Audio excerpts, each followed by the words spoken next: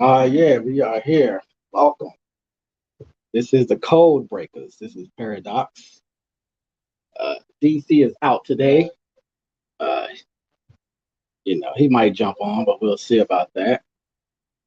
Going to do a little bit of chopping it up on a conservative tip. See what that's going to look like.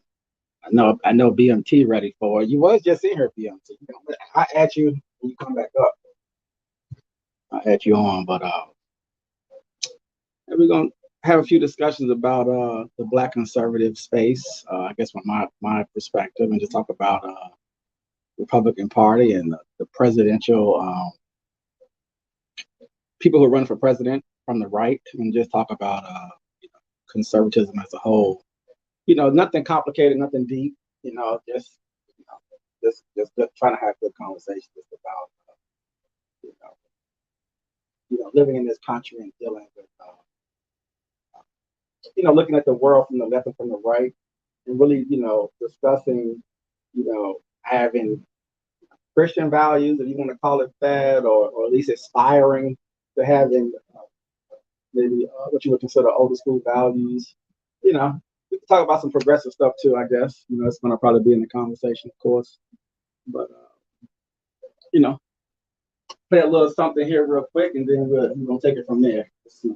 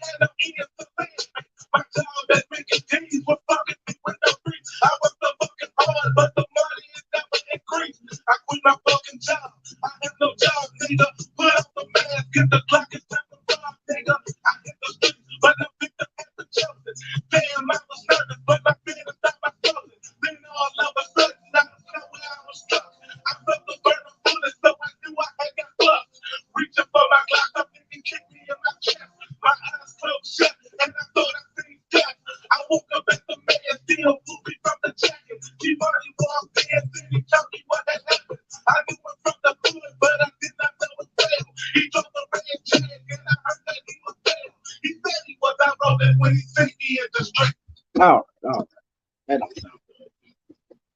So let me take that off. That's what I get for trying to do this on my tablet, not my PC. Trying to be mobile. I'm trying to play my A ball at MJG, Mr. Big, to set the mood, but it's what it is.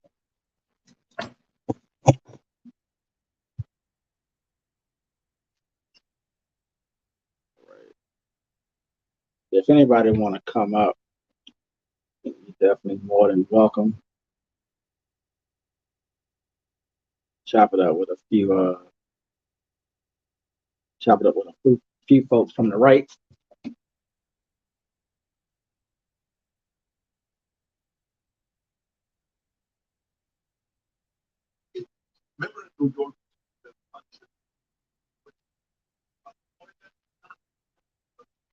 Anybody been watching? Anybody has watched that movie? What is it called? Freedom. I forget the name of it already. Not Cost of Freedom.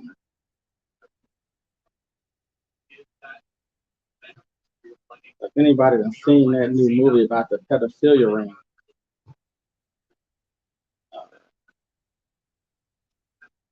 definitely hit us up. I want to definitely talk about that if anybody's seen it.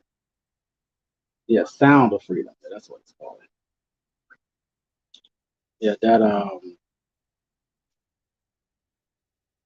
you know, dealing with that pedophile ring, you know, is a problem. And, you know, people not to take shots at the left, you know, but people on the left, you know, it just seems like they're comfortable with that behavior. So, you know, things like that, you know, I think something just that simple, you know, should push you to the right. You know, even if, you know, any kind of traditional values, I think it should move you more to the right than to the left. I mean, that movie is going to be, as it grows in popularity, it's really going to give people a good sense of, you know, what does it mean to, if you're making decisions when voting, you know, you want to take things like that into consideration, even though obviously people, regardless of politics, you know, have those issues, but it just seems like it's running rampant, and there's no pressure on sex trafficking, child trafficking, you know, and that's probably really bigger than politics on some level, but you know, the things that we spend time talking about or that keeps our attention almost as a distraction, I would say, to sort of not focus on the millions of kids that are being exploited, child pornography. I mean, it's just endless. But you know, all those values,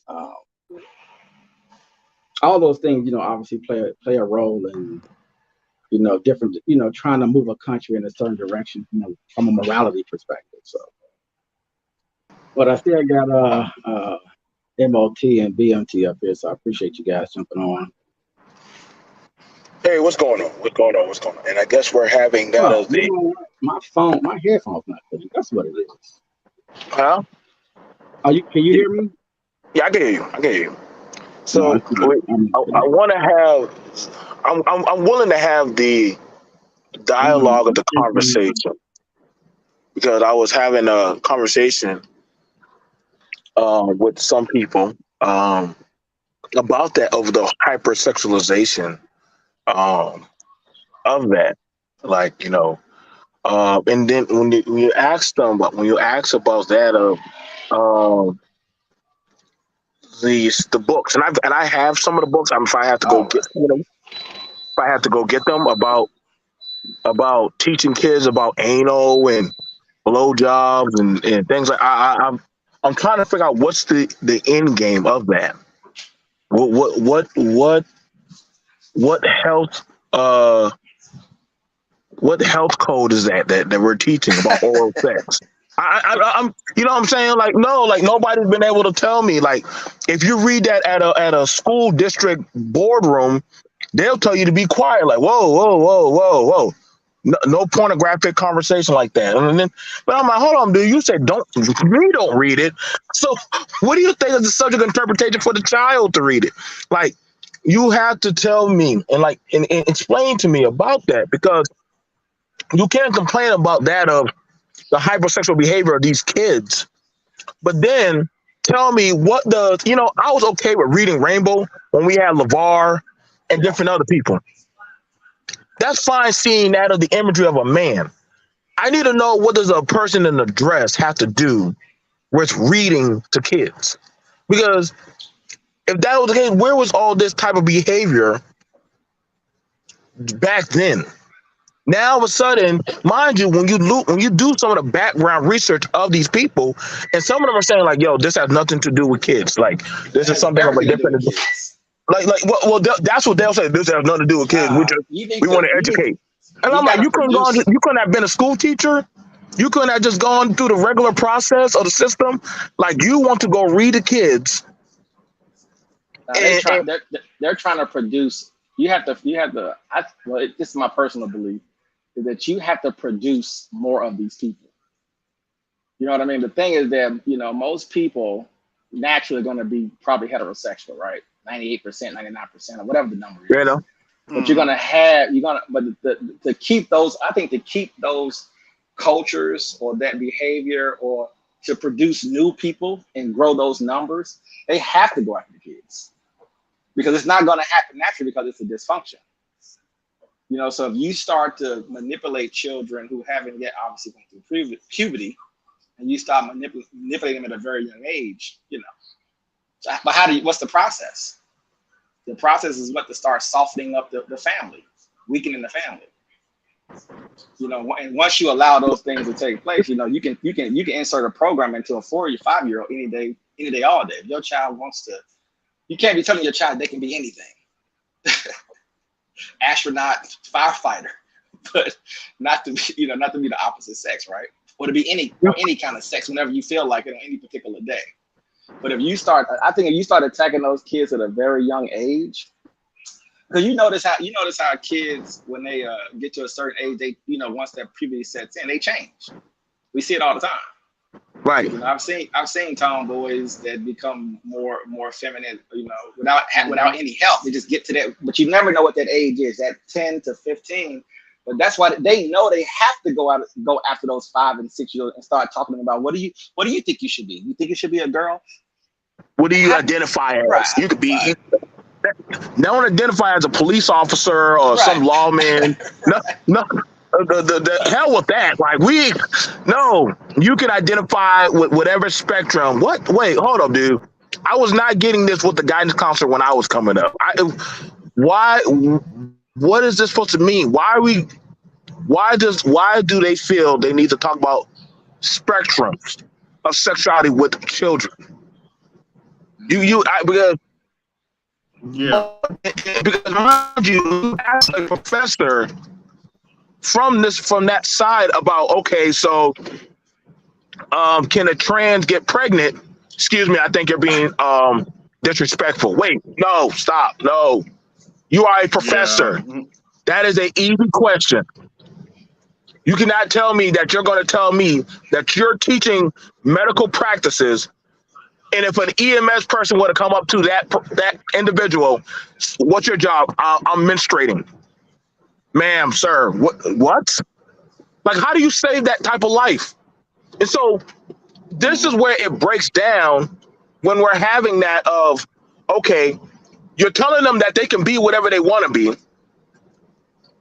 that they can identify, right? This is the conversation. And when you ask about, okay, so what is the moralic guideline? And see, because the laws were made or had to have some type of morality. Well, damn. Okay, then. Okay, I get it. You want to call that we want to hang with the racists. Okay, you could throw that at us.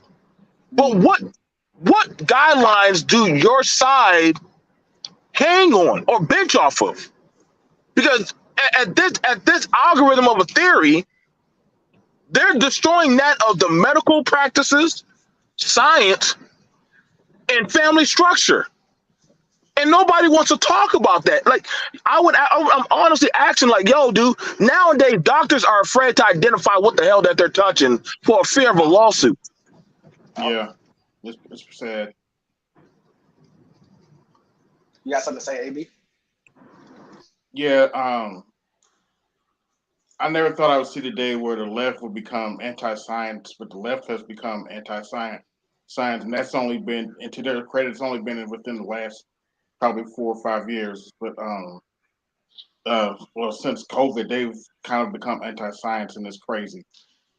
Yeah, they're pulling up, and they're trying to pull all of us to the left, by hook or crook. They're failing miserably, but okay. They're failing miserably, but okay. You don't think we're getting pulled to the left? Well, when I say that, I mean systematically, meaning that if you start to say that the family structure is this now, right? If you start to say like kids should be taught this now, Like as you go through each system that's running, it seems like they've broken them down to the way, and then you can't say anything. You're not allowed to say anything. You're not allowed to challenge anything, or you're homophobic, you're racist, you're anti-science, or whatever. Yeah. And I've noticed that even big time conservatives have they're focusing on trans, right? And they're focusing on kids being attacked. Not being attacked, but you know what I'm saying, being manipulated by that culture, but they've allowed some of that to exist though. They're kind of okay with some of that. Have you noticed that? Before it was black and white. Yeah.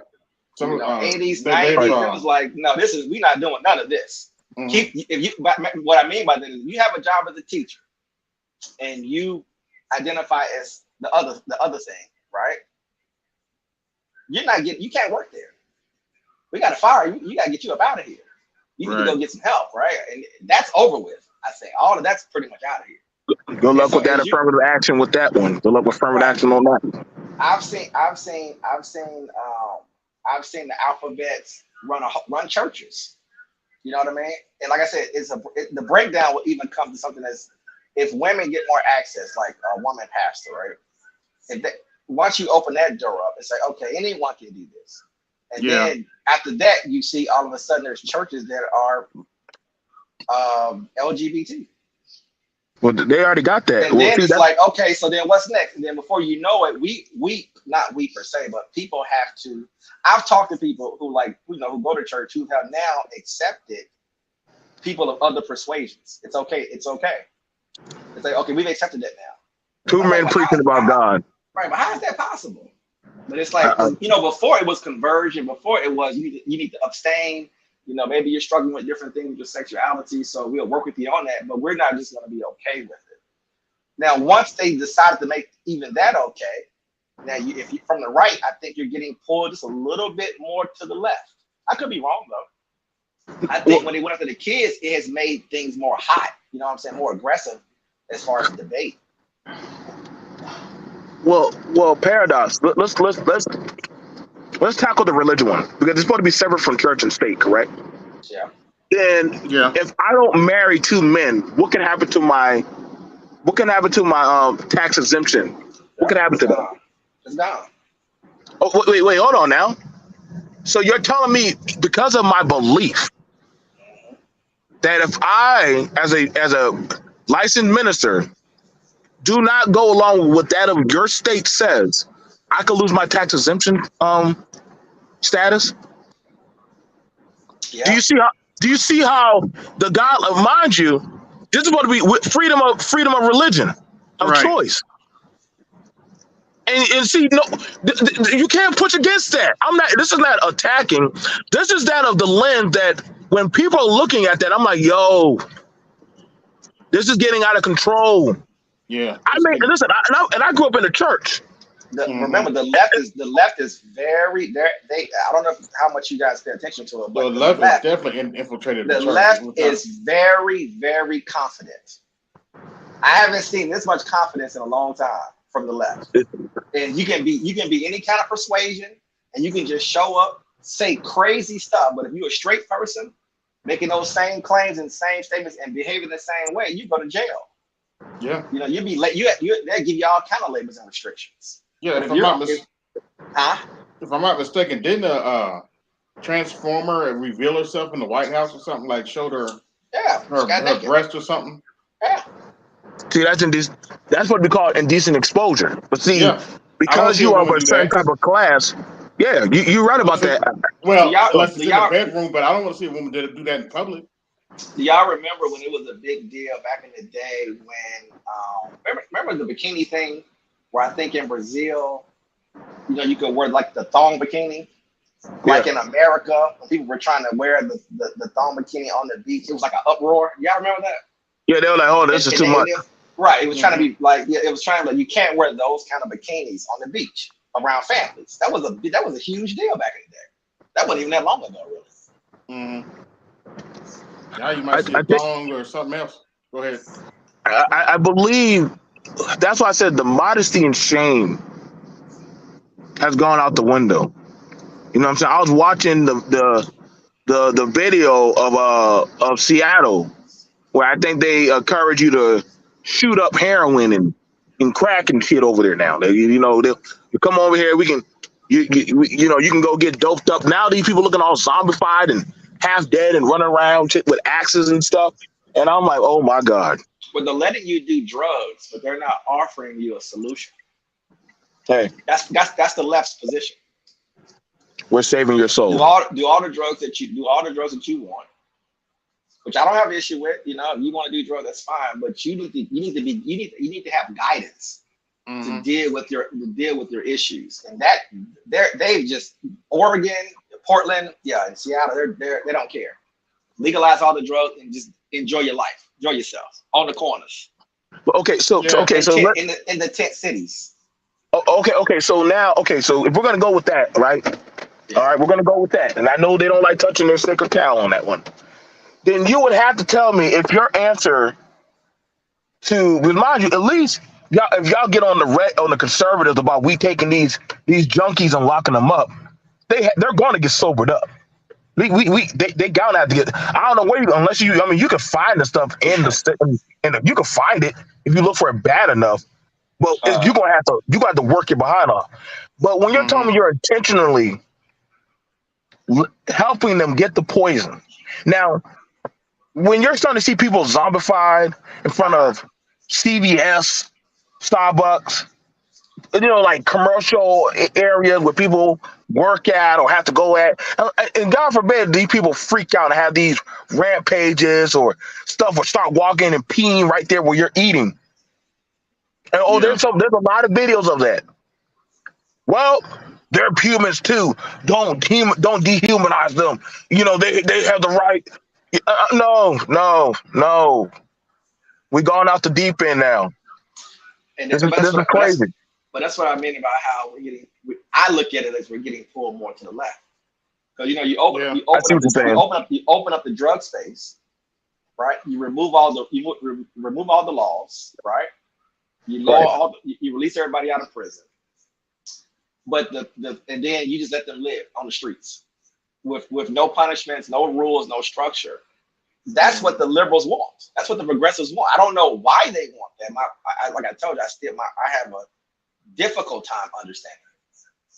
Because it's like the treatment isn't there. Trying to invest in facilities, trying to get people off the streets, and trying to find really robust. Spending a lot of money getting people into it's just not there, and you have to pick one. So either you're gonna be hard on crime and aggressive and lock people up, or put them in rehab facilities. It's one of the two. It's the one in the middle that they're choosing, which is let's let everybody run wild and just do whatever you want to do. Well, at least in Indiana, they do have the methadone clinics. And they got clinics all over. I know. Yeah, I know. They got them in South Carolina. It's not aggressive. I don't think it's aggressive enough. I don't know, because every time I swing by there, that line is out the door. Right. That's what I mean. It's a line out the door. We have it in South Carolina that, listen, man, if they can't, they'll send you to the rehab clinic. Like you don't have a choice, especially if you get arrested and you're just disorderly. The state takes over the case, and they're like, okay, we're putting your ass in we got to put you in there, sober you up. You're not mentally, clinically sane. And when they do that and put them there, then they start to have to rehabilitate the person, get them right. I got a lot of guys who are vets. Hey, listen, no. Well, I could do whatever I want. See, you could have done whatever you want. You chose to go this path. Now we have to deal with you because, see, when you're out there trying to give blowjobs for goddamn meth, see, now we have to get you back right. Now, we're going to lock your ass up or we're going to doggone sentence you. How do you want to do this? Because now you're doing it in the eyes of the public. And see, this is you asked a very prominent question, Paradox, yesterday, and it was skated around. What happens when you give too much freedom? What happens when you give too much freedom? Because we all were children. We all understand that if you give a child too much freedom, and that You can't control them after a while. Yep. Yeah, You can't tell that child nothing. I'll tell you what's driving me crazy right now is the um, letting these transformers perform in women's sports. And someone pointed this out the other day, and it's very interesting. Notice it's only the male to female transformers that are trying to compete in women's sports. You don't see the female to male transformers trying to compete in male sports. Well, for obvious reasons. Well, well, that's because they're ripping down that they're trying to rip down that line or barrier of, well, there is no difference between male or female. Now, if that's the case, right? If that's the case for the left, Good luck. then they need to tear down that if a man or a woman were to get into a fight, Yeah. then Absolutely. you see what I'm saying? If you're Yeah. going to go that Absolutely. That's route, my what's no. you see That's how my you see how that problem. works? That's You see my how that just problem. works? Yeah. Hey, I don't see no different. Even though he is 360 pounds and she's a wet Mm-hmm. 190, hey, I don't see a problem. Yeah, it's two sets of rules for straight people and then rules for other people. Yep. Because the moment you make, not even straight people, for straight men, that's what you're saying, is you can't find. But see, it's funny you say that, just because trying to break some of your own mental traditions and watch how real life happens. It's a funny thing. Like you just said, you should be able to fight a woman, and it's all the same, right? Mm. Correct. Should be no issue. There should be no issues. Equality. Isn't that what they say they want, is equality? Okay. That means no man should ever have any type of shock whenever they see another man fighting a woman. Oh yeah, Yeah. it's legal now. It's That's legal. what I'm saying. We're not. It's funny how they're running that program on us about we're all the same, but in reality, people are not behaving like that. Right. And if you try to behave within the new system, you're going to get punished as if you're still in the old system. Because you can't tell, because people are still teaching boys to act this way, and they're still teaching girls to act this way, and then this whole other thing is running at the exact same time. Yep, and And that's so why you got people, and that's why the boys are checking out. not enough though, because I'm online watching people do things. It might as well be 1980. I'm like, well, why aren't you teaching everybody the new stuff? Why are you still trying to get girls to act like girls and wear makeup? Correct. Yes. Let's get rid of the makeup and the dresses. Let's get all the fake hair. Let's throw everything away. Let's start making everybody the same. So it's like you're trying to run one program, but you're still doing princesses and stuff. You're still doing the prince and the princess thing. What's that movie just came out? What is it called? What, Barbie or something? Yeah. Oh, Barbie. Yeah, Barbie's coming out. See. Oh, really? Okay. Oh, see, now you gotta, and this is why I'm worried. Because see, when white people get when white people get the cold, black people, we get the goddamn Ebola or flu or leprosy or some shit. We don't get the same results as other groups. You know what I'm saying? It's like we do the full on unapproved FDA drug. So hearing how we're looking at it now because you're never gonna the conversation, and a lot of people say, okay, so black backs to blue, okay, and I get how black people feel about the police, right? They feel about the police bad, they're evil. Who feels that way? All black people, or just No. just the leftist? Paradox, I get you. I got you. You can't stop it. We gotta ride the train because we gotta ride this train. Mind you, this is interesting because around the time they make me mad at cops too. They make me mad at cops. I give you that. yeah, they do. Yeah, but see, I give you that. But then when the next breath, hey, what we gonna do about Pookie? Well, hold on. I mean, are y'all Mighty more from forming up to stop Pookie? Are you certified? Are you certified by the law to carry out the law? Like, so who do you get? Okay, so if you want to start rather than talking about sex ed so much, why don't you start teaching classes about how law works inside your school? You used to Right. do that, Do you but now think? Do you you teach. think? Do Go you ahead. think a lot? Do you think a lot of it is tied into economics? Mm, We have so many wealthy people in this country. I mean, millions of people who are millionaires, etc., Mm-hmm. who have a lot of net worth and homes, etc. Is that they're not really that concerned about maybe the real life day to day things. So they spend a lot of their time, a lot of their power, a lot of their resources doing some of the things that we're talking about. I always wonder that sometimes. But they spend There's a disconnect, we I have think. so many actual problems. Yeah, But I, I'll go ahead. I think to a degree there's a disconnect between some of the elite and what's really going on in the real world. Yeah, yeah, they spend a lot of time, like you said, writing. The books you were talking about earlier, and just so many different things they waste our time talking about, be it entertainment or whatever. And the Mm-hmm. actual problems seem to be getting worse. The structural problems seem to be getting Right. worse. And I always wonder is that you have very elite people in this country who are very rich and very powerful, and they don't have anything to do. So let me make my kid trans. I'm just saying, like, I don't know if it's how much of that is always at play in this country, because a lot of bored house moms have a lot of time on their hands, a lot of power, and anything that makes a kid uncomfortable or make anybody uncomfortable, they try to go and deal with. At the exact same time, though, at the bottom of the country, it's falling apart. It is, well, unfortunately. it's supposed to be a permanent underclass. That's what I'm It's saying. We supposed can to. solve poverty, right? We can solve infrastructure. We can solve, but they're letting the drugs come in on purpose, obviously, right? We can crack down on some of the illegal guns. We can crack down drug use. I mean, you can just kind of go through the list of things that sort of ills the country.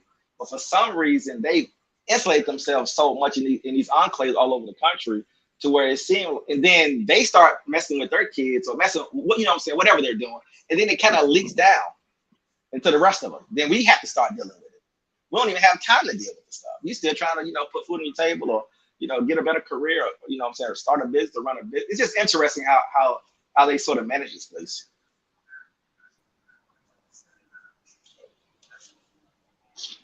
But that was my soapbox. What's going on, MOT?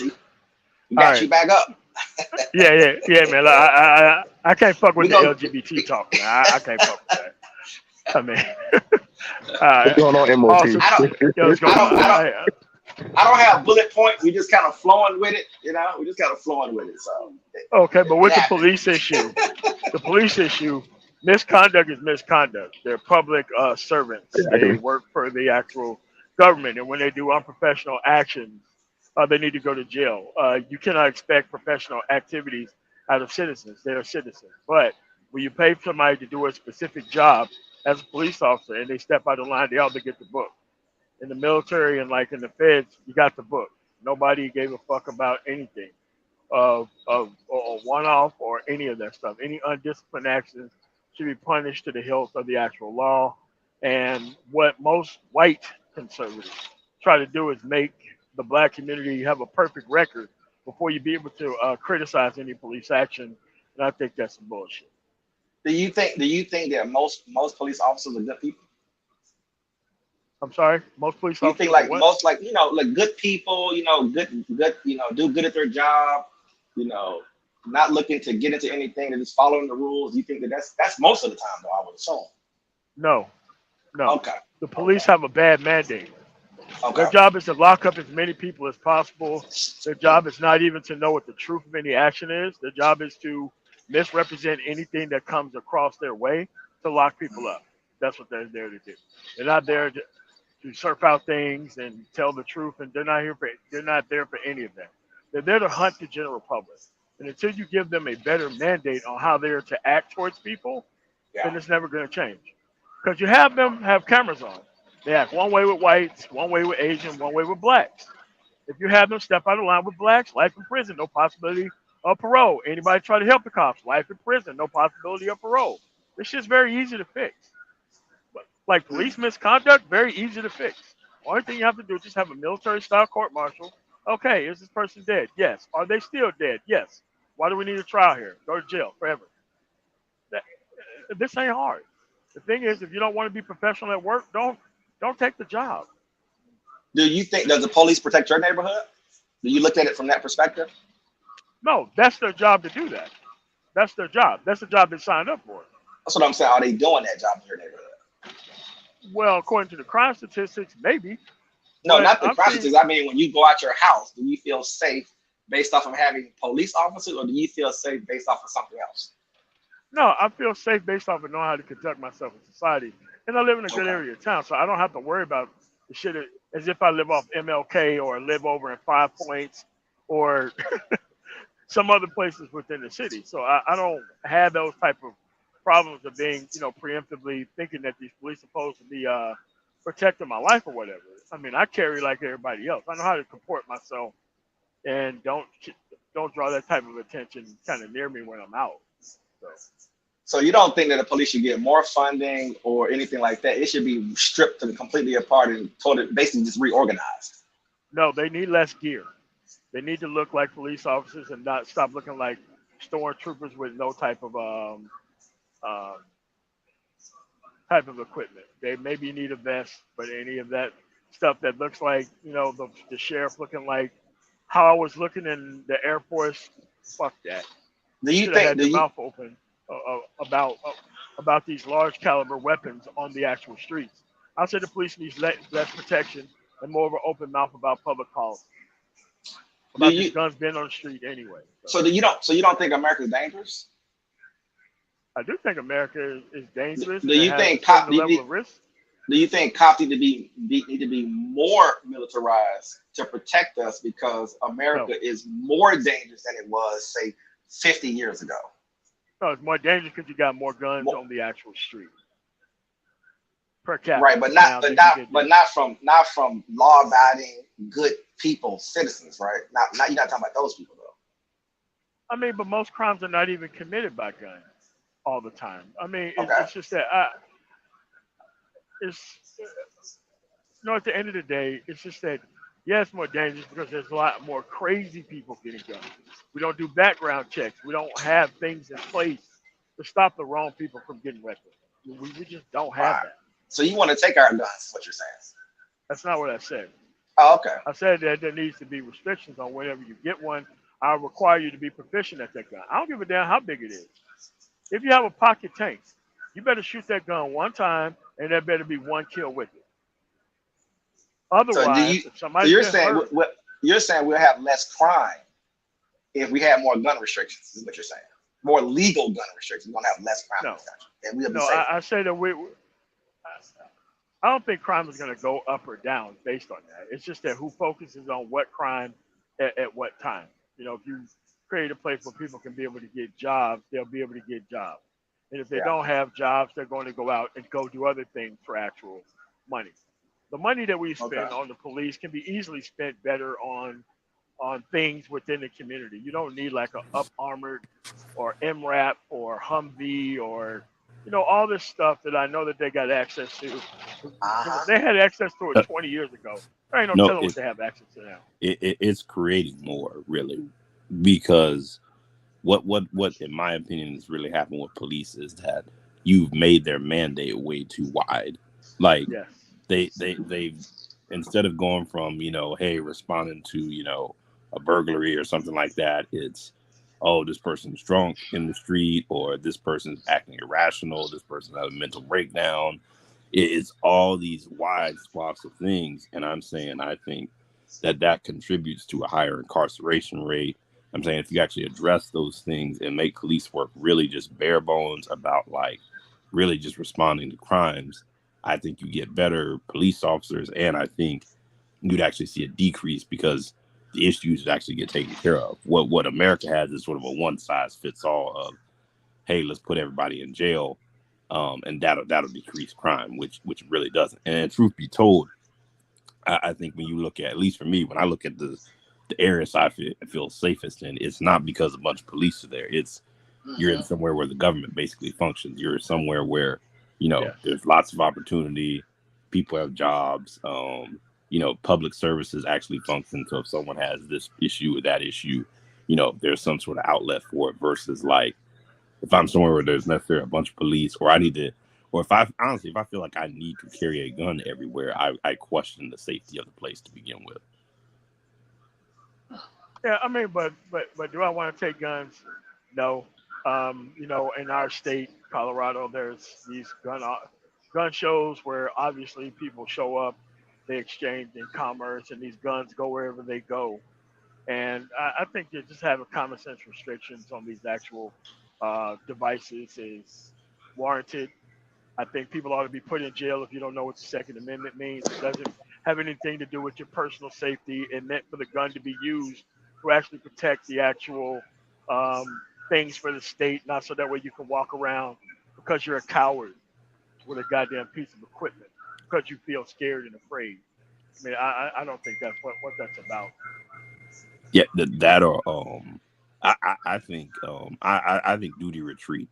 I am in favor of that. Connecticut has a right. Connecticut has a right with duty to retreat. Yeah, because I think that's the right balance. Because what I'm seeing with these, stand your ground situations is you see people going out here escalating situations, creating something that really doesn't need to be, and then they'll say, "Oh, well, I feared for my life, so I had to shoot this person." When it's like, no, you could have just like called law enforcement. You could have walked away. Like that to me sort of emboldens and creates more problems than anything else. Just like when that dude pushed that guy to the ground in the parking lot, the guy responded with a weapon. That shit never would have happened if he never would have had that gun. He never would have shot that dude. He just would have took that ass woman and took his ass home. That's just the way it is. I mean, you just don't. No, and no, really, what probably would have happened is he wouldn't, because if you remember, Moti, I know what you're talking about. It happened down in Florida. There was a lady who was parked in a handicap space. Yeah. He went up and started berating this woman for parking in a handicap space, and then her boyfriend came out of the gas station, saw him yelling and berating at her, and he pushed her down, and then he pulled out a gun, and as the dude was walking away, actually turned his back and shot him. So coward shit. Yeah. That type everybody of stuff. in the NRA and everybody who's a legal, law-abiding gun owner should have said, no. Like, I mean, I believe in concealed carry. I think open carry, that shit looks bad. So you don't believe in banning or anything like that. You are okay with more on the right. You're more on the right side of that than the left. Yeah. But just take everybody's guns from them. Who in the left is advocating taking everyone's guns away though? Yeah. Who are they? That's just the sense. That's just the sense that I personally get. It's just what it feels like. It's my own personal. It isn't. When I'm engaging into the world, it feels like people from the left. They sort of the way they talk about gun ownership, they seem to be disgusted by it. And that's me talking to people from the left. It's just me, engaging in media. It's very obvious that side of the aisle does not promote, I don't want to say being a man, but they don't really promote, training, learning how to fight. They don't really come from that position. I'm not even saying necessarily that the right promotes that either. It does, but the left doesn't seem like they want you to learn how to take care of yourself. And I don't mean I'm not talking about teaching you how to fish. I'm not talking about all that stuff. I just mean telling America that you need to be independent and you need to be self-sufficient. It's obvious that people on the left and even the right, but the people on the left, they want you to be more in the system. They want the system to solve your problem. That's pretty obvious. That's pretty obvious. Correct. Now, not saying that's not efficient for the system, but for the individual person, I think that's where I sort of get pulled back and forth, if that makes any sense. I will say on the gun argument real quick, like even Bernie Sanders has like advocated for moderate. No, he doesn't. No, he doesn't have to. I mean, not in Vermont. Come on. No. When you look at his state, like that's really representing the politics as he comes at it from a moderate. The only person I've really seen like say, "Hey, we're gonna ban guns," is really Beto O'Rourke, and he was really just talking about AR-15s from Texas. Yeah, but why ban AR-15s? Why ban them? That's propaganda, really. No, it's like come on. It's just Anybody a who knows what a rifle. post It's a briefing big deal. is, they tell about the foot pounds of pressure, how far the bullet actually travels. I mean, like I said, if you can't do this with a handgun, and if you're not proficient with a handgun, I don't want you having anything else. This is a training issue. Right, Like, but who are you to determine that? yeah, I am to determine that. I'm just saying, Because if you shoot this, who are you to determine that? What okay, makes you qualified to tell me what I should do as an American? yeah, I'm gonna repeat it. This bullet that you shoot goes a certain amount of feet more than other bullets. They go through houses, they go through everything else. Mm-hmm. Handgun bullets don't go farther and through things like AR-15 bullets do. Okay. Like, yeah, but that's the only reason why is the destructive capacity beyond the target that you're shooting at, whether you hit it or miss it. That's where I'm Well, coming at it at. well, From a I would training just imagine too aspect. MOT feasibility, because I mean, if you look at like being close, like someone breaking in or in close combat, things like that, I would much rather have a handgun in close combat than Yeah, Okay, yeah. yeah, okay, AR. but that's fair. That's fair. But I want to. I would bring this up. Is Hold up. it What's fair? fair? What's No, fair? no, no, no. Hold on, hold on. Listen. I'm trying to listen to their fair point. I had to say that it's just a high.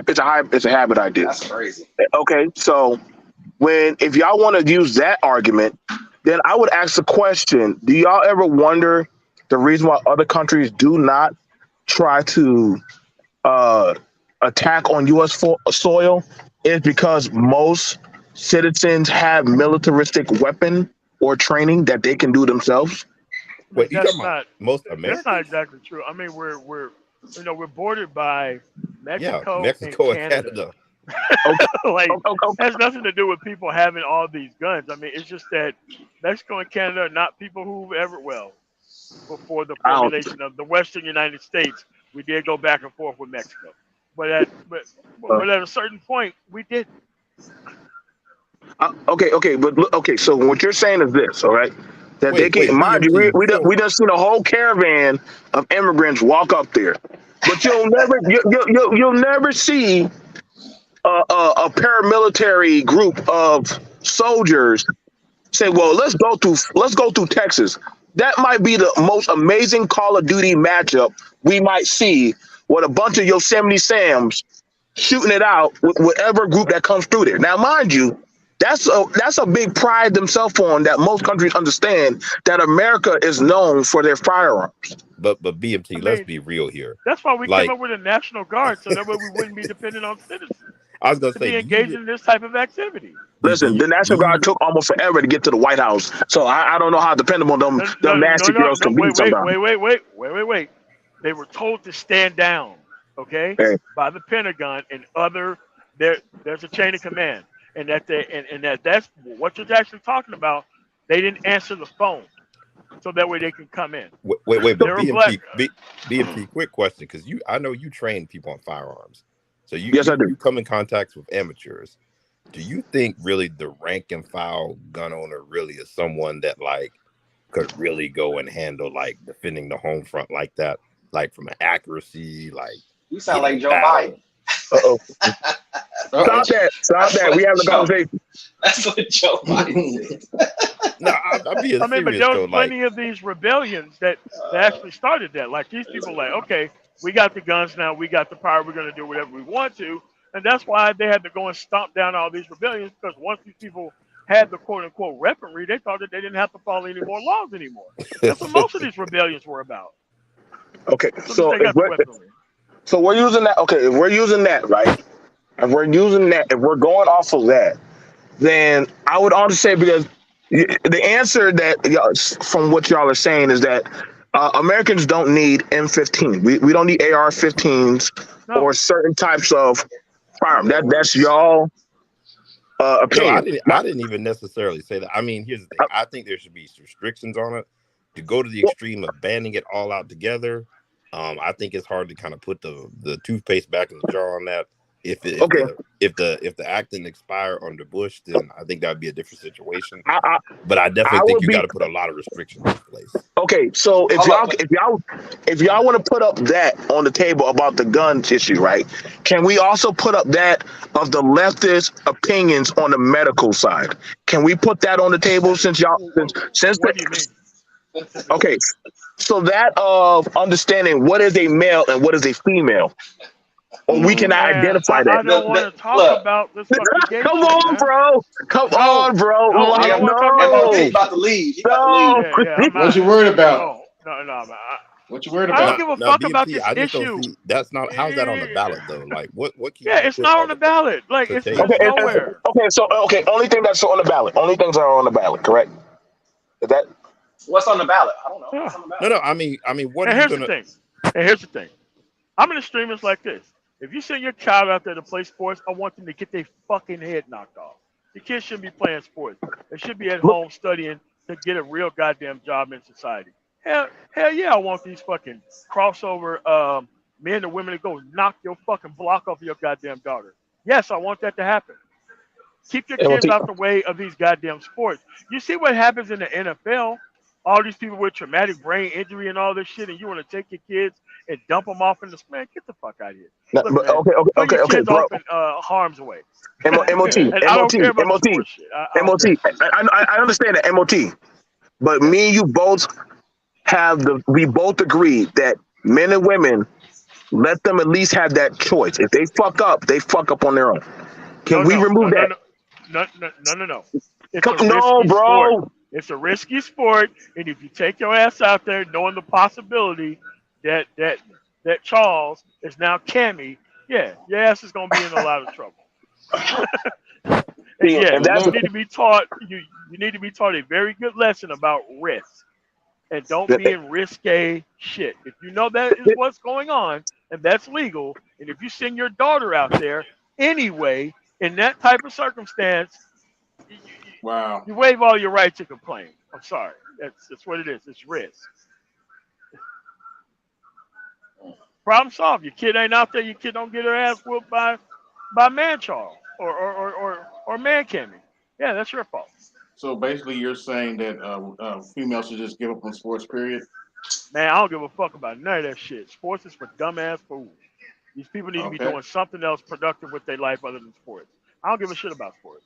You go out there, you want to put on a good show, right? What what's better than watching a child being liquefied by somebody who shouldn't be out there in the first place? This is a risk-based thing. Stop having your kids out there on their bullshit and have them do something far more productive with their life. I for one, I don't care about sports. Period. It's a risky sport. That's why you put on all this padding and chest shit and ball shit and all this kind of like, dude, it's just easier not to play this dumbass shit. Or leave it up to the people who want to take the risk. Wait, It's a risky sport. I have a question for Paradox because he was saying Okay. that he was saying that like conservatives believe in independence for yourself. Like, do you see like? Because here's the thing, a lot of black conservatives that I see, I don't see them having that ideology. Like, if they do, Me it's neither. either a forced one, like Booker T. Washington, an acknowledgement to pay, like the world is racist, but in an that's not how I would have it be in the ideal sense. Like if I ran Right. a nation, or I'll see people who really don't even have that ideology. They're just more like, well, Democrats aren't doing anything. So I'm asking what you, is? do you I'm sorry. truly have that ideology of that's Of how I what? believe the black community will develop? I'm sorry. As far as what I couldn't hear the first part. No. I was saying that basically what I hear from a lot of like you were saying, hey, basically black people should not be you think Republicans basically promote independence and people solving their own Not, problems, things yeah, like that. not necessarily. Obviously, not in reality. It's just more of a. I look at a lot of it as more of an idea, because, like you said, when things really get down to brass tacks, the left and the right do a lot of things together. They pull each other from left to right, but a lot of things they agree on, a lot of things they have voted on that I might not agree with, and they compromise all the time. No, But I but think from an idea perspective, I do think that I would hope people from the right have at least leave those values. well, I'm Am I saying answering your like, question or not? well, I'm saying like, I rarely see, and I'm asking if you like, I Yeah. rarely see black conservatives that are truly like bootstrapping their ideology in the sense of like, I truly believe like the way a community will develop is through self-reliance, this and that. It's Okay, I usually got you. either it's usually either, more of a, hey, I'm forcing this because I think, racism in America is not going to change, and therefore this is what we got to go do. But if I ran my own nation, I probably would not have this philosophy. Or it's the other extreme is people are kind of disgruntled. They'll be like, well, Democrats aren't really doing anything, so I'm gonna go over here, versus like a truly, like, if you look at someone like maybe like maybe Mormons, or even what's their names, the Amish, like Amish. they have that true self-reliance mentality. Yes, Yeah. yes. No, ain't no regular American left or right giving up anything to be an Amish or a Mormon. So we already know that's not happening. Hey, I mean, but freedom of religion is a choice. That's a choice. No, I mean, as far but I'm assuming he's asking. You talking about day to day, right? Renaissance man. Yeah, like day to day, in the sense of like I'm wondering, are you of that? Is that like your viewpoint of like why you're a conservative? Is that you truly, it's like, sort of have that same mentality of like of that true rugged individualism, or at least self-reliance? No. I think, like I said, from an idea perspective, like a hope and dreams, sure, but I don't think that's reality. I'm not delusional in that kind of way. I'm not proselytizing any of this stuff. I think that's ridiculous. But people do it, but I'm not from that school of thought at all. I'm very flexible and trying to be reasonable, and live in the world that we actually. I always try to live in the world that we live in, and not try to. I try my best, obviously, not to get out of that. And living in the world we're living in, Republicans and Democrats, as political parties or whatever, and how they interact with the financial institutions, with the educational system, the geopolitical stuff. When you watch it play out, it doesn't necessarily align perfectly with a lot of the things that we believe in, right? And so you have to accept a lot of that. I'll put it that way. That kind of answer the question. Yeah. No, I get it. I get it. Yeah, No, it did for me. Yeah. You're more of a pragmatist then. Yes. Because we live in the real world. If you grow up traditional, for example, like you said, the more you know, and I wish I knew way more than I know now, of course. But if you grow up, if we suspend race for 5 seconds, and I tell you that I grew up traditional, and I'm around people who live right near me, who wasn't as traditional. Their family was a little bit more, secular, right? And so, and living in both worlds and playing in both worlds, you can see the benefits, but restrictions of a more conservative household. It's not fun though.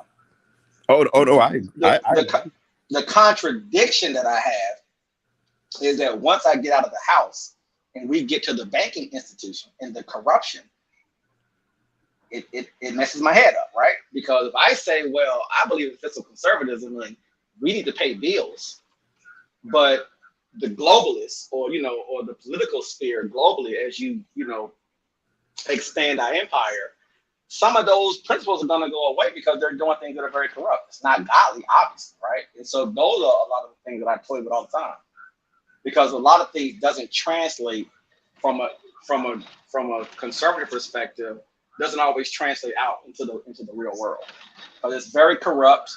You're dealing with a lot of powerful people who have a tremendous amount of money, who have a tremendous amount of influence, and we're getting pulled in different directions. And a lot of times, as an individual person, you having certain principles, you can be exposed and be exploited as well, because they know you have those certain principles. So it's a lot at play, right? All the time. So no, I was gonna say, like, one person who I finally thought of an example who's a concern. I don't know if you know who Kay Cole James is. She used to be the head of Heritage. She's a Black woman. Like Heritage Foundation. Yeah. She used to be the president. She stepped down, I think, a couple years back. She very much came from, hey, religious, mom stay at home with the kids, I'll even sacrifice my living standard a little bit to have more time for my children. I don't know if she went to the whole homeschooling thing, but I've seen people like that too, of that mentality of, we'll live a modest lifestyle, have, maybe one car or something like that. I'll have the wife stay home with the kids and we'll homeschool them, very much coming at that. And now I'm like, I can see, and I've seen people who are Black who do that, who live that lifestyle. and they're like, I'm conservative. Like I get that, but that's very, very rare.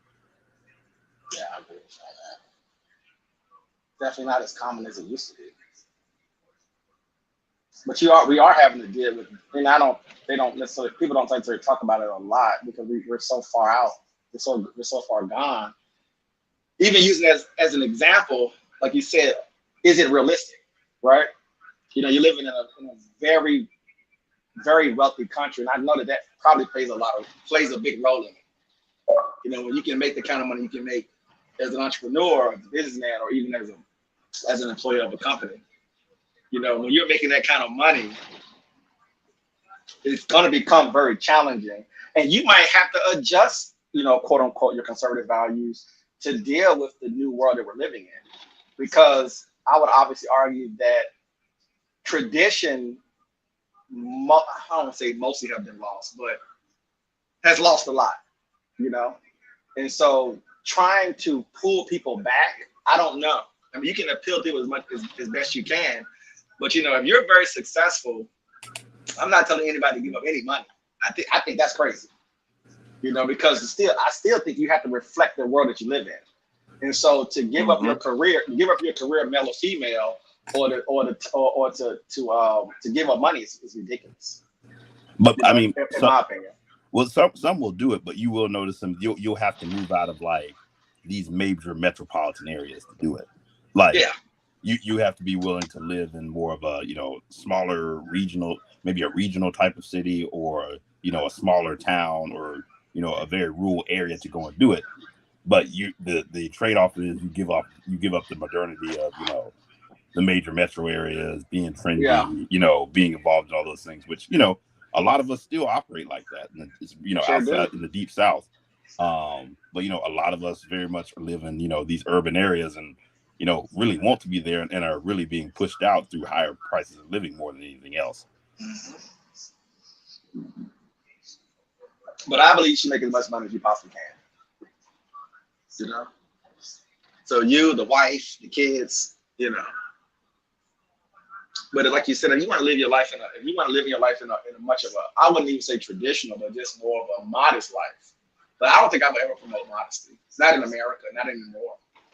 I wouldn't personally want anybody to play themselves with that kind of language.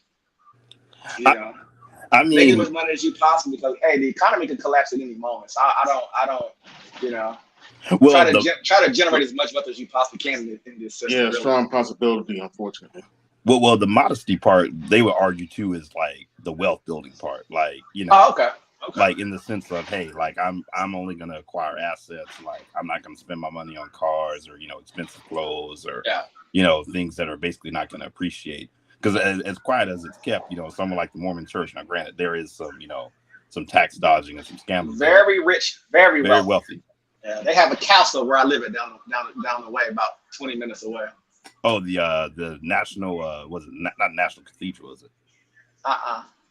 I forget what it's called. When you're on 495, you're in Montgomery County, you're gonna see this massive, pure white castle.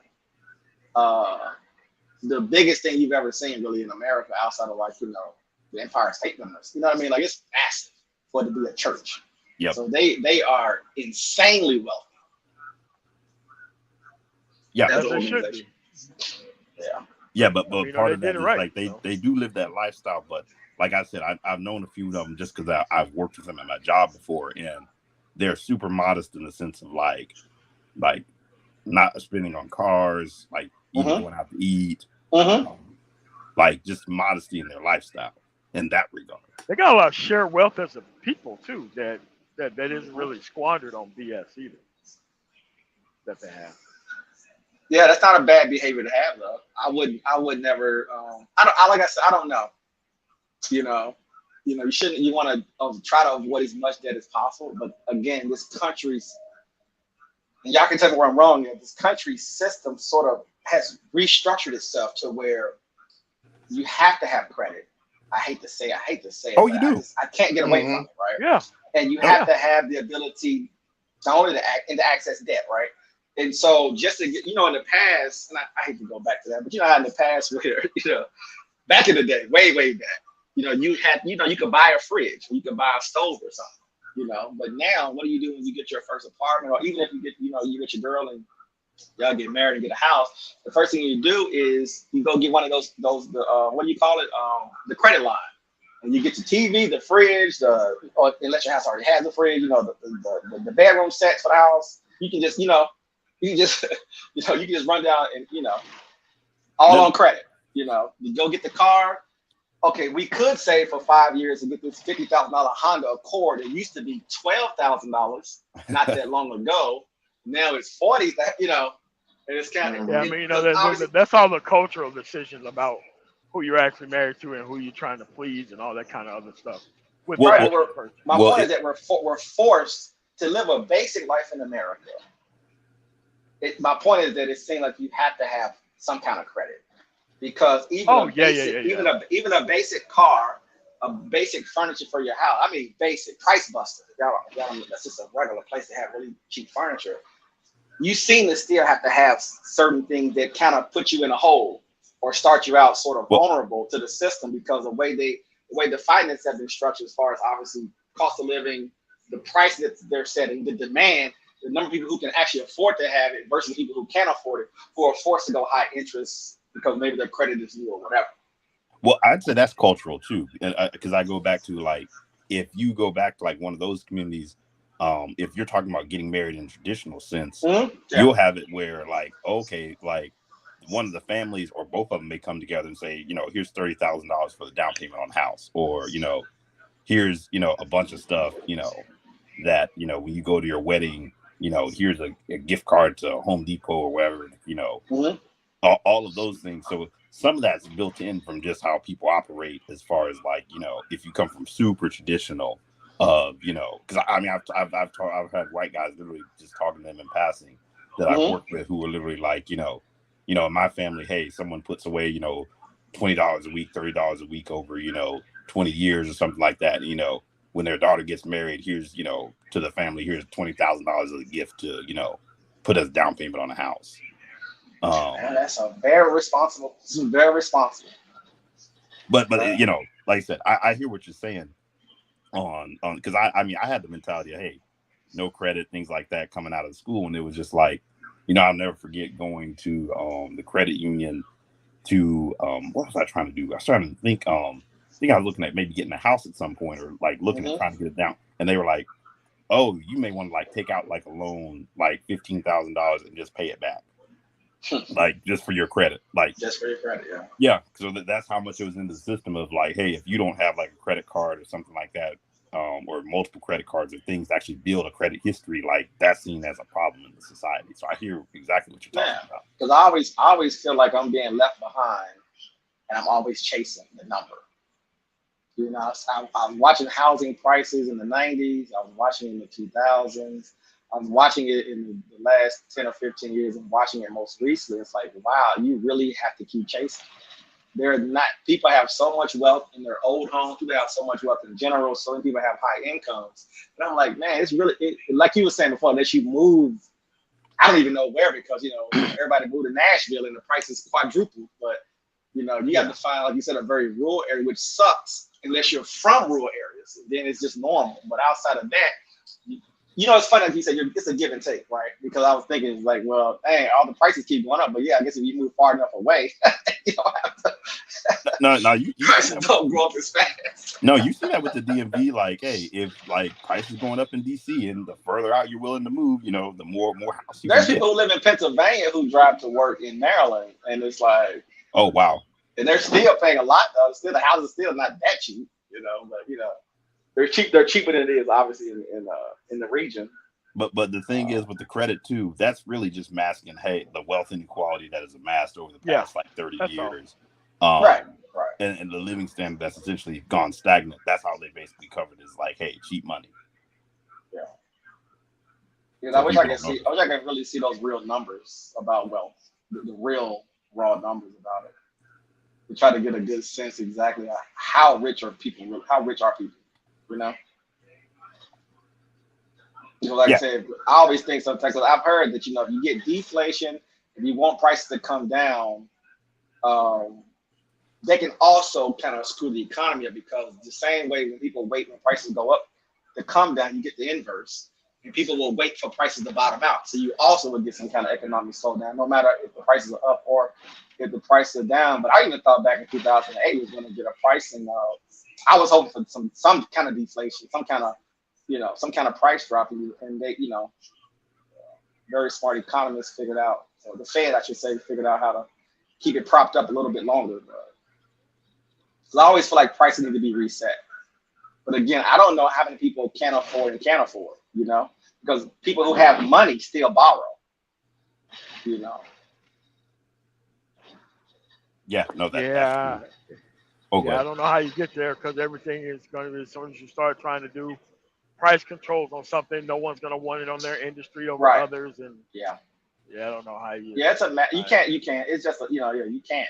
You just have to. That's what I was saying about the chasing part. It gets tricky when you're trying to say, if you have conservative values, to operate a certain way within this system. And like you were saying, I guess you don't have the proper support system, even though you might talk about being a conservative. It could be difficult to really live it, because you may be in a little bit of a trap. Oh, it's gonna be real hard to do it if you're in Right. in Black America, just because finding an actual extended system. Granted, you can find it down south more, I'd argue more, but you're gonna want a partner who reflects that, and then ideally you're probably gonna want a partner who's reflecting that in their family, extended family as well too. Otherwise, you end up with just marrying into the same problem you were trying to get away from. Yep. Marry up.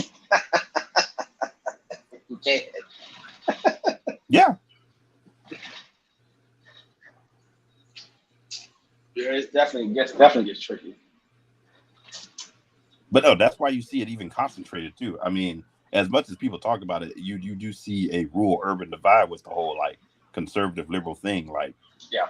I definitely hear people. I have family members who live, on the land, rural, and things like that. So having carrying a gun around with them is pretty normal, because hey, you're on a farm and you're dealing with wildlife, things like that. Doesn't matter your political position. Yeah, exactly. You know what I'm saying? Just lifestyle. Yeah. So I'm going to the Ozarks, and I wouldn't suggest anybody try to live in the Ozarks or out in any mountainous areas without having some type of firearm, especially places like Alaska, things like that. You're losing your mind. You're putting your life in extreme danger by walking around unarmed.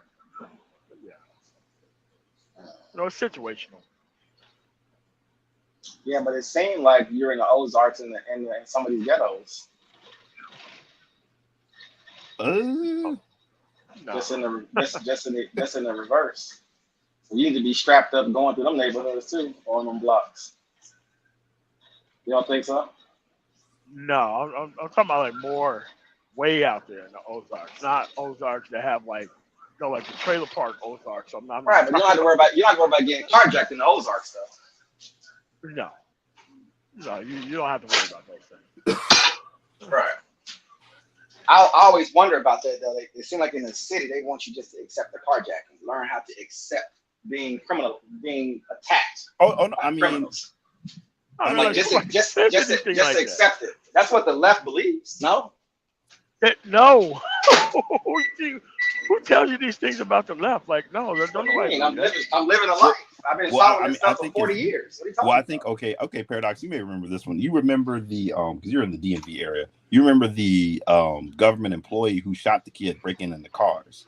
Mm-hmm. Recently, this is almost a year ago, I think, and a lot of people were upset in the community. Remember that? What was the story again? Breaking into cars? It was like a kid who was 13. They were breaking into cars, and there was a government employee, actually a black. It's a black kid, and there was the employee who shot him was black as well too. Okay. Because he thought they were breaking into cars. People in the community got very upset. I think they ended up charging the guy because they were saying he did it in a reckless way because he was not in danger. He basically saw them, from afar, and he started shooting and he killed this kid. And I was like, initially, I was like, hey, I get people like, there's actually a funny debate with Brianna Joy and another guy on the Hill talking about it. Like, to his point, I think it's the vigilantism that comes with it, because in that situation, it's like, yeah, I hear you saying, hey, people want you to accept it. They do. It's, hey, if you're in danger, yes, like, by all means, like, protect. But if you're going out of your way, even if it is, it's like, that's what you have insurance for. Hopefully. Right. No, that's exactly. Mm-hmm. I mean, I know liberal areas where they promote you if someone robs you, and I'm not even getting into you trying to challenge that, right? Because that is no, either scenario is very dangerous, right? You got a gun on you, maybe you don't know what you're doing. They can take the gun from you. You can shoot the wrong. Obviously there's bad things that can happen on that side. But the culture of trying to tell you that, let yourself be robbed. They come in your house, let them take what they want. This is the left's position. Whoa. It is Here no we go doubt. again. It is no doubt. Here we go again. Well, the name of the show is Conservative Black. It doesn't mean make things up about liberals and just say it. My job is to attack y'all. That's what we're doing here. Well, Yeah, wait, but wait, you're just making things out of context. Like, that's not what anybody believes. No. I was gonna say, if someone breaks in, I'm gonna hit you with talking points. These are the talking points. I mean, when we're out here doing what we're doing, we can. It's kind of obvious. It's kind of. But they're wrong though. But don't most states but have castle doctrine too? Like, even liberal places. Most liberal places have castle doctrine. Like, you can defend your home, which I support. Like, I'm not by any means saying, like. So, do you think you should protect property, or you should we shouldn't worry about it? What do you mean? Like, in the sense of, like, if I should you be soft on crime? That's what I'm really asking you. Regardless of the laws that are in place, when I'm trying to condition a society, what are we trying to do? Are we trying to make a society in a sense of, look, guns are very violent. You don't need them. Let us take care of that for you. If someone takes your thing, like you said, have some insurance. Make sure you lock your doors. If you make a mistake, someone comes in. Just let them do whatever they're going to do. Just promoting their culture. Promoting that culture is what I'm talking about. It depends on. And not promoting a self-defense culture. Fighting back, protecting yourself, learning some kind of martial art, being smart about where you're going, having a mindset, understanding America is a very dangerous place.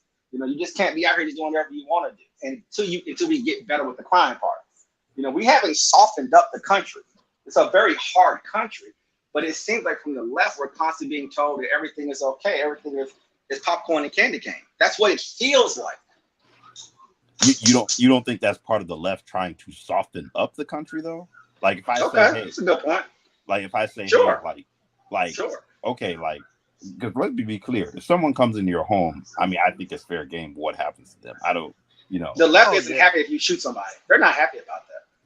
And I think people who live in the cities, have been defamed from a protection perspective, and they've allowed the animals to run wild. I'll put it that way. Yeah, I don't think that's the case. I mean, you don't think so? No. I Okay. Just for curiosity, did you grow up in the city? Nope. So you've always lived in like suburban type area, or? I lived in the suburbs, lived in rural areas, and spent a lot of my life in the city. Oh, okay. Yeah, but not an address in the city. No. Okay. No. I mean, like I said, my whole thing is like. Let me say this. But I'm gonna tell you something. Being in the city, almost every day, really. Being in the city, being around people in the city, right, and then contrasting them to being around people in the suburbs, white, black, Indian, and Asian, right, and African, and Caribbean. Yeah, Middle Eastern. Every nationality pretty much in the DMV. And then living in a place that's all white, and living in a place that's white and black with a train track that runs through it, and the whites on that side and the blacks on that side. So experiencing those three scenarios over the last 35 years, right, or really 40 years, experiencing how everyone talks, behaves, and how the culture, not the laws, how the culture is, how the mindset is, and how people move. And anyone who's listening can help me with this. I know people actually live in these places. people who live in the city, lower class, who live in the city. When I'm hanging out or talking to people or hanging out with people, I can tell they have. And I know this is of course what the city creates because it's a city, right? Is that they don't think about. They think about running in the house real quick, locking them doors up and getting in the house because things are going on outside. Their mindset isn't protection. Their mind isn't. It's not a mindset of we're going to organize the neighborhood. We're going to make sure we all have. Even though a lot of people have guns in the house, I'm not saying they don't. Regular people don't have guns in the house in the city, but it seems like anyone gets caught with a gun, you get in trouble. Anyone, if you're just carrying a gun, but you're not doing nothing wrong, you're not a criminal, you get in trouble. It's like they're always sending messages that even if you have a gun in the city, that we're going to lock you up forever, and you're just trying to protect yourself. They tell guys all the time, like I'm hanging out and I got a gun, and these dudes are doing some wild stuff, and if I walk up on them and shoot them or make them leave the corner, I'm going to jail. But then Kyle Rittenhouse can drive across state lines and shoot two people in self-defense because they're acting crazy. But that's a terrible example. That's a terrible example. I'm just saying that it just feels like when I'm in the city, I don't supposed to have a weapon. I don't supposed to protect myself. I'm vulnerable. I might get stuck up. I might get robbed, and that's just the way of life. I know people on this call in the city have been robbed, and you just get robbed. It's like you just get robbed. But I tell you this: we started shooting people. When you instead of getting robbed, it started having a defense plan. The average citizen have a defense plan to things like that, and the message goes out there. Look, you shoot somebody, you mess with somebody in the city, you might get shot because everybody's carrying, everybody knows how to protect themselves. And y'all out here running street gangs, whatever you're doing, you're not gonna just have the run of the city. We're gonna fight back. I don't know if that's really a cultural thing in the city. It seems like they want you to take, especially like a place like New York City, it seems like they want you to be, rely on the cops. Well, I mean, let me ask you this: like, is there a class element to what you've seen? Like, I know you laid out the different. No.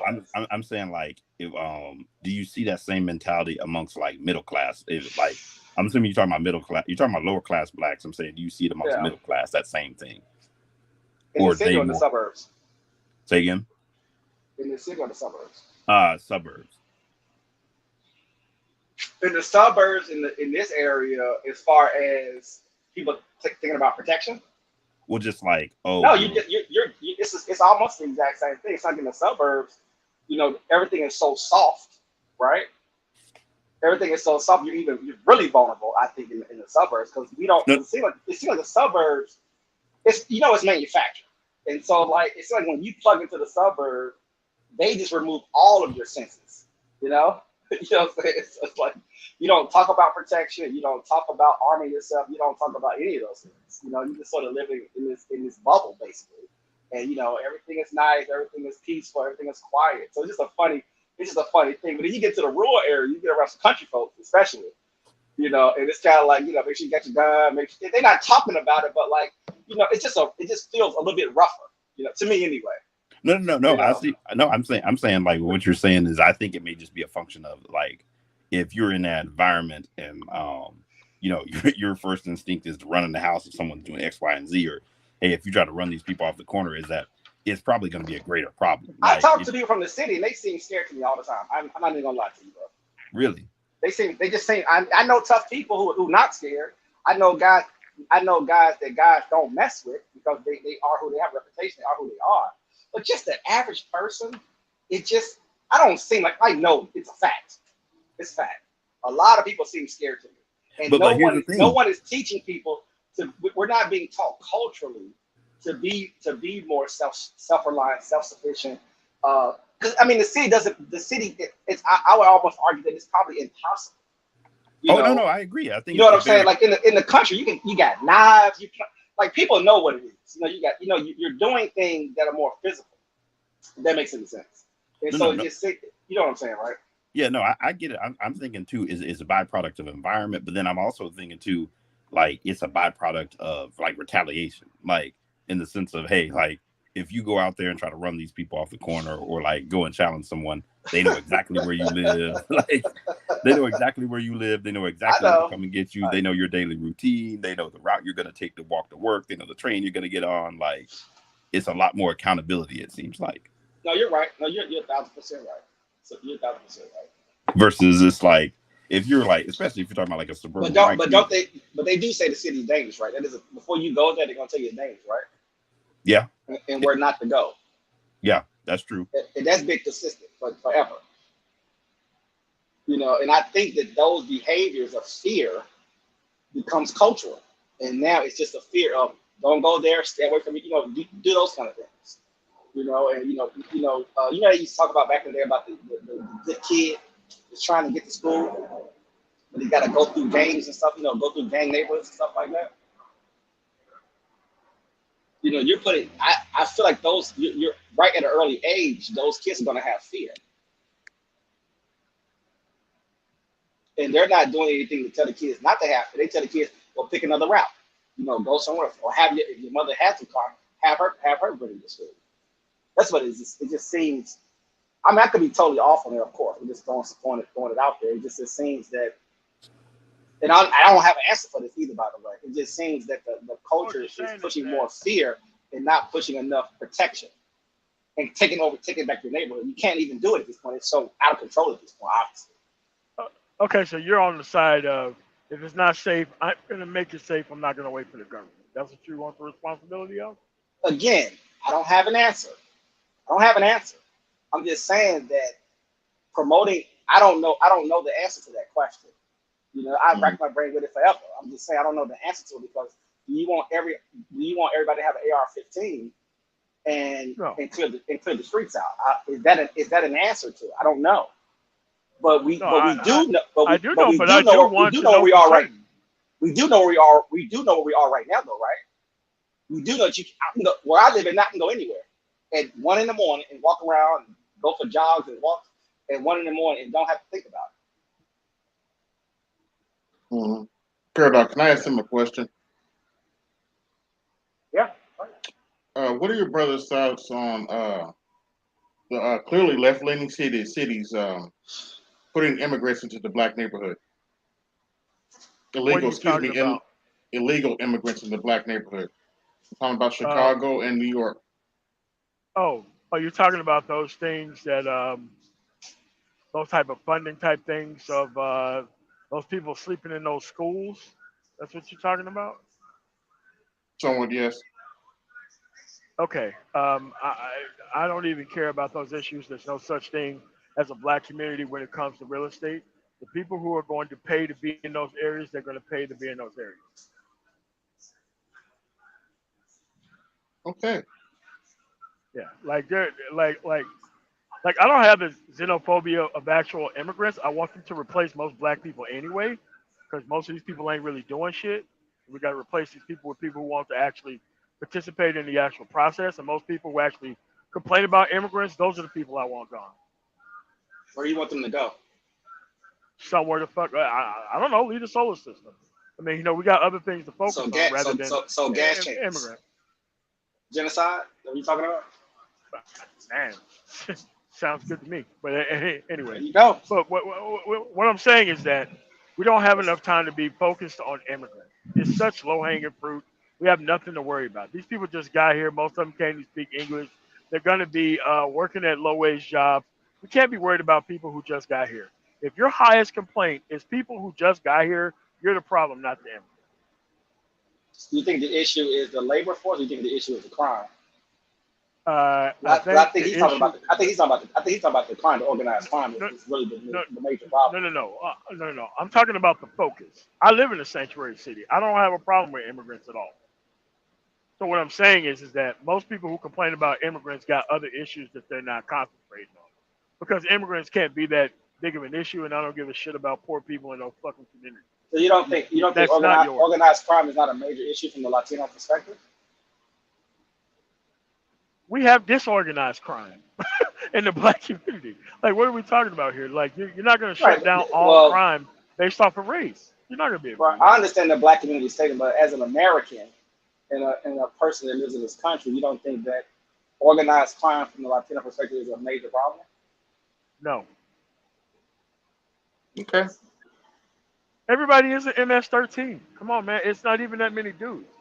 I mean, like we keep trying to make up xenophobic reasons to like not like immigrants when we got other shit. We got way higher priorities than immigrants, So to be fentanyl's not a quite honest. fentanyl's not a problem. For people who take drugs, yes, it's not a problem for me specifically, because I'm I'm not asking gonna you. be So you're telling me that fentanyl is not a problem. not to me, no, Okay. So half the country being on drugs isn't a problem. not for me, no. Okay. So if you have a large amount of people on drugs in a country, it doesn't deteriorate your country. I mean, all all drugs are legal in Oregon. Like most of the people who come to Ontario, Oregon, which is right across the border from Idaho, to actual Oregon, most of those people are conservative who go there and do drugs. Like I don't give a shit about people on drugs. It's a health based issue. You don't consider it a crisis, No, I don't consider it a crisis. and you don't consider Latino gangs a problem. No, I don't. If you're trying to Okay. if you're trying to run a business and start a business and trying to push economics, and you have to deal with drug dealing, people running prostitution, people running, obviously I'm in the exporting transportation illegal. industry. I mean, they talk about this Okay, shit all the time. I then don't run educate me. into those problems. I So you're just saying, don't. you're saying, you're really saying that gang violence isn't a problem in America. Dude, gang violence is a neighborhood by neighborhood issue. They be in certain areas in towns, which you can pretty much dodge at this point. You know which gang hang out at what place in what city? Like you know that by now. Everybody knows that by now. And so it's okay just to tolerate it as a leftist. No, it has nothing to do with being on the left. It's just that if the police are not handling them like they need to be handled, and if they're not breaking any type of laws, you can't really just go Right, lock but from somebody up right, because they're but associated with a gang. from the left, you want me to de-arm myself. You want the cops to demilitarize, and you I got didn't say massive. anything about you removing your guns. Like what? You have massive How are warning. we You have. going this far? You're putting words in my mouth. I'm gonna try to tie it all together for you. And then you Okay. have Latino people coming out of the Central America and South America with military training coming into America, running large crime organizations that's What disrupting are the you way of talking life. about? You're saying that Everybody it who doesn't exist, no big deal, whatever. Just live your yeah. life in your own, like it's Elysium. You're in Elysium, basically, right? Living your bubble, and everything is okay, and let the whole country collapse. I mean, Because you're I'm saying glad you think that way. that I doesn't don't exist. share that perspective. I am not that hyperbolic. I don't have to go to reductio ad absurdum to actually make simplistic points. I think that these people are not that big of a problem. I just don't think so. So you believe in open borders too, then? No, I believe that we signed a treaty to allow people to come here under certain conditions that no one who complains about immigration is even aware of or is even have researched Okay. or care about for that end. Right, but I don't think anybody from the right is that upset or even upset at all about immigration. You need labor. But Yeah, dealing with the criminals that come in here will be more of the concern. That's what I was thinking. You're saying okay, xenophobia and all this other stuff. okay, But okay. I was thinking the issue is if you're not putting pressure on gang violence, I assumed it created chaos. Yeah, they've been wrong about I that. Be don't it the think we black even have neighborhood, that the big white of a. neighborhood, or the Latino neighborhood. I mean, you get a lot of time for gang activity in Colorado. They cleaned them people out of there in the 80s and 90s. They're just now getting, if they live through the actual prison experience. Yeah, they're just not getting out. Like all this crime fear mongering stuff. I think it's some weak ass shit. Okay. You're not a victim of crime every day to 23 hours a day. Like you're not. Do you think people should assimilate? Do you think people should assimilate into the country? Learn, Who learn, should learn, assimilate? learn to speak the English. Learn to speak the English language and adopt American culture. You think, or you don't believe in that either? I don't care. Okay. That's the great thing about freedom. I mean, you just can't force people to actually assimilate to something. They're gonna come here. They're gonna speak their own languages. According to the federal government, you got to have applications and voter applications in whatever language the person is in. When you're dealing with our court system in the United States, you have to have an interpreter for them. If that's the case, you got to be able to have their actual rights being understood by them in whatever language that it is. Like all this stuff has already been figured out. It's just that we're trying to a la carte change how the country works because we don't understand how it works. We don't understand why we have to do this stuff for people. But that's Okay. part of the equal protection under law piece that people just do not understand. What's the major part that we're missing? Major part of the mission is that you don't mind your own business. Most people don't even mind their own business. They're worried about things that they can't change. They don't understand. Everybody has to bring them up to speed. Everybody has to give them a personal press conference about every single thing that happened that they don't understand. Hmm. Yes, most of this stuff is not even people's concern. The only thing they have to do is just mind their own business, make their money, and go home. Not really that hard of an issue. So you're not. So your perspective, you're not personally concerned about America and where it goes, as long as you're okay. That's not what I said either. Or you didn't I say said that. that the things that you think are high risk, they're not really that big of a risk at all. There's So some gang percentage violence isn't high risk. Carjacking is not high risk. Burglary isn't high risk. Not I being never able said that it was not a high being able to go risk. to any part of, not being able to go to any part of the country isn't high risk. Having to drive to Baltimore and feel unsafe is not a bad. That's an okay thing. Just make sure Yeah, I but don't go that's down a that feeling particular that you block. That's have irrelevant. because you went to a dangerous area. Well, I'm an individual person. I have feelings. That is okay though, right? Yeah, but we're not going to legislate I based do off want of your feelings. I do want a better country. That is okay, right? Yeah, well, you're not I really do want the country to be improved. That is okay, right? I want clean water. I want clean air. I can't be concerned by that. Yeah, there's a party who votes against that. They're called the conservatives. Isn't it we the people? You got to pull out the Constitution. I mean, I don't understand what you're talking about. You don't let There are other people do anything. You're supposed to engage. There are people who don't believe in the society. Constitution, and they are called conservatives. Wow. Well documented That's a hell throughout of a history. statement. Okay. Yeah, it Give is. Give us the history lesson. That's okay. So Yes, you have to explain Christianity to evangelical Christians. I mean, it's ridiculous. I mean, well, people, but you want to inform people. You know, How do you explain Christianity to evangelical Christians? Well, people don't.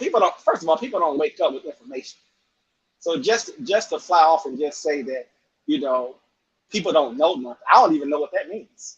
Yeah, they don't know anything. Let me finish. If people are seeking information and knowledge and understanding, you should want to give them that information. To sit in a box and say, well, I know all this stuff. I'm gonna keep it to myself. They should know better. They're stupid. You know what? Just mind your business. I don't even understand. I don't even understand that. I don't even understand what that is, really. That's why I don't bother explaining it. That's why I don't bother explaining it. That's why I do not bother explaining it. Your personal preference is to keep it to yourself and mind your business. But if people are out here seeking knowledge and you have the knowledge, you know, I'm not saying you are required to provide that information. But if the country's having a bunch of problems and the answer is don't worry about it, that's just a disconnect. Again, you keep miscategorizing everything that I say. If you're engaged in politics, if you're engaged in your neighborhood, if you're engaged in your community, if you're looking at who's running for offices from the Board of Education to the president, and then to say, well, it doesn't really matter who's president, it doesn't really matter who the Board of Education is. And then Who said that during this conversation? No, this is what you're saying. If you wake up in the morning, that's not what I'm saying. Hold up, no, stay right there. If you wake up in the morning and you tell me, but you're discounting all over the place. I'm not doing anything. This is all in line. You are doing that. You are doing that. Well, let me finish. You are just strawmanning and strawmanning and strawmanning. If you wake up one day, because nothing changes, right? If you wake up one day and your son says, I want to be a girl, oh, right, nothing's changing, right? If you wake up one day and says, you know what, these Christian values that we have to promote family, oh, no, it doesn't matter. Okay, everybody get divorced. Oh, you know what, it doesn't matter. You can date a donkey if you want to date a donkey, is what you're saying. You know, I've never said any of that. Nothing happens in the country. Stick your head I've never said any of that. I've never said anything that you just said. You don't need to be taught any knowledge. I have all the information, so don't worry about it. Is that what you're telling me?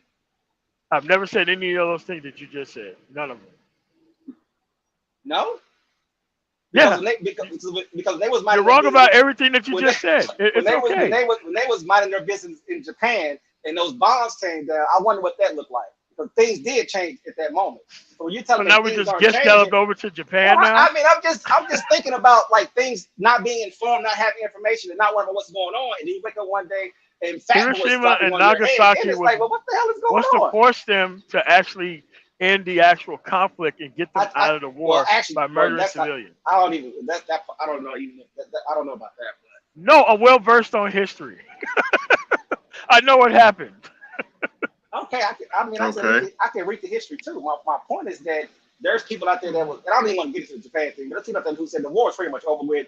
The bombs got dropped for a different purpose, but they had already bombed 90 cities. The place was pretty much destroyed. They was already going to give up anyway. Y'all, we don't have to get into that. I'm just saying that I got you though. I got you. I'm just trying to make a point about being aware. I just use an extreme example. It's all connected though. I would assume. I think people are following me. I am aware. It's not like. But you're saying forget everybody else though. Is what I'm trying to talk about. But if we're the people. No, I live in a society. I want things to work. I believe in a strong safety net. Yeah. Do you believe in it? I really do. Are you okay with illegal immigrants coming to the country?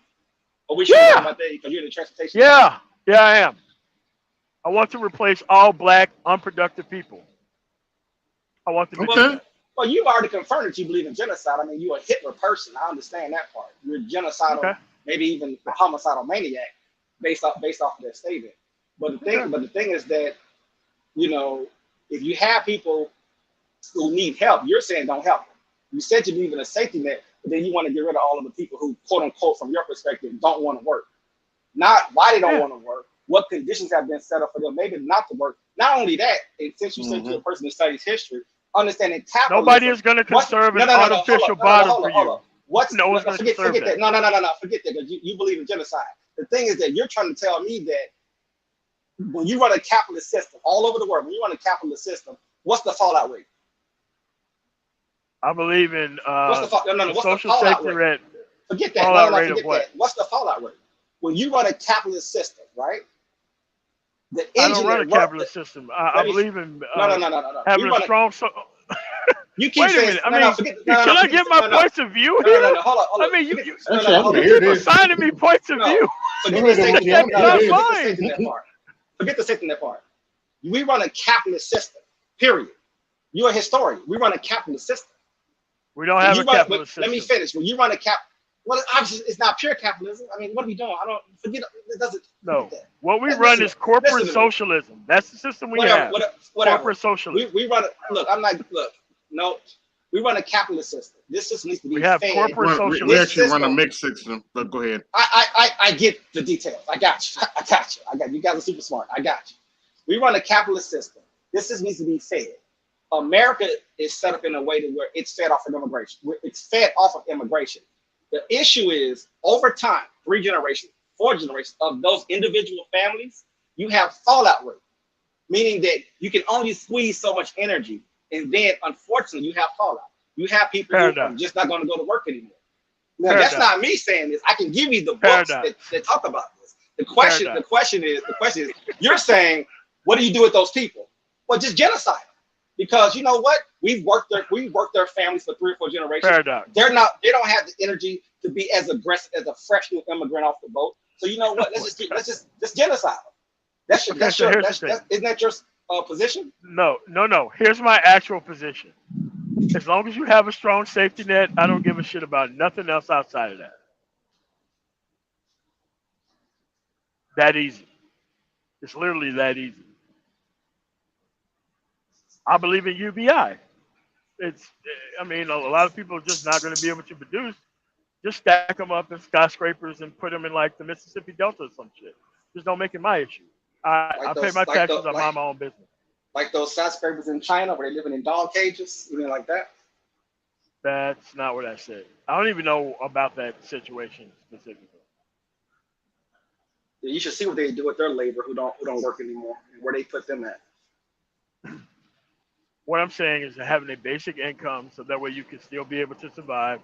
Not everybody's going to be able to produce.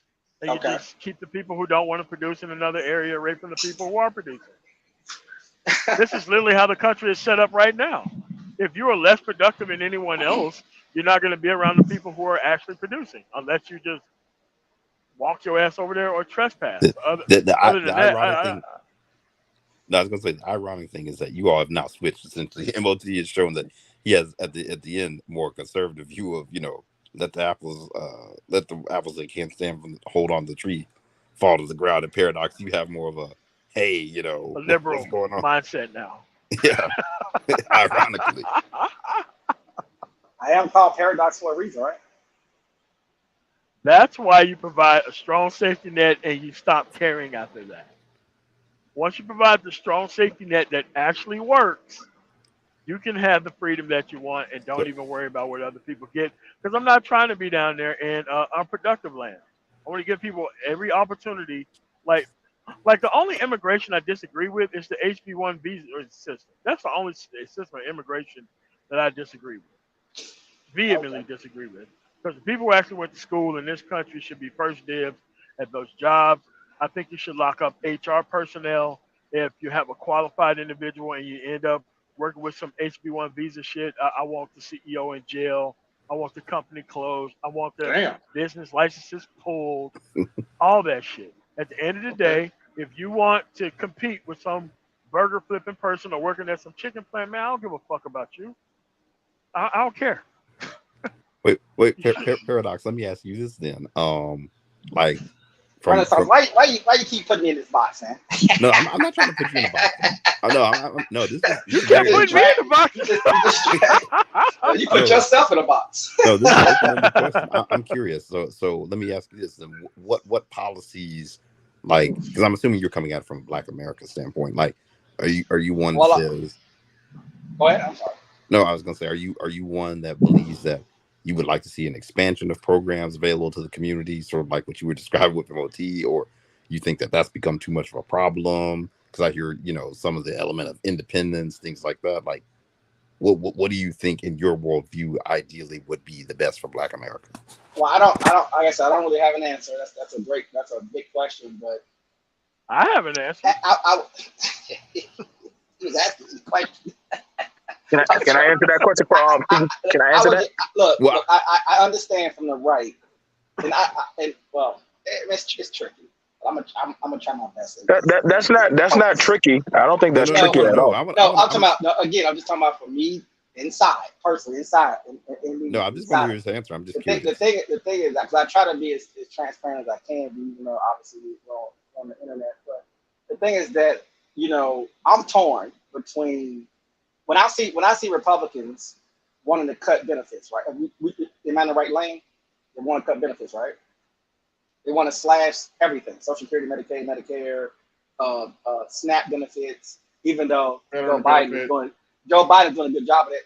But anyway, um, I'm torn because I don't. This country is very complicated, and I don't know if more safety net is a good idea, or I know historically we've seen what the or is, which is if you don't have anything, you cut all the benefits out and try to force people to work by starving them. I'm not sure if that makes any sense either. I Well, I don't know mean, what that's the I don't. Republican plan. That's the So, Republican so I plan. look. it it, it, I go ahead. I'm So, sorry. no, I was gonna say so it sounds like that is too draconian for you, but it sounds like you would move towards that if there was more of a humane way to go about doing this. Yeah. I would ask the question of the left side. Do you feel that there's too many programs already out there? No, No, no, Okay. I don't So think so. okay. Not enough. Now Not okay. nearly enough. Not nearly enough. Okay. So with the programs that are out there, um, okay, they got all these programs out here and everything. Why are people still failing? Why are the people still failing? I mean, that's. I mean, most of it is not a choice, but a lot of it is. I mean, while they're still failing, like I said, once you have the system that works, all these needs are already taken care of. Like you can buy in bulk and really solve all these issues for relatively cheap. You can provide $40,000 a year for every single man, woman, and child in the United States for $500 billion a year. Like we already know this. Who just So said it's that? like He said, do what again? provide Let forty him thousand dollars. let him finish. No, Let no. him I'm finish. sorry. No. I'm sorry. I didn't mean to cut you. I just missed that part. No, provide. Well, the UBI system, the Okay. studies that they've said, it's going to cost $500 billion a year to provide people who are of adult age within the actual age range a minimum basic income. I believe in I don't believe in private insurance companies. I believe in single payer. I believe in the public option. I don't give a damn about insurance companies. I don't care. We don't need them. These insurance companies can be administered by actual people within those states a hell of a lot cheaper with less or no profit margin than it can over an actual insurance company that do not provide any type of health care whatsoever. They're there to collect money and deny people care. I'm like, once you have all this stuff figured out about how it works, and once you have a strong safety net, you can no longer worry about things not working again. It's just that when things don't work appropriately, that's where all this profit margin come in. And I just don't See, think that's the case. so in other words, you're for Medicare for all. No, I'm beyond Medicare for all. Like I said, Single payer. yeah. Fair, It's a single okay. payer. Right. That's Like, what. But see, that's what I'm trying to get at. Like, so if we have already all these programs out here now, this is what I'm saying. Like, we got all the programs out here that the left is putting out there, and that these people are by choice still choosing not to take that route. Then you don't appreciate things until you take it away. Like even Elon was like, you know what? Y'all are wasting food. Y'all doing X, Y, and Z. Y'all don't need this shit. Y'all just bring your ass straight to work. I'm of that mindset. Right. Hey, you ain't using it. Might as well start taking it. Why do y'all need that stuff? But then you got to have some What? compassion, right? what? If you're a conservative, you got to have some compassion. Nah, that is compassion. See, listen. Okay, What? You can't okay, listen. okay. Go ahead. Okay, here's the thing about it. If you have it where as to you never learn the value of appreciating that. Okay, so you know what? Instead of me giving you access to that trust fund, nigga, you gonna work for it. You're gonna now you're gonna work for it. Now you're gonna bring your ass to the 9 to 5, and then Okay, after that, Bill. if I Okay, Bill Clinton. huh? Go ahead. Nothing. My bad. But I'm saying like you have it where everybody feels it's the entitlement side. Well, we had this, we had that. America don't do this. America don't do that. Okay, so y'all want to say that? If you want to say that, then okay, so let's start pulling back those systems. Start turning them off. I mean, it's wasting money. If we're wasting this money and we're not seeing no type of stuff, the No Child Left Behind. Did them kids get any better with No Child Left Behind? Did any of those kids get any better? Did they Was somehow that a real? have a lean on Was me that? moment? But was that a real plan from Bush? Though was that real? You think? I mean, Don't I know do they that, bro. implemented it. I know they implemented it. They But I'm not gonna. implemented I'm it. not gonna look. I'm not. Look, hold up. I'm not gonna put blinders on here, dog. We're not doing that. I'm not putting no blinders on. I mean, a Republican didn't a Republican implement No Child Left Behind? Yes. Yeah. It was a Bush And I thought that was a waste of time. But you saying okay? What was the other? What's another? Well, give us an alternative. Give us an Not alternative. Listen, Yeah. you can't take everybody. What does that mean? What do you mean? What are you talking about? You can't take it. What are you talking about? Okay. See, we have this ideology. Say that again. Everybody's gonna get out the hood, You in the Matrix, BMT. take a bad spot. Go ahead. No, I know what he's saying. He basically saying that him and MOT agree on this. They just agree. MOT basically thinks that, hey, there's not enough programs. But once that's in place, like the people who don't make it, they're done. BMT thinks there's too many programs already. So he's thinking, hey, you can already go. He basically is of the conservative mindset. You could take this away because people don't appreciate it. And the ones who like basically decide, okay, like I appreciate it, like they'll come basically walking, back to the table with more humility, and the rest of them gonna die off. All right. Yeah, So here's what I propose. Okay. I was going to ask a question. So, if there's too many programs already, are you for cutting, billionaire taxes and corporate subsidies? I mean, that's the program. Yes. No. No. Oh no, not you. Oh Now, no, not wait, you. wait, Oh, not wait, you, hold MOT. on. Let me go to that. Not only do I do not believe in corporate subsidies, I think Oh we should no, be locked up. MOT. He was talking to BMT. Sorry. Go ahead. Yeah, I was talking to BMT. I was talking about because he was talking about cutting programs. I'm like, okay, you talking about cutting single moms and people who need on Medicaid. I mean, bro, okay. All right, if you cut that, everything get cut. Let's make gas $17 a gallon. Let's cut them government subsidies out the oil companies. Let's get it. I mean, I'm with it. Let's take them EV credits away from Tesla. Let's stop the $86 million in subsidies a month they get. Let's do that. I mean, I'm Oh, with that. I'm not Let's against. go. Let's I'm go. not against it. See, here's the thing. You make it sound like I'm not against any of that. Listen, we seem to No, but understand you're that. talking about niggas in the hood. You're talking about niggas in the hood, like they fail. I mean, why aren't I just corporations said failing I when they said get subsidies? program. Okay, see, okay. So if I say programs, which I mean, I don't have to just go over. I didn't say nothing about niggas. I didn't never say anything about niggas in the hood. I just said programs. So mind you, if you don't appreciate it and you're not going to use it properly, then How do go you, ahead and how do just you, cut it. no, hold on. No, but just How because do they're you, not taking hold up. advantage of it doesn't How mean do it should you be cut. determine who appreciates it? Like, who are you to make that determination? Yeah, that's a Okay, good so let's look question. at this. Let's look at this. I'm gonna use the paradigm. Okay, paradigm. So we'll look at it like this. So you have it, and I love that when you brought up this is a safe space, right? So you had it to where Yeah, sure. the kids, there was a bunch of black kids going to Harvard, right? Off of their affirmative action. Mm-hmm. But then they said, we need a safe Mm-hmm. space from white people. But I'm like, wait a second, hold the fuck up. You want to go to Harvard, Man, come on, but now bro. you want a box inside of a library to where you can stand and sit away from white people. And how did you get there? How did you get to that transitional point to where you go into a Ivy League school, but you want to make a library where the white people have to go study outside?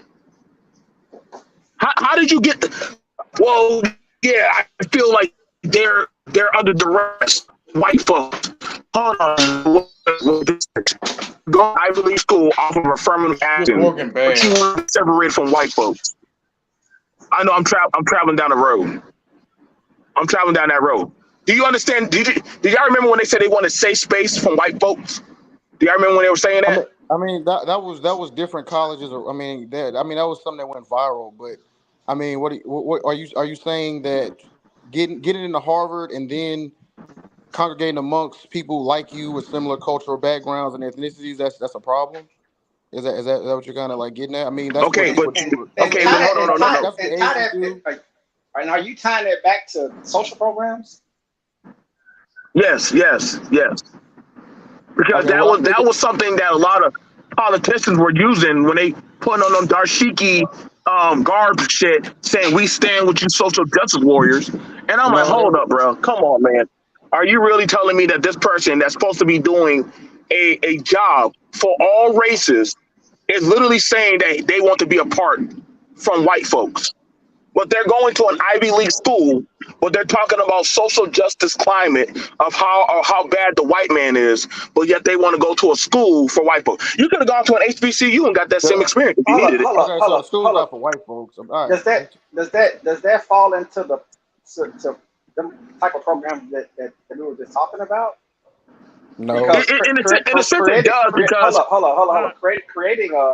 Trying to create spaces that has some kind of fairness. I hate using that word, but having some kind of fairness isn't necessarily a bad thing. it's not. But what you're saying is that government intervention is the problem by forcing that. Is that what you're talking about, or? Yeah, because we did start seeing the government start to tell these children, yes, you are oppressed by those white folks, and that No, you know they need. that's what the entire left is telling you. Well, hold on, but we'll see what. Citizens, So how politicians, does that work, all of them. Paradox? How does that work? Like, I mean, just bro. think about that. No, bro. No, the thing is, bro, you conflating like 2, 3, 4 different things into like your statement. That's what's kind of like crazy. It's like it Okay, ain't. so you're saying something. Okay, so you came up here asking me about uh No, you said about cutting. billionaires, No, billionaires. you said let's cut. You said if they're not utilizing it and taking advantage of the programs, let's just cut the shit, right? So I'm like, well, Okay, why have okay? But I'm like, okay, why have that mentality with that group when other groups, like corporations are Taking getting full subsidies out advantage. the ass. Yeah, they getting subsidies out the ass. They getting like, I mean, I just don't understand like Big why not that big same welfare smoke? state. big welfare state for corporations. Yeah, I Big just welfare don't state. understand why it's these programs that help maybe like just somebody poor not go bankrupt when they go to the hospital, but all this other stuff nobody really touches. I don't know. It just kind of perplexes me. That's all. That's Okay, why I so was when asking. you said I said that you said, did you hear me say anything about exemplifying the poor? I mean the rich. Did you hear me say anything about that? But I said pull No, back the no. programs. Well, he's giving you a left. He's giving you a left talking point. Oh, okay, okay, I get what you said. I get it now. Oh, thank you for connecting that paradox. So I'm on the mindset because I'm for smaller businesses, right? I'm for small business. This is why you see Walmart tank a lot of mom and pop stores.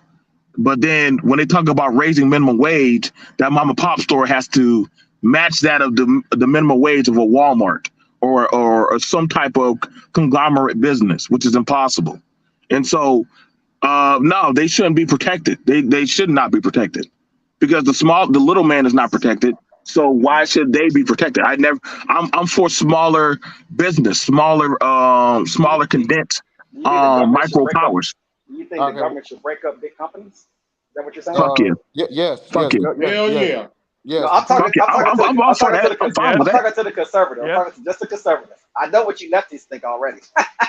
So I'm Okay. Hell so yeah. All right. so this why black conservatives are lonely though. This is why y'all lonely here though. This Because is why black conservative are what? y'all don't have like honest conversations. Y'all talking about y'all leftists. Like what are you talking about, bro? First of Well, all, first of all, I'm just joking. But Yeah. I Yeah. don't understand. yeah, Hold I on for a mean, second. yeah, Hold but on, it's hold on, us hold and on. them. We're not, No, no, nobody's hold on, doing the. BMT. Hold on, BMT. So you were saying about the lonely part. Is that a shot, or you got next? Or what are you talking about when you say that?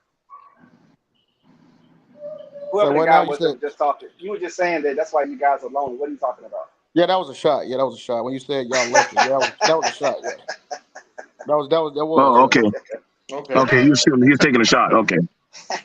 It's a good shot back. I like it. It's all good. I mean, yeah, it's fine. I mean, it's fine. Um, that you Look, feel that way. BMT, we weren't really trying to convince anybody to come to the other side, right? No, Trying to no, pull hell them to no. the. Shit, not this whole time we've been up here. It's like But from the look, beginning, we ain't trying to do no conversion. Or, Wait, right. listen, wait, Hey, BMT, look, BMT though, you a BMT conservative? You a though. conservative, BMT? huh? You a conservative? I've been holding conservatives for accountability for a long time. Why you think a lot of them turned on me when I spoke about the Ahmaud Arbery case and different other court cases? Like MOT and Renaissance Man have come on my panel when I have gone at a lot of conservatives about that. About, hey, dude, they're not following the rules of the law, man. No, dude, we can't jump past that. We can't just all of a sudden say, well, because he's has a pistol as a 12-year-old, he automatically must be a crip. I don't know. I don't play them games, dude.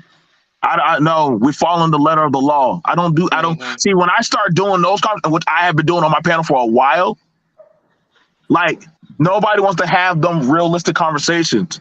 What So, conversation? Hold on, conversation Because about. they're not conservatives. That's why. so I just not too long ago I had a conversation right about Mm-hmm. the black man who got choked out on the subway. Okay. Now, as a black conservative, I said that was wrong. Okay. I had men Yeah, and that was women wrong. I had men and women that came around and we spoke about that. Mm-hmm. Now, some people just said, well, he's crazy and that he does this and that. And I'm like, okay, so they should have mentally had instituted him. They should have What do you mentally instituted him, hold up? which But was what do you documented already. right? But how do you apply conservative values to that situation? Because they're making some other statements. Yes, So they are. They are right? making. But so how would you apply your conservative values to it? And that's what we're really talking about. You're just taking a position of compassion. You just can't be out here just randomly, obviously choking people out, right?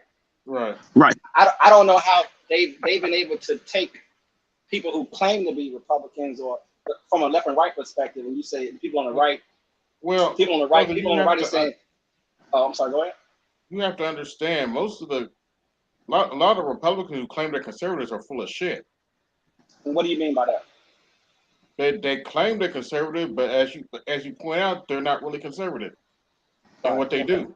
They just say they're conservative. So how do you identify a conservative, AB medium? Like a real conservative. Well, a real conservative, it's complicated, but somebody like BMT, like somebody has some compassion. Uh, I did. Go ahead. I mean, because you asked how do you identify, like when people are willing to just profile rather, you understand what I'm saying, citizens? Like you could be having a day where you and your girl on the train dressed a certain type of way, and they say, well, he looks like he might be a criminal. And I'm like, wait a second, but he didn't commit a crime yet.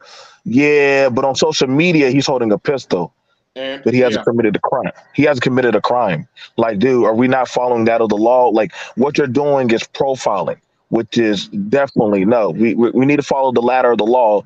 You know what I'm saying? Like, you can observe and report, but I'm not for the shenanigans. I wasn't for the bullshit when they kicked in the door. Breonna Taylor, is Breonna Taylor correct? And they yeah, kicked in her that door. was ridiculous. Now, mind you, the warrant that they use, the No, judge not did not authorize them in doing. Now, I talked about it, MOT talked about it, Renaissance Man talked about it. Mind you, we're on two different sides of the pool. However, at that time, all those officers right there for jumping over that and doing what they did, they all should have been arrested because you took the law into your own hands and you literally were playing renegade. But the argument is from a conservative, from a Republican position overall, it seems like people on the right is going to support the cops no matter what. That's where the contradiction is Yes. going to be as a regular Yes. person, especially a regular person who's classified as black, saying, well, I want people to be more conservative. Not saying you BMT, but just saying because I want, you want more of a balance, obviously. I want folks to Right. be more conservative. A lot of people have conservative values, but when hmm things get real, we live in the real world, and that conservative judge is going to be maybe more ruthless towards you and have no compassion, not because you're an American, because you have been classified as a black American. So he not even think you're an American. So that's going to be some of the ills of trying to say, well, hey, we're trying to hold these positions, but when things happen in the real world, we find that the conservative judge and the conservative cops, quote unquote, you know, are not being held to any of the values. Now they're held to the values from a race perspective in many cases if they're non-black. But once it becomes a black person, and I'm saying, well, I'm trying to speak, I'm trying to hold a particular position.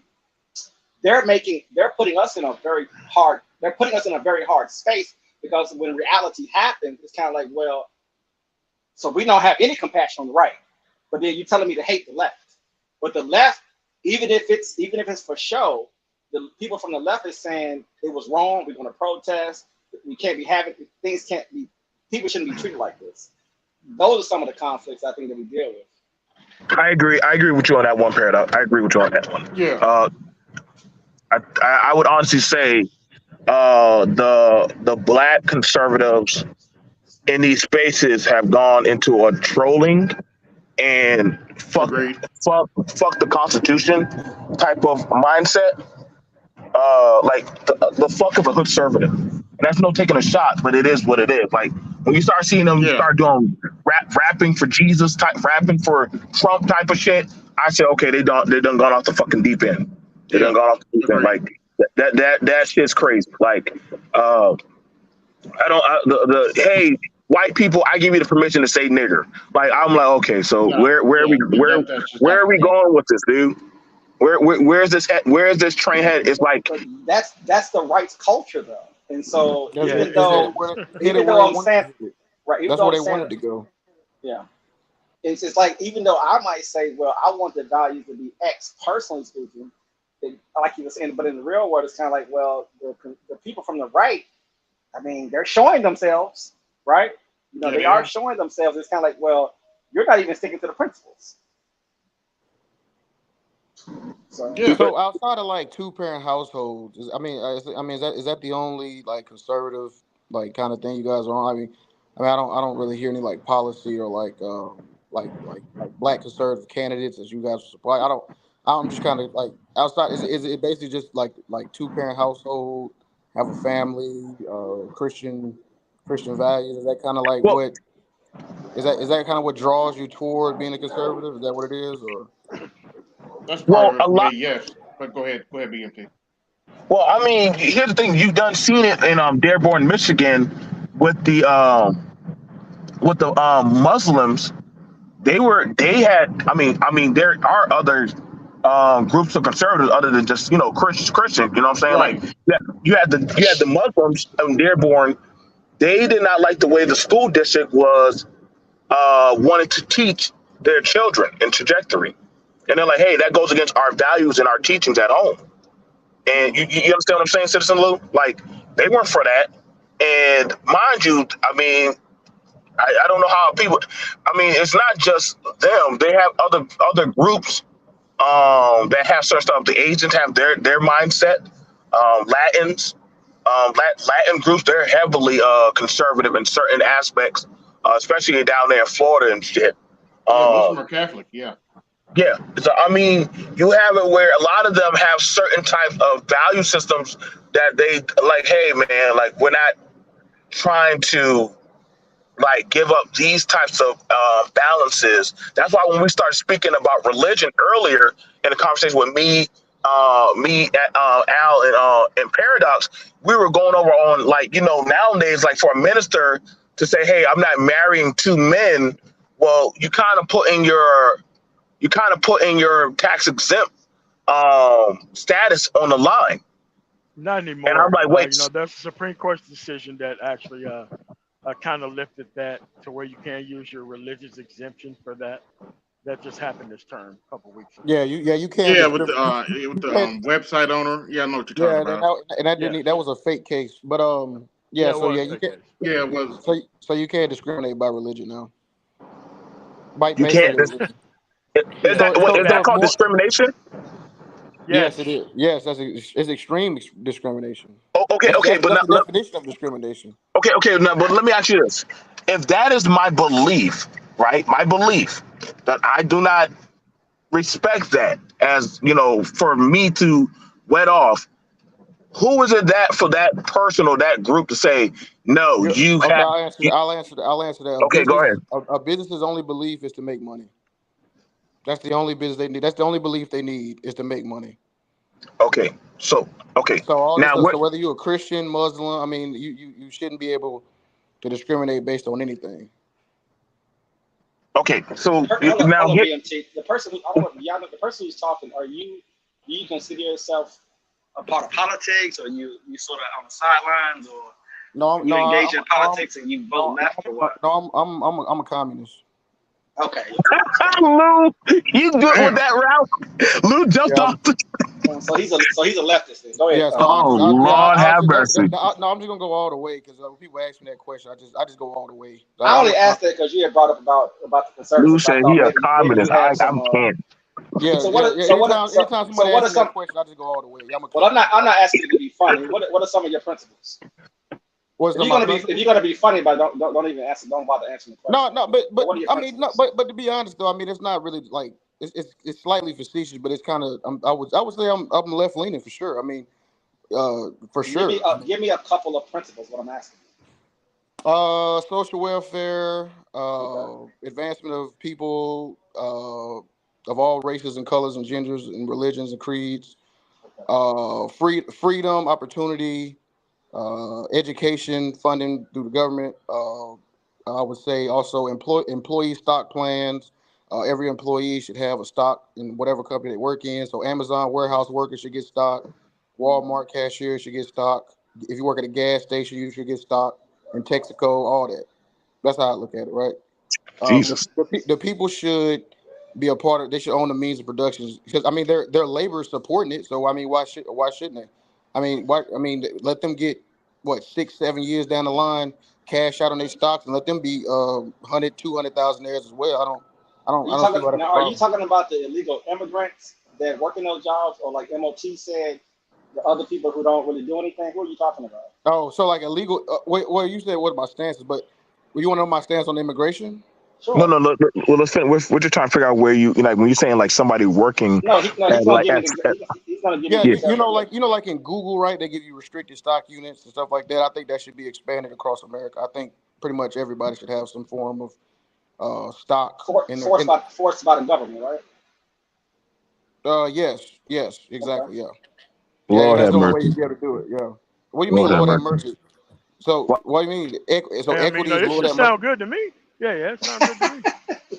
Yeah, Yeah, I don't. why not? What you Lord have mercy, bro? Whatever job you work at, I mean, bro, like That there's people become somebody's millionaires off of business. stock units. I mean, that's the Oh, best way no, to get rich, right? that's true. That's true. That's true. That's true. What you're saying, Lou.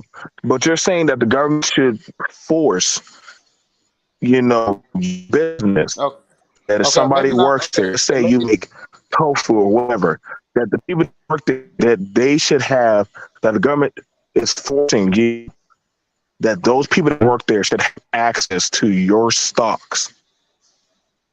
What? No, I'm saying yes. That's what I'm He's saying. talking about, he's Instead just of talking about profit. He's just talking about no, profit sharing. yeah. I mean, listen, it's not going to be all the stock. Yeah, 'cause I'm talking about profit. Thank you. I'm talking about profit sharing. You Yeah. can allocate.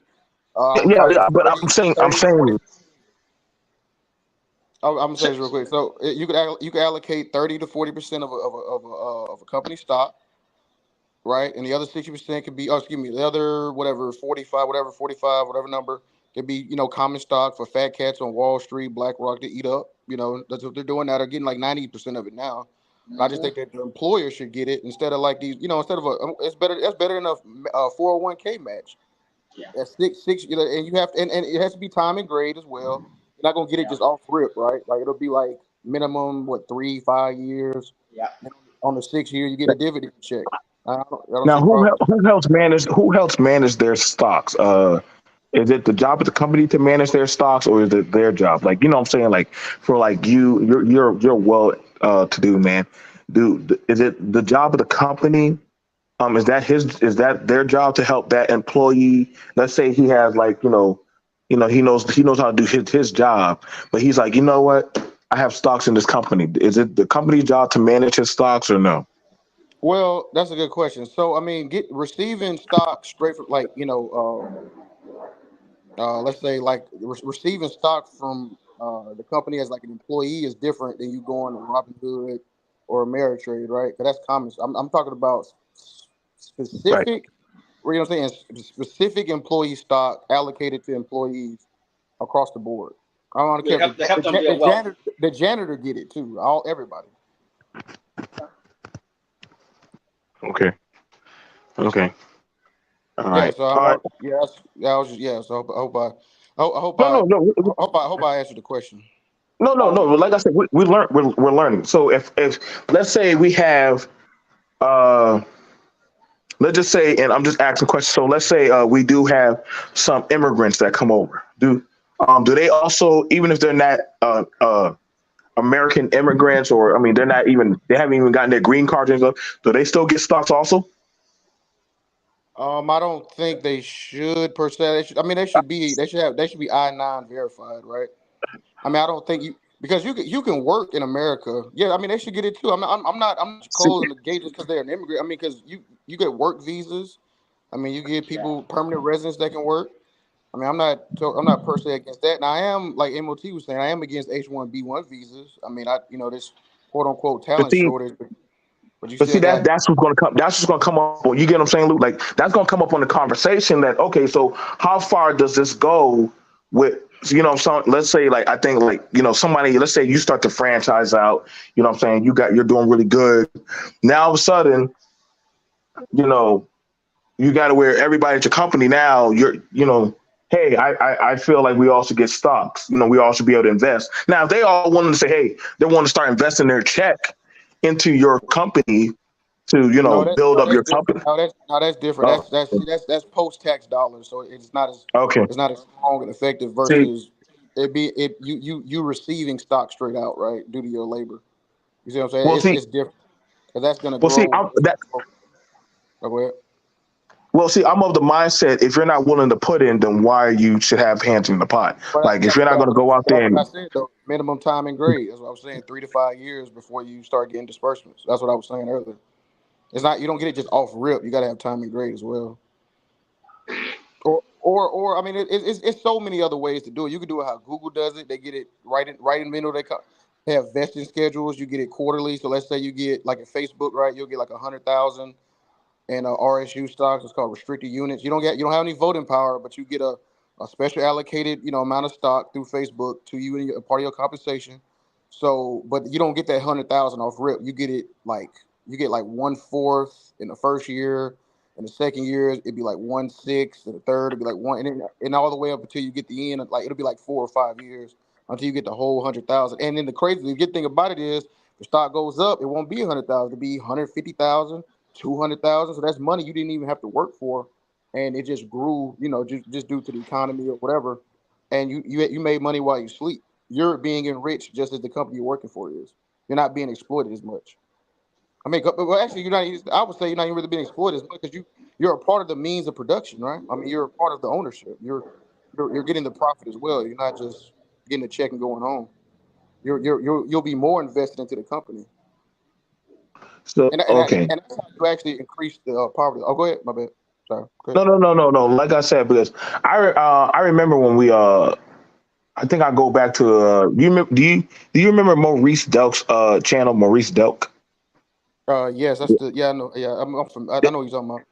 Yeah, but I remember that's why I first met you. I remember I first met you on Maurice Delk's channel, and like I said, and mind you, I don't like I said I there has to be a certain. I always try to figure out like how far is these certain the catch of this. Like if somebody wants to work, sure, if they're willing to contribute, but if they're not gonna put in anything or have no stake, that's why I'm like I always ask that question of okay, how far are we taking this? That's why even when it comes to the programs, for people who are saying that, hey, like, well, BMT about these programs, and I'm like, okay, so if these programs are not properly, which we've been finding that people have been abusing them, doing X, Y, and Z with them, or probably not allocating, they're not getting around, then I'm like, so what's the point of having it? I feel like we got better results out of our society or community when we didn't have the program and people were like, well, I don't have it anyway, so shit, I might as well get it out the mud. Now we So, have these. so you're saying, I just want to make sure I'm understanding. So you're saying we were better before social, like what time period is that? Like that we were better off as a whole before like social program? Are we Well, talking about the okay, 1910s? We talking about 1880? Like what? well, I don't have to. What time? I don't want to have to. I don't like always playing the let's go way back in the day. I don't like doing that. But I'm saying that we honestly saw that people definitely took education and trades and careers a lot more serious before all the programs, or did they start taking them more serious after all these programs were put out? Which one do you think? Which do we see more of of blacks or any groups like push for this? That's a tricky Like was statement. it? We got more See, black millionaires now sorry. than we got more black millionaires now than we ever did. We got Yes, we do. black men. We got more black men in college and prison. I mean, we got. I mean, I don't. I mean, I don't. Are you Yeah. tying that statement to social programs? No, he said. He said. Oh yeah, definitely. I mean, I think things like Upper Bound, Hmm. Pilgrims, like if you talk Hmm. about the college angle, I think Yeah. that's definitely got to be taken into account. Yeah, but yeah, Upward Bound. I went to Upper Bound, but I don't see that many people. I don't even see schools do Upper Bound anymore like that. I don't see schools do Upper Bound I anymore. Well, think that they do what like well the thing pathway is that programs. they got to raise it. They're gonna have to raise. Do you think it's a tax thing? I mean, they're raising taxes to sort of supplement some of these programs to make them a little bit fatter, make them bigger. Yeah, they would have to they would have to definitely supplement for those programs. Like, I mean, you got to Okay. feed those kids. You got to Well, house how much them. You got tax? to take How them much to. taxes y'all want to pay? I ain't paying that shit. Fuck that, man. 50%, I 60%? my kid already in tutoring. I ain't paying No, that no. I'm shit. saying people from the left. I'm assuming to do what they're talking about. They're talking about maybe doubling taxes. I'm assuming 50, 60% taxes. I don't know. Well, my thing is that I see it as more of an investment. That I see it that if you forego it, especially like some of these critical programs for kids young, like you're gonna be paying for them like basically acting a fool in society or not being productive. Right. It So, costs so more not to than it is. What you're saying, right? yeah. The basically you need to make this commitment of basically, hey, whatever 50,000 a kid, or over their lifetime or whatever in their childhood, that says okay, they got a good enough foundation that they can actually go out and be a productive adult. and not So be a you for don't. So profit. you wouldn't want to privatize schools and get rid of the public school system. No. No, you can't have a profit incentive when it comes to education of the future. You're Yeah. just gonna get Mm. for profits How scam effective do you think the schools. school system is right now? I think it's Over, I think and it's I'm gonna go over. I'm gonna go overall. So I won't Oh pick no. out.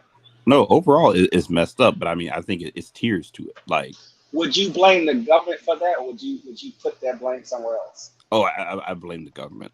Like Now, when you you blame it because when you rely on a system, it can become ineffective over time. What do you mean by that?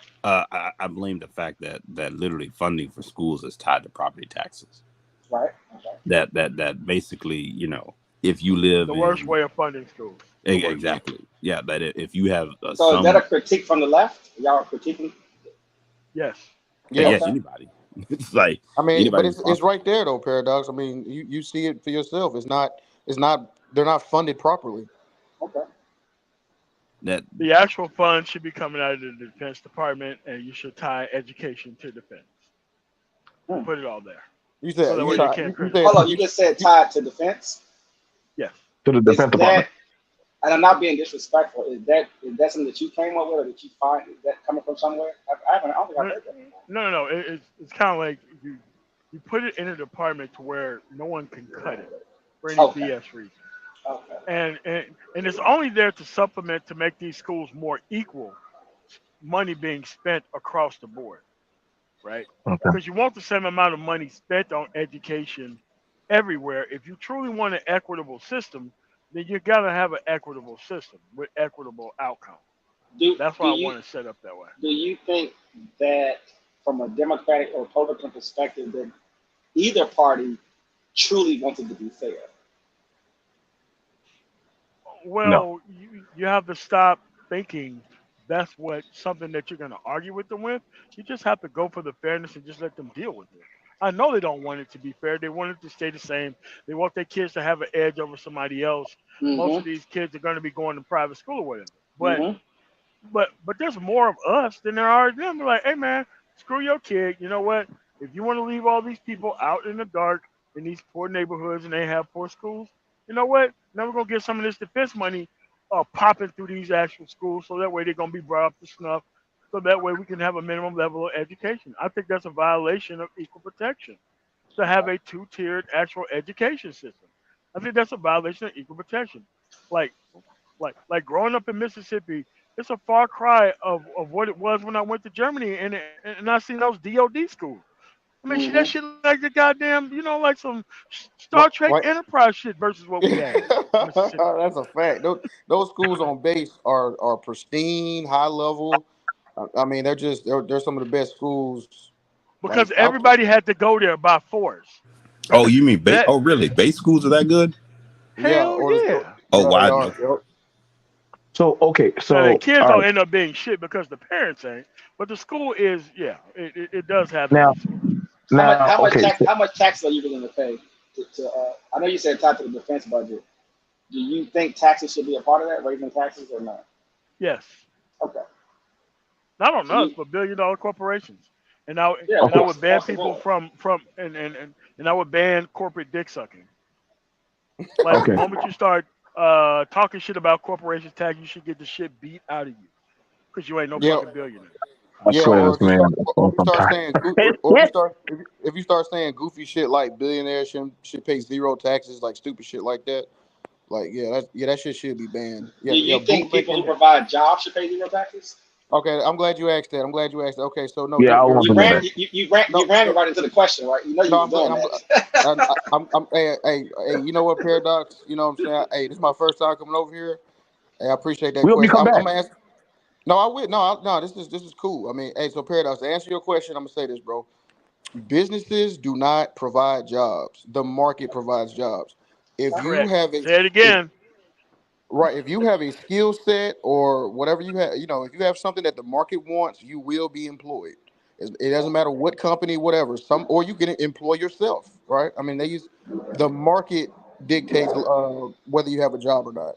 It's not. It's And not. Okay. do you do you tax think cuts do you also tax cuts also do not provide jobs. Tax cuts is a balance sheet item. You have to start penalizing and jailing people who don't know how the tax code works. When this shit Do comes you, out of your mouth, that's right. You're gonna go to prison for not do you think knowing you should simple cap shit. businesses? Cap businesses with what? Yeah, Profit, the size of the business. No. What's the word? What's the magic word they use? Monopolies? Monopoly? Monopolization. Yeah. monopolize. Yeah, Yeah. yeah, yeah. Of course, you have to stop companies from becoming too big to where they control, like Amazon should be broken up, Google should be broken up, all the shit. It should be broken up. I mean, they're just too big. They own too many things, and yeah, they're just too big. It's just that a lot of people don't understand how these things work, and this whole Very unlimited complicated. profit thing. It Oh, doesn't work. It doesn't work for so everybody. should there be a certain roof or a roof to how big you should be allowed to get? Yeah. Yes, Is sir. that Yeah. Yes, yeah, yeah. By market share, yeah, Yeah, by market share. because BMT, that's kind of like not that's not capitalism, right? They're Because killing if Yeah, capitalism, actually. it if isn't. you It's it, it's oligarchy at right, that point. It's not even capitalism. right, like as a matter of fact, yeah, because there was a class action lawsuit against pretty much Silicon Valley. Steve Jobs, I forgot the guy who it was like a bunch of companies out Mhm. of Silicon Valley. What they were doing, they were keeping the wages suppressed on purpose.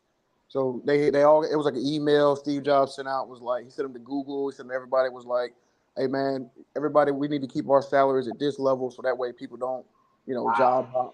job hop and go to different companies from higher pay. And Right? they lost. It was a class action lawsuit. They lost. What? So What? Because Okay. that ties right back into the oligarchy to where they have now bought Congress, right? In the states and in the federal. They're funding, a lot of big corporations are putting so but the much thing is, investment. we have means of counteracting that as well. We have crowdfunding. So Well, we might not be Google, but we can. If you get what a million people to put $100 in, that's $100 million. I mean, that's Do you think that what you just said? Do you think that that ties back to the government education? Because the way we're being taught and trained, very individualistic, obviously. I wonder how does that connect? Because we don't do unions. We're what not what. really. I'm sorry. Well, Go that's ahead. oh, I'm sorry. Go ahead, brother. I'm sorry. Go ahead, bro. No, no, you good. You good. Well, I was just gonna say, I'm glad you brought up unions. The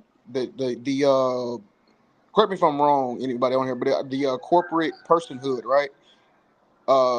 They recognize unions and corporations as people, right? But at the same time, the unions are the weaker of the two.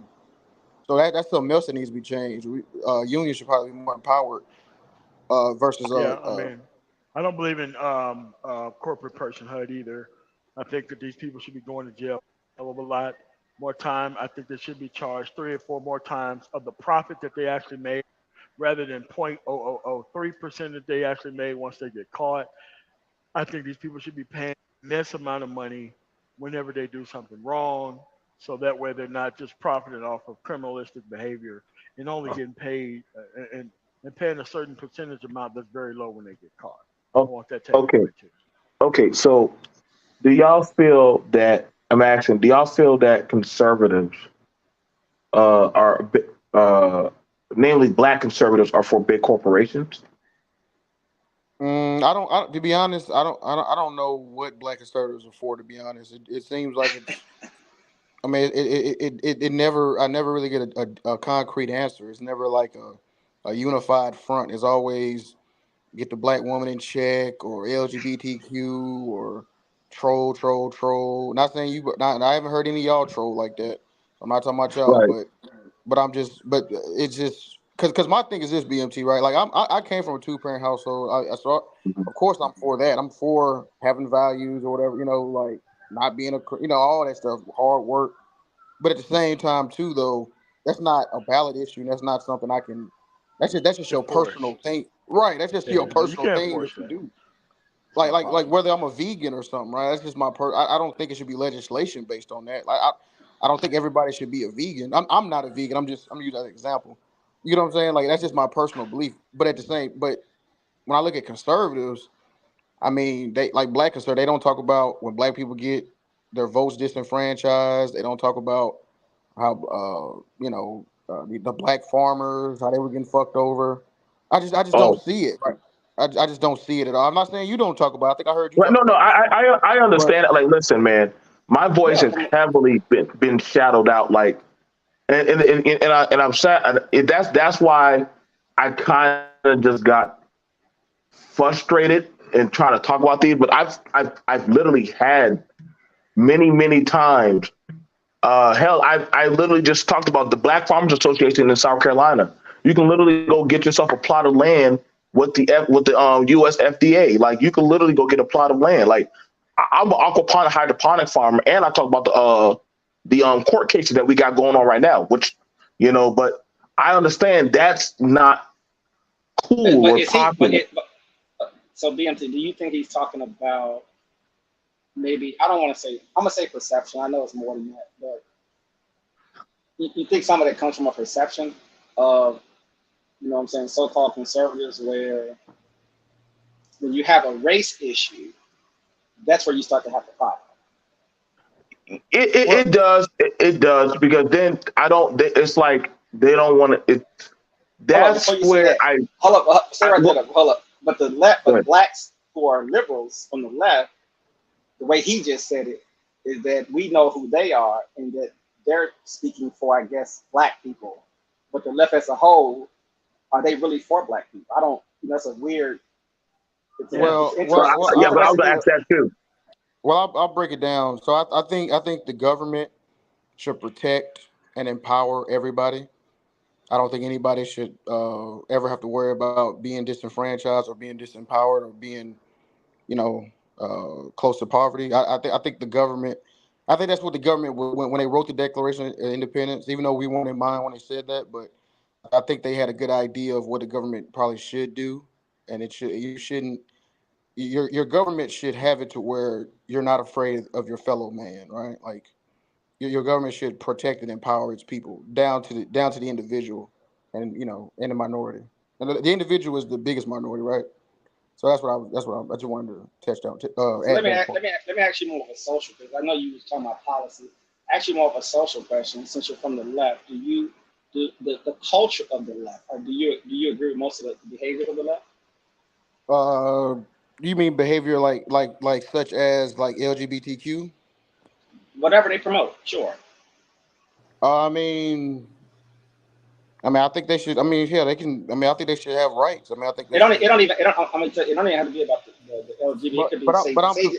but what are they? I'm Okay, so sorry. what? So let me ask you. Well, I think I know where he's trying to go. Go ahead, Like go here's ahead.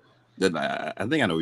I think what you would argue, Paradox, is that if you look at socially, at least from espoused views on the right, there's more of a emphasis placed on restraint on, hey, just because something feels good does not mean you should go and do it. Versus the perception of the left is it can be more of a hedonistic pleasure seeking type of lifestyle socially. Yeah, Is that where you're going, kind of? that's somebody said it better than I could say it. Yeah.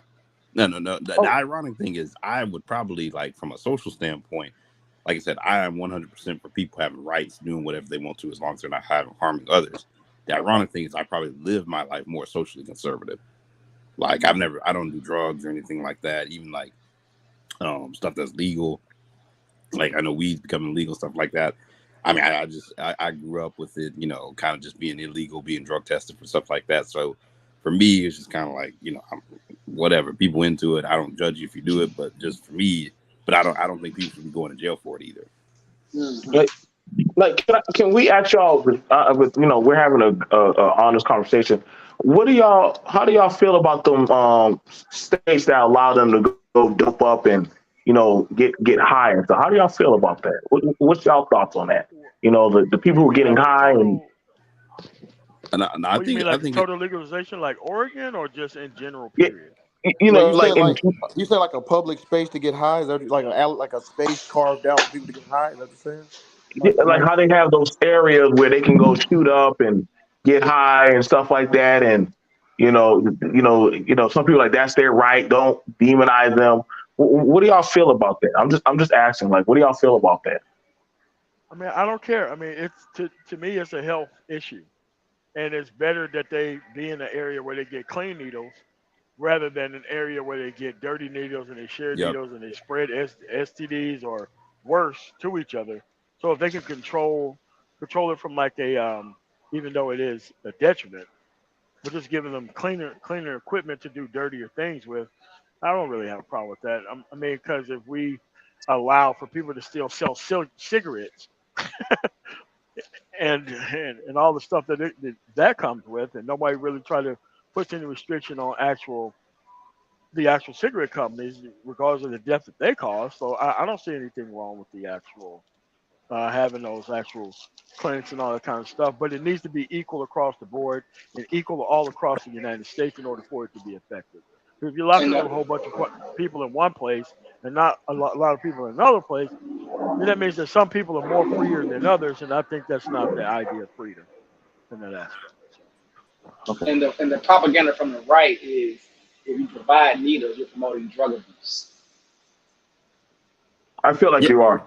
I feel like you are. That's Like, the issue from the right. The right takes people who need help and they run propaganda. Like they'll say something like, "Oh, well, Joe Biden is trying to give everybody to get a crack pipe." And you know, and even though you hear a black person say it, it's still coming from the right, and they're running that propaganda aggressively. Any kind of help you give anybody who's doing drugs from the right, they do not like it. You know, they may be concerned about it in private, but in public, when they're out loud, they want to be very aggressive towards anyone who does drugs and don't want to provide really any assistance, in my opinion. But Well, see, I want to. go ahead, Sister Lou. It won't be long. I'm just gonna say this. I think that's not necessarily a social issue. I think that's a health issue. And I think if we change the paradigm and look at those things that y'all are mentioning as more of health issues, I think we can get more done. Because if we look at it as a social issue, we kind of looking at it like, oh, y'all some druggy, don't, you know what I mean? Y'all just late. You know, we're looking at it from the wrong angle. That's like my kind of perspective. I think it should be seen as a health issue. And So do you I think think we can tackle it better. do you think have leftist values promote people to do drugs to end up in those circumstances, versus from conservative values saying, look, if you try to be the best you can be, or have a strong family, or have certain values, or maybe not saying to just go to church or whatever, but just having a certain lifestyle to sort of stem the tide of such aggressive drug use, including dealing with borders and drugs coming over the borders, etc. Well, see, for me, it's more of a individual type of thing. Like some people, it may make more sense. Like, hey, the lifestyle you're talking about, just never even come into contact with it.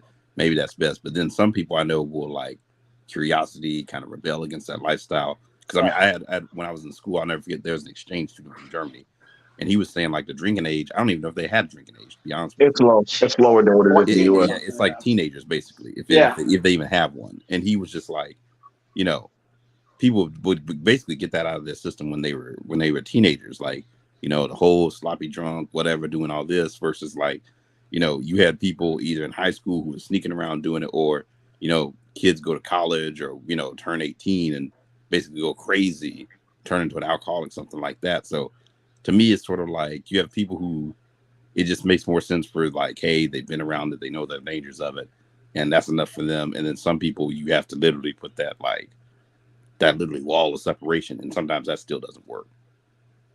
Do you think things like drug abuse or pornography or being in a bunch of debt, etc., do you think those are signs telling you that the society as a whole is sick? Or does anyone even look at it like that?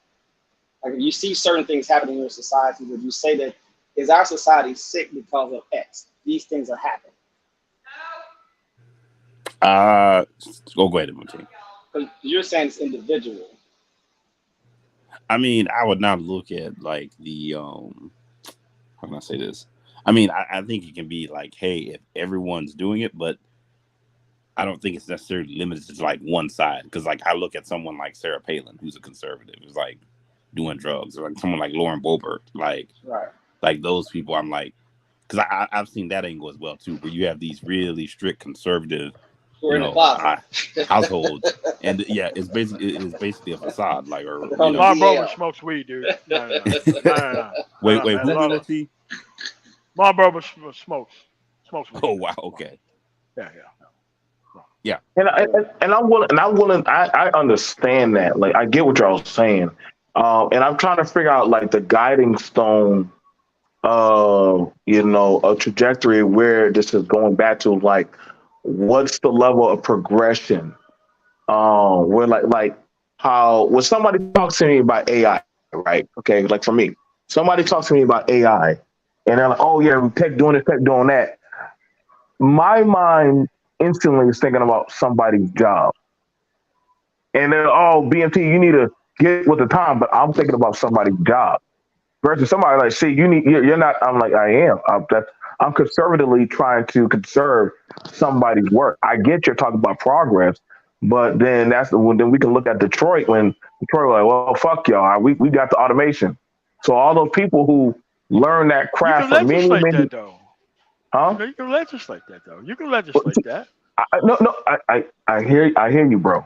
But you understand, but you get what I'm saying? Like, I'm trying to make sure, hey, these guys who literally went to school for automation to do this, literally, it was like a big fuck you to their face. That literally, I wasted 10 or 15 or 20 years of my life, and now I'm being told that this same machinery that I put together is replacing me. Which literally, as we saw, Motor City is pretty much a dead city now. And But was it that's because of legislation, right? mm, hey, listen, Nah, Wasn't like no, no, no. the It's a lack NAFTA thereof. deal and some of that stuff wasn't that legislation that sort of created I feel some of like that these could have been situations. stopped. That could have been stopped if done properly. It could have been Yeah. stopped. Because the majority of my business was done in Detroit and Ohio, Mm. Youngstown, and all that kind of stuff. Like the majority, that was the majority of my business. So when all that stuff kind of went to Mexico, I had to change the way my whole business operated. Period. So yeah. Yeah, But So what I'm saying was that legislation that affected what you were talking about with businesses and stuff. oh, absolutely, Okay. absolutely. Like I believe when a business go to a state and they employ a certain amount of people, the people that's not your company. That's a public company. You're Mhm. not going to move that anywhere. And you let them try to lie to the people all they want to, and that's what I mean about sucking that corporate dick and not knowing what the fuck you're talking about and being a lobbyist. The people should come Mhm. after your ass if you're trying to cost people their damn jobs. So Now, from the left and from the right, if you're on the right, I'm assuming DMT, you still on the line? Yeah, I'm right here. I'm right here, bro. Do you think we should invest more in the military or close the Well, bases I on mean, it well, and pull back from the empire? I'm ex-military, Hmm. and so for me, yeah, Too much I'm more. conquest. Listen, I've done traveled the world very much so. I, Um, I, I, I mean, me being even on the left, I think we should. I just think it should be more towards like veteran care. yes. listen, I like like I was for veteran choice of giving the veterans a choice in their on how they want to go about their medical. I feel like, hey, I mean, you can die for this country. You should at least be allowed to choose your damn doctor or get a second opinion. The VA don't have to be the end all be all, especially telling somebody who's in pain. You know what I'm saying? And so, Right. uh, some of these things that are happening, especially with People the from the left don't want you to have that choice, though, correct? No. Like here's the thing. Like people on the right, they don't want to use the government for anything. They want to enrich these doctors. You go to these doctors like I have a card because I drive all over the United States, so obviously I can't get VA health care from a specific place. So Mhm. I get to go to these private doctors, and these private doctors, the only thing they want to do, battery of tests, whole bunch of bullshit that you don't need. I'm like, hey, simple fucking checkup, and not just go back to the VA because I know that they're gonna do it a certain way. But I think most of the stuff should go towards the healthcare portion of veterans and not spending all this money on the actual defense contractors. I think a lot So of that stuff should you go think take we should care. retract as a military, as an armed force? No, no, no, That's no, going to no, be hard no. to do. That's gonna be hard to do. No. Like the majority of the money needs to be Mhm. spent on the health care, not really getting rid of the business of the military. That's not what I'm saying. I'm Okay, saying that most of the money goes out the window to the defense contractors. Almost none gotcha, of it go towards veteran care or anything else. gotcha. Dealing with the Like, yeah, military and pay raises and all that shit. Because here's the thing: you want a professional military, you want a better professional military. Make sure that they get paid the type of wages for whatever job outside of the military. Like it is time that we end this, this communistic bullshit about a computer programmer and a cop get paid the same amount of money. No, it needs to be scale to what it is outside the military. Like admin troops shouldn't get paid shit, and people who do dangerous shit get paid a lot of money. Oh wow, so you're for changing that. You don't Oh think that yeah, wages oh should yeah, just go up across absolutely. the board? Hell no. Mm-mm. No, no, no, like no, no. I think that whatever your career field is, it should be comparable to what's going on the outside. Comparable, and your actual wages should scale and how it is in the federal government with like an actual differential bonus based on what area that you actually live in. Well, I would I don't. think. Well, I guess I would caveat it with the way the private work that like that's if you're talking about just changing the military and the private market doesn't change. And I think you would need like a floor. I think you need a Yes. floor, and then you like say, okay, like if your job is more sophisticated, more dangerous, like here's some sort of premium, even though and because there's a floor, it's not going to match necessarily the private sector. It won't fluctuate like as much with the private it, Do, sector. do you think I, do you think it makes sense for the market to figure it out, or you saying a person should dictate that? see, I think it I'm should a be buy. like some glass ceiling type shit for this area in the Okay, United States. This is how much a nurse makes. You're a nurse in the military. You should get exactly that amount of money for that job.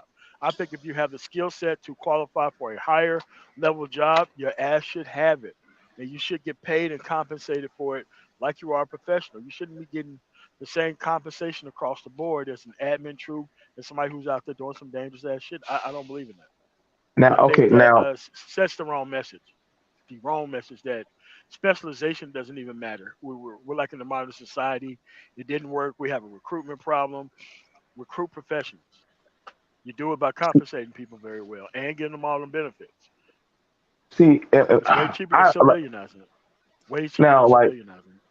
like, and I get what MOT is talking about, but we've had this actually how we met in our first conversation was talking through traveling in the military and on finances. And like I'm never gonna find a job unless I move out of country that's gonna pay me for my skill set. I'm never gonna find that. And literally, like for me, when it comes to for me as a conservative, uh, do I think law enforcement get paid enough for the shit that they go through? I don't think so. I think if you have to deal with certain people, like what I'm saying, like and hey man, like I'm like it's a mixed bag. Like it's a mixed bag because granted you're signing up for a job. Like school teachers don't get paid next to shit, yet they're told that they got to teach kids, yet they barely make enough. Like and I'm like, okay, that's crazy. Like so this their guy. job is their job is guaranteed, and there's no competition. There's no the market isn't solving that problem, right? Well, I mean, here's the thing about it. Like, look, Wait, I you said a mean, teacher's job is guaranteed? I don't know. I know they have some sort of million thing where not No, not no, not really. after so many years you become Certain senior or something like no, that. no, no, You certain no, can't no. get states, That's fired. by certain states do, and certain certain states states don't. don't. Yeah, Yeah, they're Okay. right. That's the thing about it. Like in South because you. Carolina, like, go ahead.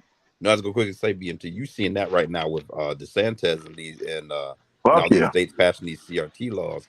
They can fire people like pretty much march them out, fire them on the spot in some of these states. See, and Like I don't agree. I one don't paragraph agree law with that, decides bro. it. I don't. I'm not. I don't agree with that at all. Like, see, that's what I'm saying. Like, because here's the thing about it. One, first off, it's like my state can play by these rules. Fuck your state. But then and this is why like I'm like, hey man, like all states and all sanctions ain't equal. Like this is where we're having this thing. Well, where we're having these issues. Uh, I don't have to play by your rules. I can do whatever the hell I want to do. And some people are like, well, that I don't see the problem. And I'm like, well, that's the problem because everybody doesn't have to, allocate the same rules. Like you're not gonna raise the minimum wage to California in Mississippi. My God, the goddamn their market would crash the same night. Like you couldn't do that. You couldn't do that. Like Yeah, it'd be How like much? Tell me this. How much I want something to responsibility? be. Oh, I'm I'm sorry. sorry. Go ahead. No, you go. Go ahead. You go ahead. You go ahead. No, I just wanted to just kind of expand on that point.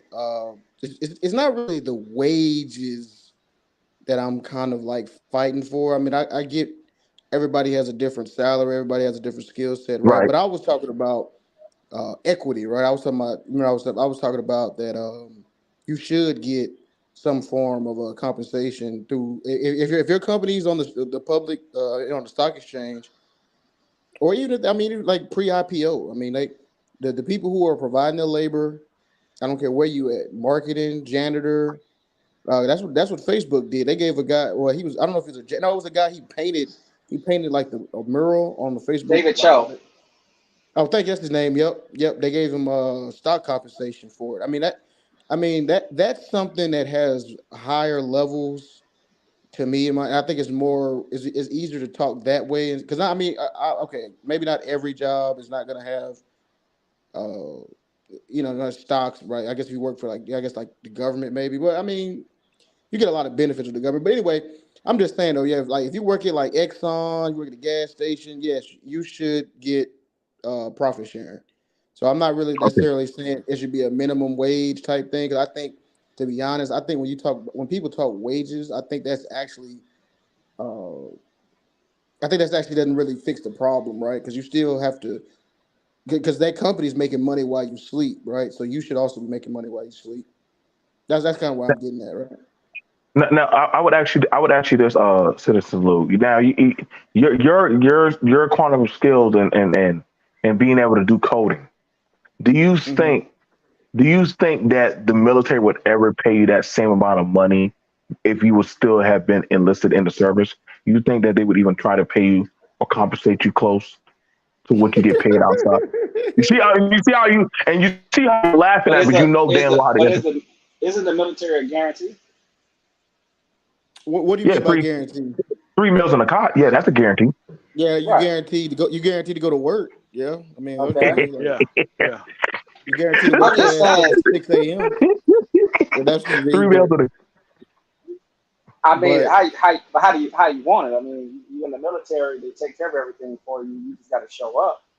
Yep. Versus Thank being you. yeah, out here in these streets, being out here in these streets but you and, get and kicked can get out. laid off at any moment because the No, CEO. you can't. No, you You can't know. get laid off. No, you can't get laid Okay, off. I'm listening. Okay. Or Because that, they yeah, have that this thing. happened. Yeah, it's I forgot. It's called CMAP at the Navy. Uh huh. They kind of go through everybody if you've been in too long, or Mhm. if they deem your rate is bullshit and it's not like worthy anymore of them paying it. Mhm. Like they'll deny you reenlistment, and then you just have to finish out your contract and go on about your way.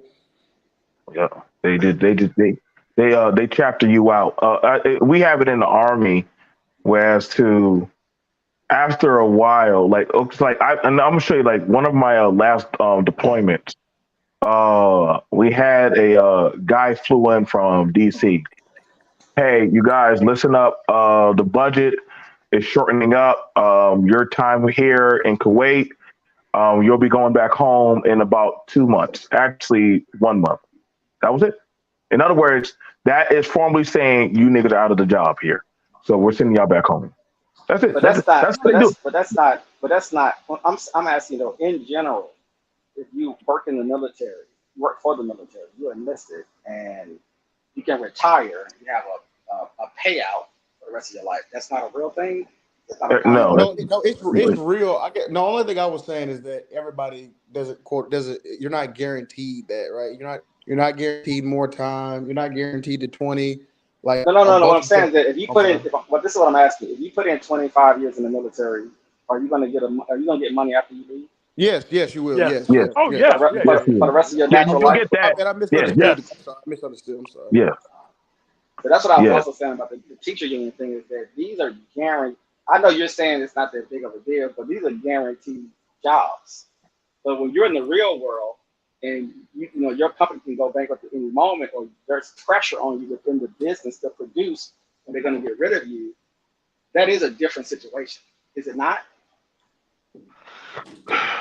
For the, but we done. Well, I'm gonna say it like this: Obama done like, and I respectfully to Obama, but he already said it what it was when hey, listen, you guys who've been overseas, y'all Mhm. going home.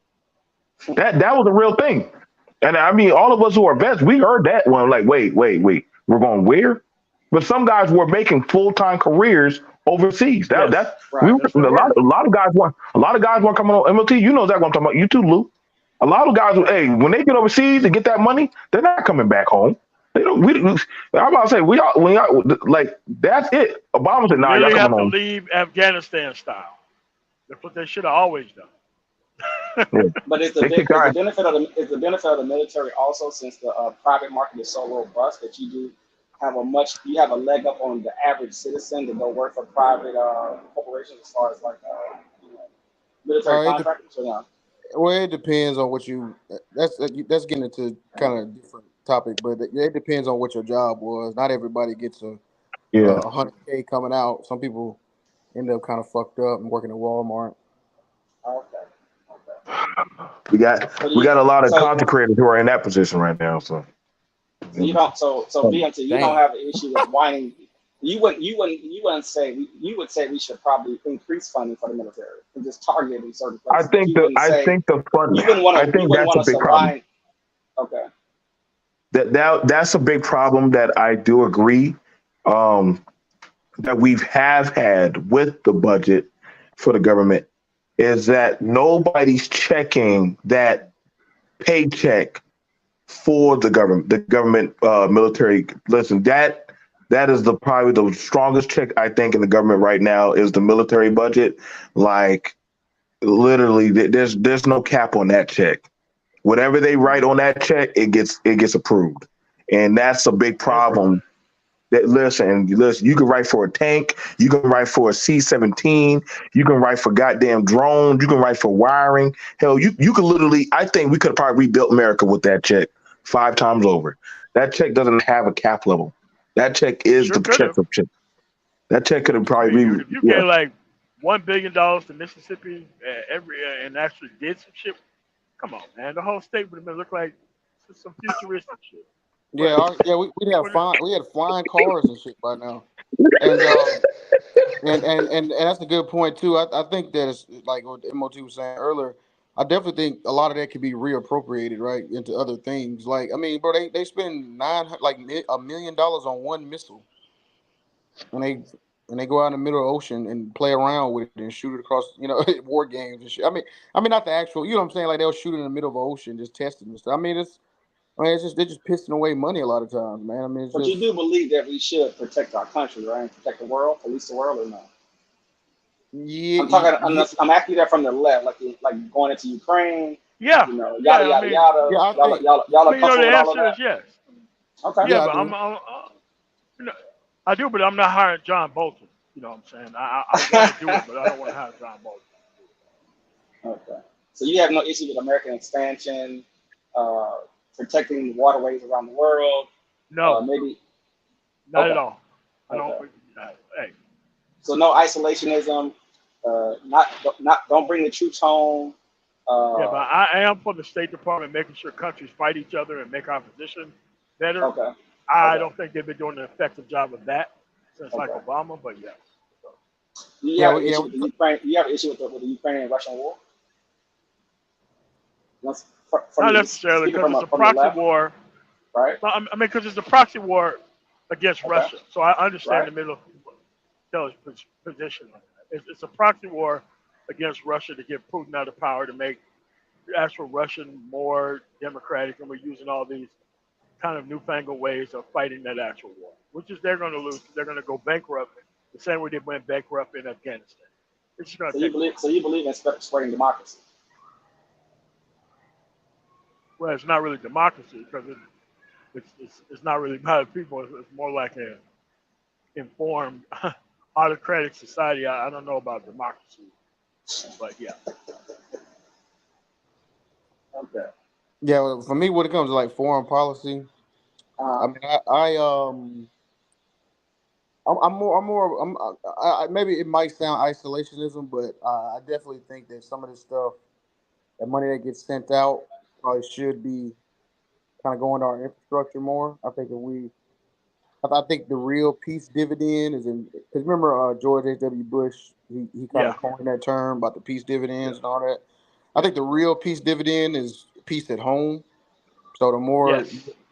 right, so the more you invest at The home, best shit, the best education, the best jobs, the best training to get people to the jobs, not using the HB1 visa system. Yeah, exactly. And see, that's kind of and different. paradox, I'm kind oh, of I'm sorry. noticing. No, I just Uh, want to say, no, I'm not. I'm kind of like when you talk about taxes, I'm noticing something. You're talking about taxes as the budget is, right? So, because a lot of people say cut programs, take this away. I'm for expanding, right? Like I said, right. if we tax these billionaire corporations, have some of these subsidies off or whatever. Uh, Well, maybe not the subsidies because we do benefit from some of those. But I'm saying though, if we incentivize certain things, right? I think that people aren't really looking at that, right? Like what we tax billionaires. There's only like what 400. We yeah. tax their ass Yeah. a good chunk. Man, we could expand. We could expand this shit to high moon. Because bro, I mean, at the end of the day, these big corporations utilize socialism. They utilize the infrastructure A that hell of a lot socialism. that you don't see, man. A hell of a lot that you don't see. Exactly. Just for a simple example, right? Paradox, Amazon, right? In order for them to ship all those packages across, I mean, they use the federal highway system, right? I mean, you need that. I mean, they Yeah. use, you get what I'm saying? Like these social media companies, the internet was created by the government. That was socialism. Uber and Lyft. I mean, GPS was created by the military. I mean, it's just so many things that they're utilizing that was, but we never. But the people haven't got a dividend off that, right? Like Okay. they're the only ones profiting from that. So that's kind of the crazy And deal we're with not it. even talking about the medication, National Institute of Health. All this government shit create all these medications, and these actual drug companies come and get this shit at pennies on the dollar, and then turn around Uh-huh. and sell them to the general public. It's like, dude, there's a lot of shit the government does and pay for, Does Like it and we're does not it asking for money. paradox. I don't, does the debt and deficit bother you at all well, see the from a deficit. leftist perspective? Well, see the deficit. I mean, you can't look at debt like me and you look at debt, right? Of I course mean, they not. you get them like they issue their own. Absolutely. Not about your house. Not about what you do in your house. I got You get what I'm saying? Like you. our Totally debt, get it. yeah, our debt. We can't we can't issue our own currency, right? Right. Yeah. Uh, you get what I'm saying? I mean, We the can't thing leverage our military. I got you. I'm with you. you're right. You said what I'm saying. We can't flex on China to make them not demand their money. It's a bunch of stuff we can't. That's why when it comes Right. to that But if debt, you're that but you Mhm. running a $30 trillion deficit plus 30 $40 trillion, then you're not your debt is what a one you can't cover the debt. Is it what is it, 1.5 trillion over? Well, that's a That well, hey, I know that I well, know hey, it's that's a more complex than just saying it out loud like that, no. but Well, I mean, the I'm No, thing I mean, about but it I is, can help you with okay, that. bro. Go ahead, I bro. mean, I can help you with that. I mean, if the deficit and the debt was so important, why are we still wanting to cut taxes regardless of what happens whenever Republicans get in office? that is a fair point. Yeah. Yeah, Exactly. Hey, I mean, like they don't care about the deficit and the They're debt still paying for that except for when seven it comes trillion to dollar taking war care from of. Afghanistan. You're right, from George Bush's Yeah, Afghanistan. I mean, they literally provided nothing. I mean, this dude is chilling out in a compound near a Pakistani military base, and we spend how many uh, billions of damn near trillions of dollars trying to find this dude, and we knew where he was. That's what I mean. That people have to have an actual overall understanding of how these things work, and you have to be heavily penalized if you don't know how they work. Because there's a But you lot of do have you do corporations have that to come out try here and you just do have fake to it. try to simplify for the common man though. I know it's very complex and super smart people sort of deal with that stuff, but But that's a lot of well, deliberate lying, though, by paid tools on TV and right. elsewhere Because that needs when to they be say heavily penalized. when they say unemployment is at 3%, is that a real number? You say No, that's a top line number that they're using, right? But we know that's not the actual. yeah, but You here's the probably shouldn't thing even be about measuring it that way, actually. Yeah, but here's the thing: when you change the overall way the unemployment is actually calculated Right, for it to be true, the unemployment number, the real unemployment number is probably going to be like somewhere near 30%. right, If you add in all the disabled, all the elderly people, and the children, it's yeah, probably like 30, 35, maybe even 40%. right, So this, like, no one wants that on their watch to where right, all of a sudden unemployment is 3.5%, then all right, of a sudden it's 40% because they, and then you got dishonest people on TV. They don't actually correct anything. They make the truth an advertisable position that you have to defend with your life, and you can fix it if you stop having news organizations be part of the for-profit actual media portion. You can only be a news station that's a nonprofit, can be paying people this amount of money on actual TV, all that type of shit. You got to separate. If you want Yeah, it to work, you got to separate. yeah, and by the way, Peridot, that's the that unlimited printing of money. That's the tenet of communism. Getting rid of that. I just wanted to let you know. So you kind of sounded communist over uh, there. Violet. No, when you talk about the deficit, it says $30 trillion. I do try my best to understand what does that really mean, you know? No, no, well, I'll tell you what it means. Also, when they print more money, that's a tax on us. Right, That's inflation is a tax on us. right, So it's like I'm definitely not for unlimited printed money at all. At the same time too, I know our economy wouldn't have expanded as much as it has without it. Like right. if we were on the gold standard, we probably wouldn't be where we're at GDP Oh, of wise. course not. No, no way. But Right? You know what I'm saying? I wonder how hard it would be on even government programs if you started to deal with the debt or the deficit. Because they're gonna want to cut, and Well, they're gonna want to raise taxes.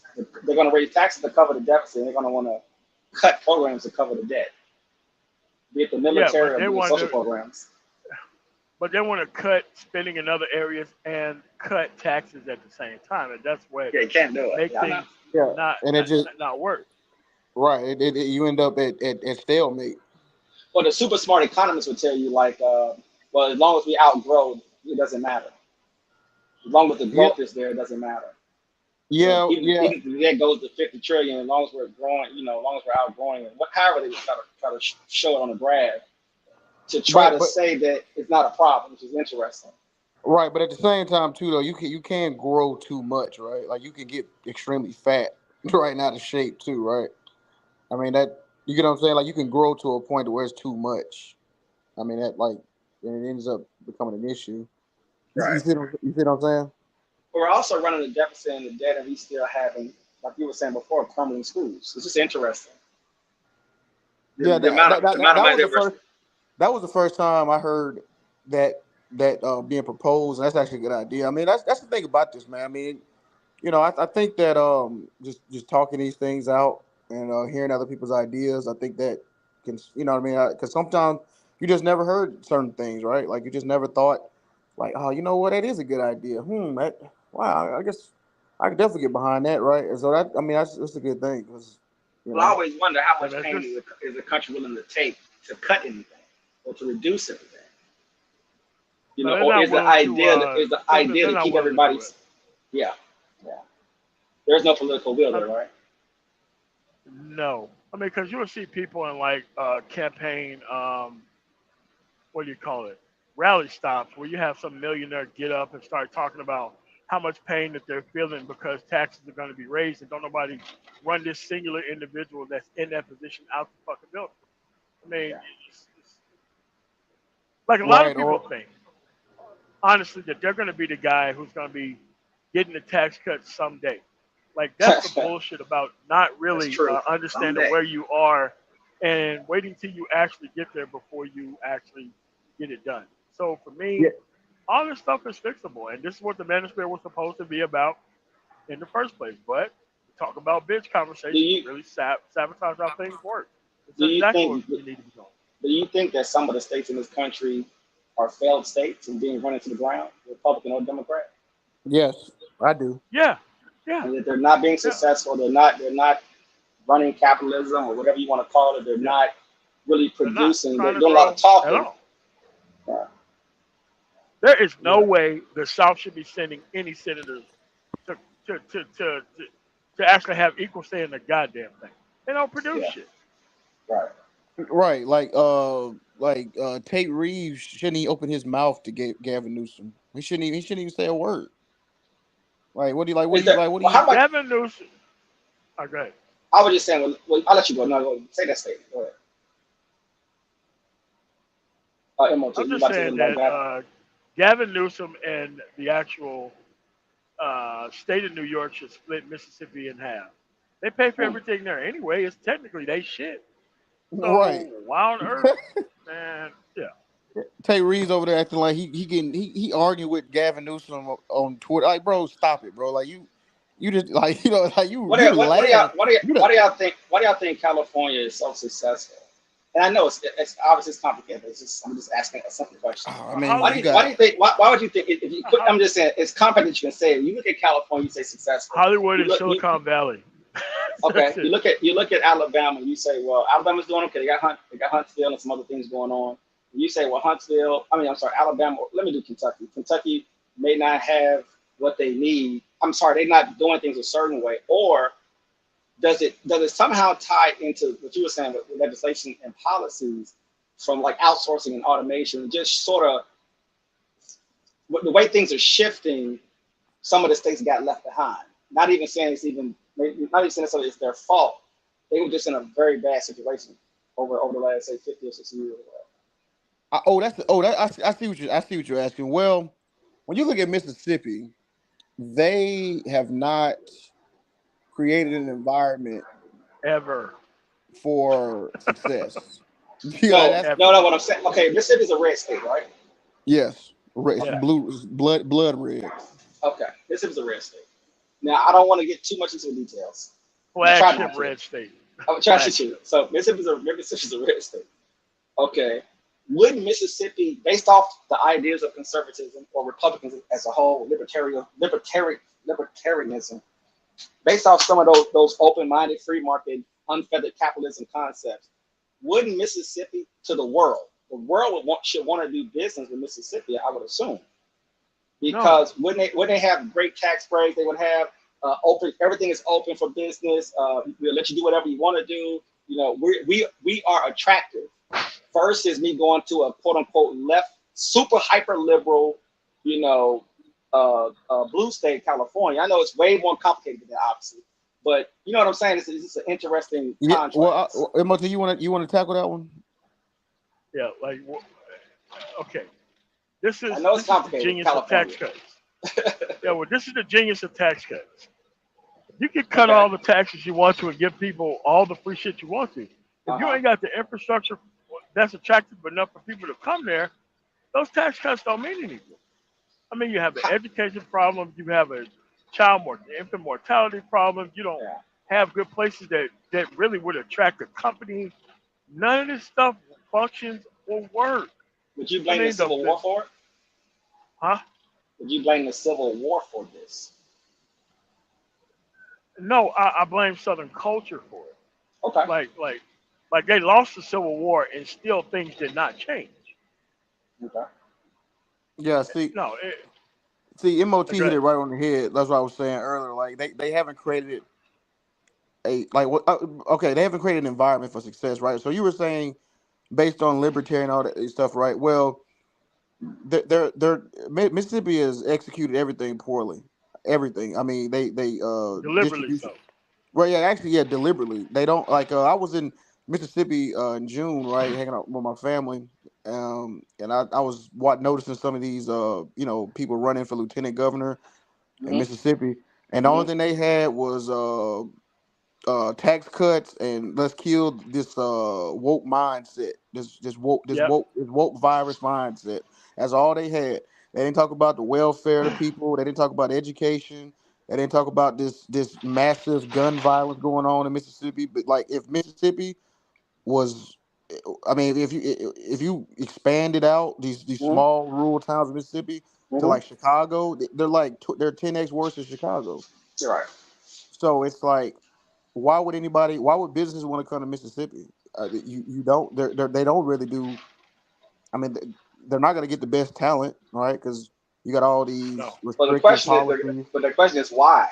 That's the question there, right? Because, like you said, Southern culture, they're Yeah. Yeah. still have that It's an mindset. entrenched power set to where they'd rather people starve to death rather than Yeah. spend the free government money that is given to them, that they have access to apply for. And this is why I say a bevy of nonprofit organizations can go down there and really change Mississippi. That's why I'm going back. I'm going Okay. back on some nonprofit shit. I'm gonna be fucking having these. I'm gonna be taking care of all the needs of these people, and that all that money's coming in my pocket to turn around, buy all the fucking farmland, and you just got to be the Mormon Church in motherfucking Mississippi. That's it. Get yourself a Right. church or organization. Start having your own schools.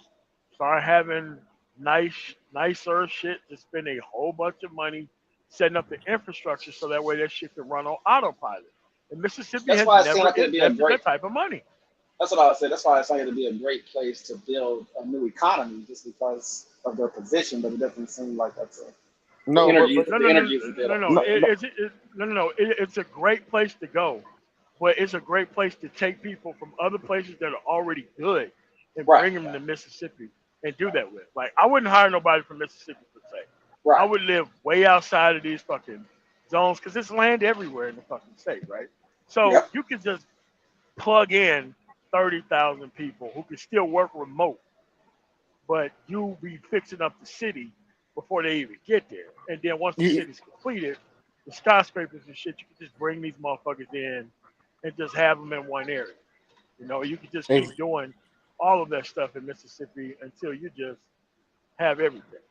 So, that's what Natchez was doing. I think Natchez, Mississippi. They were I think it was Natchez. They were giving like I think we get like $2,500 to remote yeah, workers to relocate to Mississippi. Natchez was doing that. Yeah, Natchez. Vicksburg and Yeah, Natchez was doing a program like that. right. So I Two mean, that's places the I thing, still man. would live at, but yeah. Right. And I you mean, would consider you would consider I'm not moving to California Texas. the complete opposite of that. You're saying. Yeah, because I'm glad you said that. See, that's what I was gonna say. See, when you look at California, right, just the history of California, right? I mean, Yep. it just breeds innovation, and people just want to go there. It's just the best talent goes there. I mean, that's just where you want to be, and it just and look at how many, even though I'm against it, look how many multinational corporations were birthed in California, right? Yep. Yeah. And then just look at I mean, just their universities like Stanford. They essentially created Google in Stanford. I mean, just Yeah. look at all these like companies that come out of these colleges. And Unix at Berkeley. Oh, you're right. You're right. Yep, you're right. Facts. Yep, you're 100% right. Yep.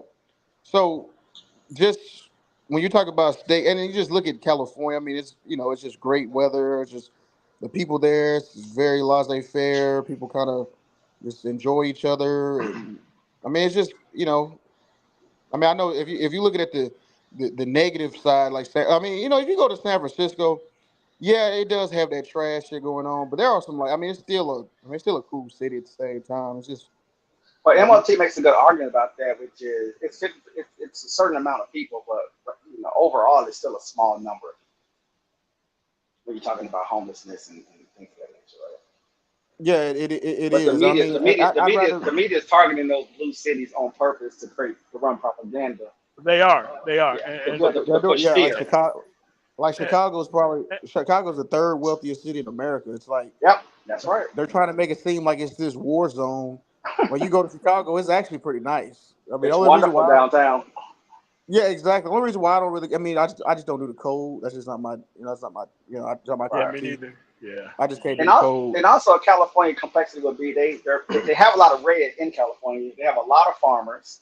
They produce a lot of our food, obviously. So that's a part of it, right? It's not only just the tourism dollars, Hollywood, Silicon Valley, but also kind of the core of California is going to be. I'm assuming farming and probably even No, you're right. No, no, some energy, California produces a lot of food for America. I mean, you're not right? wrong. But I mean on scale though, right? Globally, from Yeah, I think that too. from Yeah, you're right. That too. yeah. They have a lot of, yeah, you're right. They have a lot of resources. I mean, California is No. just sometimes, So man, that's why I like said it's a hard comparison. I know California is way more layered and way more complex. You know, because the tourism dollars alone is probably number one, number two in America. So, when Oh, you just look at, easily. if you just look at California, to be honest, it's probably like, it's probably the best real estate America has. I mean, if you just all look right. at it, like, because sometimes paradox, right? But I'm sorry. Go ahead. Go ahead. Well, go ahead, bro. I don't go on the tangent. No, Go I ahead. was just gonna I want you go ahead. I want you to go on the tangent. I was just gonna say that it's interesting because California is the most expensive real estate outside of maybe like Jersey and some other places. It's the most expensive real estate. You would think in America because people claim to believe in capitalism, believe in all type of things, you know, lower taxes, etc., that the energy would naturally lend itself to Mississippi or Kentucky. Man, Mississippi. You think the natural flow would go to where, okay, in America you're free, you have choices, you're not bound by no state, no one owns you. Then okay, I'd rather overpay all these taxes, I'd rather do all of those things versus, you know, okay, as a capitalist, okay, sure, I can go set up a company in Cambodia, but why not set it up in Lexington, Kentucky? So I always try to wonder, is it the federal issue? Is it some other issue that's trying to say, well, you know what? We don't want America to be successful as a whole like we used to. So we're going to isolate that success in Texas, California, Florida, and New York and DC and sort of starve out the rest of the country and then use globalization, you know what I'm saying, to fill up our coffers and setting up businesses over in China, etc. I never know if how those things sort of intersect with one another. Yeah, well, this is why I don't believe in giving companies tax subsidies. Like Mississippi or any place that's not New York or California, they shouldn't be getting tax subsidies because essentially California, New York, and Texas are actually paying for those tax subsidies that all these places are giving for companies to actually go to their shit. So it's like they're spending California's money to bring other people to their actual state to do business. So man, look, it's it's like look, most of these states should be destitute as shit for real. Listen. Mississippi is just. It just has so many just corrupt things about it. Paradox, like it's just. They misappropriate funds, like SNAP funds, to buy football stadiums and. Do you think Mississippi, this is a stupid question, do you think Mississippi will compel the federal government, get a bunch of visas, go find all those smart kids in South Korea to go to school 7 days a week and go to Well, I'll give India you to the one better. engineering school and say, hey, I know that y'all are brown and yellow, but we good though. No. They do. No, they go. No, they go. No, they keep the white supremacy going. They did that with those. They tried to do that with the farmers in South Africa. Yeah, Well, no, they didn't try. They did it. I'm sorry, I they said did try. it. They Yeah, they they did did it. it. Yeah. Yeah, try my ass shit. They achieved it. Yeah, Dude, I'm we talking sorry. about Yeah, Sunflower County here, man. Yeah, nah, but they go do it. yeah. So they got those South African farmers, those white So South. race over economics, race over capitalism, basically. Yeah, pretty much. No, no, no. That's kind of. Yeah, that's pretty They much how they use look at race. They use race, but people there are so stratified from one another that they can never be in a room with each other. Wow. For real, like that. Like you can't. You're starting to see it like in the Delta, to where you have whites who are now chilling on the other side of the tracks or whatever. But even 5 years ago, that shit was unheard of. But it's just that there just ain't nobody out there anymore. That's why people are able to move around like they never could. Is because everybody's either dead, in jail, or just straight up fucking left, Yeah. or But just can't survive in those circumstances anymore. But if you're running that state, because that's what I was saying before, just kind of about how in these kind of systems, over time, you churn out so many people that you may get a place like Mississippi. Not saying that's why. So would you think if you was running that state, you became the governor of that state or had influence in the government of that state, that you would focus on saying, you know what, we're going to wash these people out and we're just going to dump in 5 million new people. And that's to cover all your labor, your high-end labor, and cover your low-end labor, so you can get the infrastructure built. That'll be all immigrants. Now they're not going to speak English, but that'll be all immigrants coming in there to handle all your infrastructure, your water lines, your power lines, all new technology, smart city, the whole, give you the whole works, right? And then layer that on top of that, which is another class of immigrants that are coming in that are going to be highly more sophisticated, higher educated, and then exploit them as well to sort of implement all of that infrastructure. Mm, I don't know about 5 million. Because I you don't need know. some numbers, I would assume. Because I think I mean, California because reports I like a think the million state itself people. is like 1.2.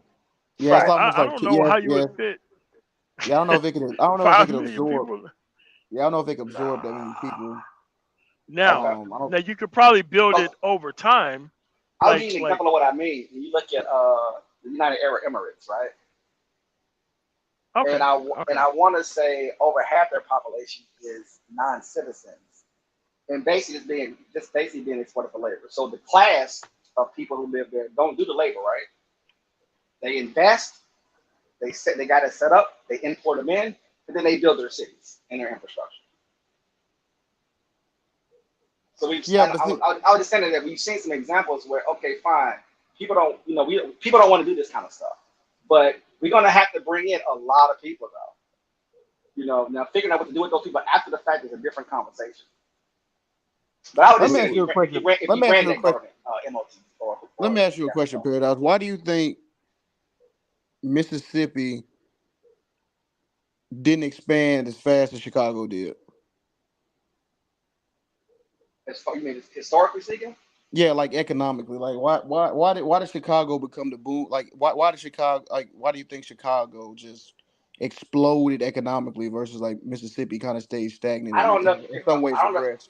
I'm not sure if you can compare the states. I know that Chicago, No, Illinois. Chicago's a city. No, All right, Chicago's a city. I know. I I'm stick with the just saying. city.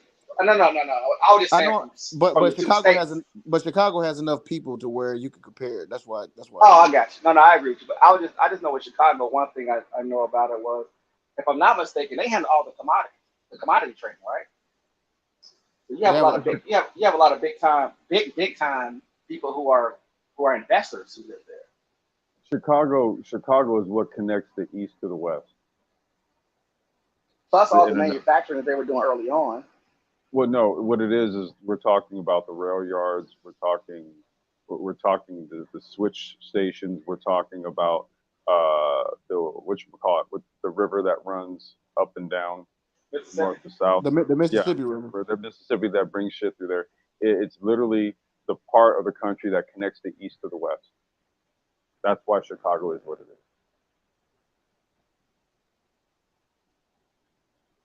So you saying it's just a location complex? That's what you're saying?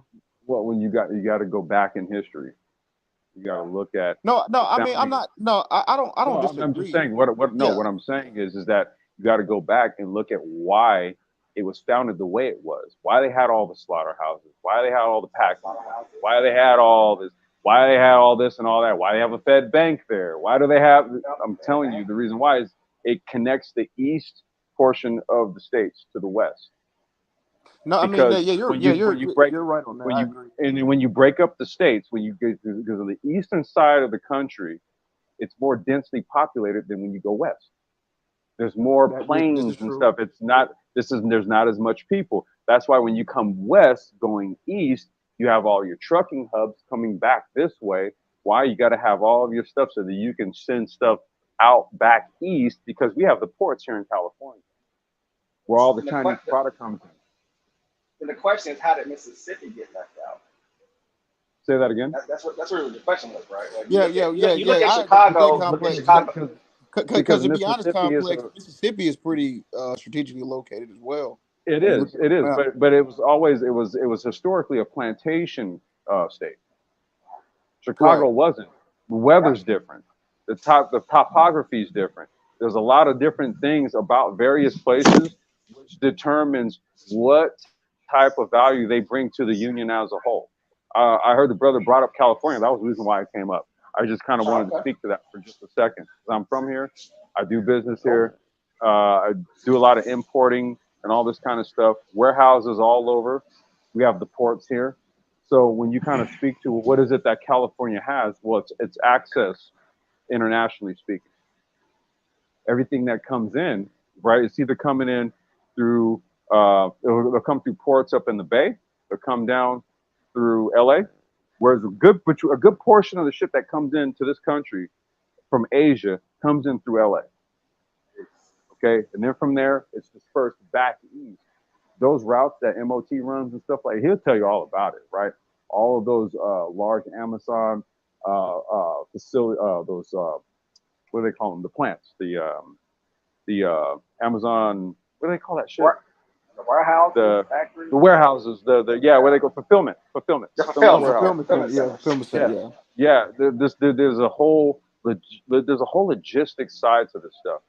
I deal with it to a large extent, but when you get down into like the logistics of like Amazon, Walmart, and all that kind of stuff, you'll start to understand how they strategically place and how they see value in certain areas of the country based on, let's just say, a large concentration of where their stores are, customers are, et cetera, et cetera. No, Right? and that's It's almost like a domino effect. Jeez. yeah, because that's what I was gonna. I didn't want to go on that tangent earlier. I was trying to like shorten it up, but I was gonna say like, if you look at like Europe versus Africa, right? I mean, these trolls, these racist trolls, they'll try to like use Africa as like some type of example for like black people being inferior.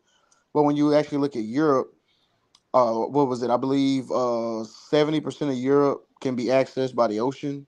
So they just by being near an ocean and being Mm-hmm. able to become a maritime nation, they were able to Yeah. trade first. They were able to, and another things too. Europe goes east to west, right? So your climate terrain doesn't drastically change when you're going east to west, but versus like something like Africa, where you essentially have to traverse it north south. That's when your climate changes, the terrain changes. It's just so many things. Like they can't really have a railroad system in Africa because due to like I said, the terrain changes and just so many different things. So I was just use as Well, example, like when Complex talked about California and other states, like Wyoming, like nobody's gonna. I mean, it's just mountains, right? I mean, who's gonna really live in Wyoming versus you got like Wyoming is say, it's the ranching. That's all ranching, right? It's right, ranching, right. and then Wyoming, like Jackson, whole place like that. That's where rich people park their money. People Right. park their rich. If they don't park it offshore, they'll park it in places like Martha's Vineyard, Jackson Hole, Wyoming. What's some of those other kind of hole in the wall places? I mean, Palm Springs, kind of California, Yeah. shit like that. Right. Obama's they bought a crib out there. Right, exactly. So and then Mississippi, Mississippi has a horrible reputation. It's just, and I mean, and and at the moment they had the opportunity to change, they didn't. Right, so you got hundreds of years of that going on, just outright hostility toward people that weren't from there or look like them. So that deters people. Just a Do bunch you of think stuff. Mississippi has any more corruption than any other state? It has a lot. It definitely does. I I mean, It always can't, wondered it if it can't, has it any can't, it have can't more, possibly have more than California. It can't possibly have more than this or place. Chicago for that matter. Can't yeah, have more than this place or Chicago. It's too small to have more corruption than this place. Trust me. yeah, but you know what? But if you if you go by per capita, it probably got some. If No, you I'm if you, not saying it's non-existent, but man, I tell you, man, California is a doozy. You got no, this I is the mean, yeah, biggest. definitely. This Y'all is are the the fourth sixth largest biggest economy in the world. economy. Well, oh no, six. I think it's at six. The last time I heard, this is on Valuetainment. Patrick Bet David, he was kind of going down some stats, Yeah. and California is at number 6. Okay. But Yeah, I know. that's I think one Newsom said state. that they're moving to the fourth place soon. But okay, I got you. Probably, I wouldn't doubt it at some point. Yeah, I think we're I bigger wouldn't than doubt it. I think California's bigger than Switzerland. Well, I mean, you got the dude. You know how much goddamn Asian money you got coming in here? Why do you, that's why you have, dude. Like, how do you explain the But you're, and homelessness? you're tying that back to like. Oh, I'm sorry. Go ahead. What about the homelessness? I was just gonna say, how do you explain the homelessness issue, the unaffordability of housing in such a big state? How? Oh, That's how, oh, because oh, I know how. It's the are you real talking estate about market is restaurant? artificially. Well, the real estate market here is artificially propped up by Asian money that's come in, and what they do is they just basically funnel it into real estate. Yeah. Yeah, that's true. They do the same in New York. That's true. And Yeah, then yeah. they don't want to build new housing and Mm-mm. things Mm-mm. of that. And then some places like LA. I mean, So there's some basically, areas. Mississippi's not corrupt enough. Is the problem. No, Miss, Well, no, I don't know Mississippi, about that. Mississippi, I They need to don't be know more about that. corrupt. Mississippi, I don't Mississippi. They know not about play, they that. not playing the game right. No, Mississippi be better Maybe. off just getting annexed by Texas. To be honest, Mississippi would be better off doing that. They just Oh, became, okay. they just became the great state of Texas. But now I was wondering because he had said the Asian money, and I was wondering. I said, at least in America, at least the time we're living in, or maybe all the time. I mean, how much immigration do you truly need at all levels to be able to really run your state? You You said how said how much do much? you? You say Yeah, that just how again? much. I'm just saying how much immigration, right? So you're doing deals with other countries and allowing their people to come here, and then on top of that, those countries are also investing in your state. Well, that largely has to do with civic planning. You know, your local economy. Like, Right. can you account for it, right? So if you Right. have companies that come into your state, or like let's just say a large city within it or a suburb within it, right? And along Yeah. with that company, it brings like 10,000 jobs. Sure. Okay, so now that's 10,000 taxpayers. Right. Now you can actually tab that. You can tab that. You can go based on, okay, well, let's see, there's going to be 10,000 people that's going to be coming here working for this company, and then they can break down the salaries. And then from the salaries, you know basically what you're going to see in tax revenues. That's what civic planners do, Would you say right? that Like, Arizona is also eating up in California? Why they having so much success? There's a ton of companies moving there and yeah, building like I mean, crazy. well, yeah. My mom is originally from Arizona. I got a shit ton of family. I lived there for 3 years. Okay. I used to go to Arizona when I was a kid all the time. I love Arizona. It's basically like California. Yeah, Right. it pretty much is It's pretty California. much like California. It's like if you ever been in the deserts in California and you go to Yeah. Arizona, you don't notice a difference. Because Same way. I want like a state like Mississippi where it's tied to Louisiana, which has their own problems. It's Mhm. tied to Tennessee. It's right by Florida. It's literally right by Texas. Texas is the third biggest economy in the country, if I'm not mistaken. So it's The interesting thing that about you still Arizona, can't. Uh huh. I was gonna say, the thing about Arizona is that you have a lot of California businesses, right, leaving to go there Yeah. or to Yeah. Texas. No. Yeah. And you Or have the a lot of Texas, right? manufacturing businesses moving down there. And the reason why is because there's a huge manufacturing base right across the border of Mexico. Yes. Okay. You see, so your supply chain becomes a lot shorter if you just move to Arizona. Yeah. You don't Yeah, have to transport stuff up Elon too tried to far. go to Texas, and he said, "I need the smart people, so I'm going to open up this. I'm going to open up a new company, a new office back in California, which is pretty funny." No, he opened Well, up. He opened up no, a he opened in Austin. Huh? yeah. You got a little somebody that's a little bored. It's like a back. Something going static going on. Is I that think. me? My bad, dude. Okay, Are hold you on. good? No, he's right. Yeah, they opened up in what was it? That Giga plant It was thing? It's like no. in He the middle opened of up. nowhere. He opened up. No. He went back to either maybe Silicon Valley or somewhere, No, but he no, opened no. up You're right. a No, no. engineering and No, technology. you're right. No, you're right Yeah. about the California. I was talking about. I'm sorry. I was trying to remember.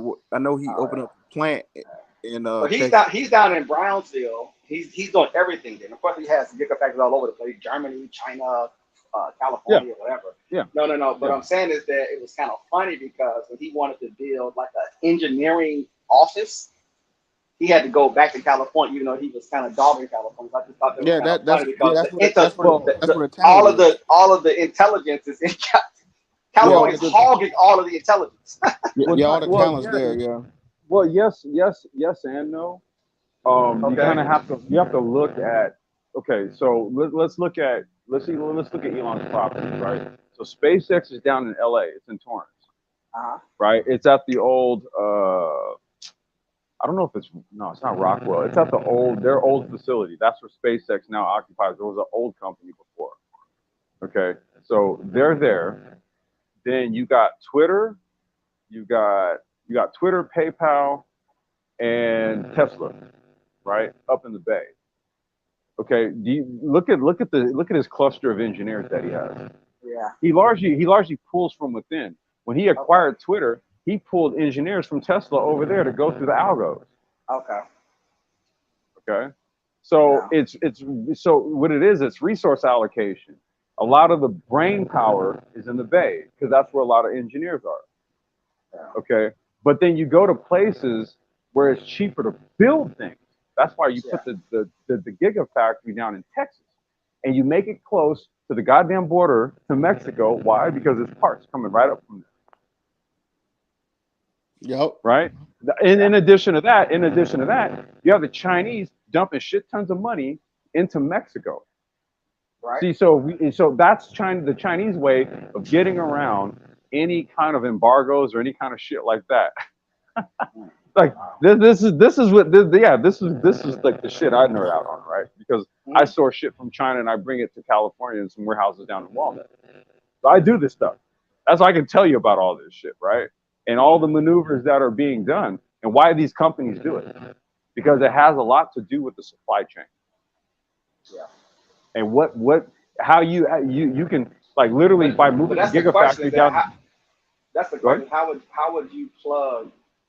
How would you say, as an American, how would you say, well, I'd rather have a factory in, I know this is more complicated. Mexico's been able to lure a factory down there, obviously for cheap labor and some other labor laws, but instead, they basically left the South, obviously, right? And they still do it to today. When they want to move to some southern state, they just end up deciding to go to Mexico. But I always wonder, how could you prevent something like that and get them into, say, a state like Mississippi? How do You got to incentivize them. You got to incentivize it. You have to make it make business sense. That's what I mean. That's why, look, if Elon will move production of cars down to Brownsville, Texas, because it's closer to Mexico, where a lot of the manufactured parts come in, like stuff that they like. Okay, Chinese components, for example, it'll come in through Mexico. They'll pull it up through there, and then it'll hit the gigafactory, and then they'll assemble everything right there. Right? There's parts that do come from over there. Okay. And so if when you amortize the cost of it all, and you say, well, look, by us making that move and going down there, we can reduce the cost of each individual car by $450 just by making the move. Would it make sense? Yeah. But that's how they think.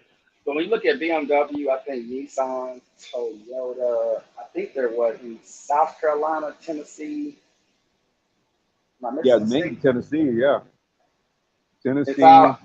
Even something like that, where you're saying where you're still able to get even foreign manufacturers to build in this country, but you still have some states that kind of get left out of that. But like you said, I guess it does tie back into maybe the skills of your labor force, maybe. Yeah, it has a lot. It's logistics too. Again, it's logistics. Typically, if you're building things like cars and shit, what you want to do largely is build them in the middle of the country. That way, from a logistics standpoint, it's an equal distance to send them in all directions. Yeah, that's a good point. That's why you got so many. That's why you see Mississippi ever have manufacturing though? Didn't Mississippi have some manufacturing? Am I forgetting about that? No, it did. Yeah. It definitely did. But I was gonna say that's why Memphis has so many, like, that's why you see like FedEx. Yeah. I was gonna say, why do you think FedEx is there? Yeah, because they're in the center, and like you said. But that's why it gets weird, because Mississippi has the river right there, and you have to go. You're right by Mexico. You're right by the Caribbean. Anybody from overseas can get to you because you are a port. And you got the Gulf. You got Gulfport. You're right. I mean that. Yeah, but see, the thing is though, those different ports. Look, anything coming from Asia is going to be coming to the West Coast. So California is lucky by proxy, I guess. They're lucky that they just, it's lucky by geography, I guess. Geographically blessed. That's pretty much the word. That's the word. Yeah. Because just how Europe was, Europe's geographically blessed. Right. When you look at it. But I always thought if you had a port that gave you had a better advantage relative maybe to say other. But it's like he said though, it has to be like New York. If you look where New York, like it's direct line to Europe, and then like you said, with California, it's direct line to Asia, with Japan, China, Florida, direct line to the Caribbean, right? Gulf. Seattle, stuff like that. They're what do you call them? Estuaries, right?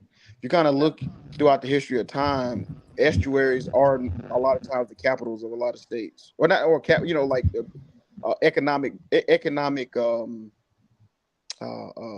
capital. Economic capital. That's the word. Yeah, economic capital. Mm-hmm. Because that's where the river meets the ocean, right? It's like where you can settle at, and you can port. You can do business internationally. You import, export, you know, and think about it like this too. Like so, like for example, like when I ship out e-bikes or something, right? Like I have a chart where I use FedEx to ship this stuff out, and basically there's about 7 or 8 zones, right, across the United States. There's zone 1, California, kind of stretches into Nevada, and then zone 2 begins, and that goes over, and then zone 3, and then zone 4, zone 5, right? And for every zone that you have to send it east, the cost goes up, right? So to mitigate it, what you do is you put shit in the middle, right? Yep. And so this is, logistically speaking, this is how our country largely sets up its commerce networks, because it utilizes logistics and location. Where That's a fact. things come in, where they're coming from. Like I said, if it's the West Coast, largely that's going to be Asia. East Coast, that's Europe. Yeah. Right? South ports, that's going to be anything coming up out of the Caribbean, the Gulf, Europe as well. South America. South America, right? So Yeah, this is how we're exporting a lot of oil out of Louisiana, the Gulf. right. Louisiana All that area. shit goes out that way. All that shit goes out. Refineries there and everything. Yeah. All of it goes out of the Gulf. See, now the refineries that we have here in California, that's for the shit that comes in to refine fuels for the California market and everybody else. Because nobody else refines fuel for California except California. So we do it for ourselves, and then we ship out whatever else. But that's what our refineries are for. Versus those refineries down there, that's to literally take the crude, refine it, ship it out. Right? Yep. California, we use a lot of our own oil. I don't know if y'all knew that. No, I knew they use a lot of their own resources for a lot of Yeah, things. we use a lot of our own oil for gas here, dude. Yeah, I think Jersey is somewhat that. I'm sure. I think Texas is kind of like. I think Texas. I know Jersey's like that. Yeah, Texas Yeah, does so something yeah, like you that got too. every state has like different things. I mean, we just look at the more successful states. Complex is 100% right. A lot of times it sucks to say, sometimes it's just geography. But when you can't overcome geography, you have to create an environment for success. And But that's what I'm Mississippi saying. definitely That's why I was. has not That's done why I that. was tying it back to that whole Republican Democrat. When you got Wait, people on the Right. right who promotes business, who promotes all these things that claim. You know what I'm saying? You know what I'm, they claim Because you know something what, that should Paradox? produce something, huh?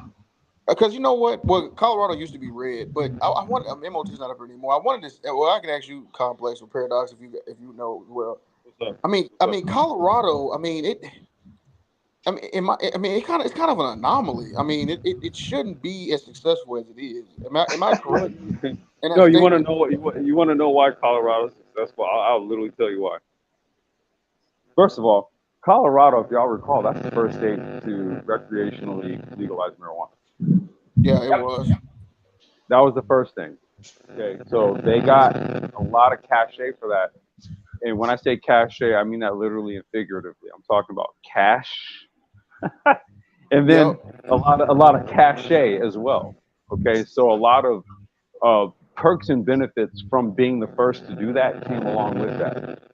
What that then It did did. was it enabled them to then come to California when we decided to legalize back in 20. Well, they passed it in 2018. In 2019, it was enacted, right?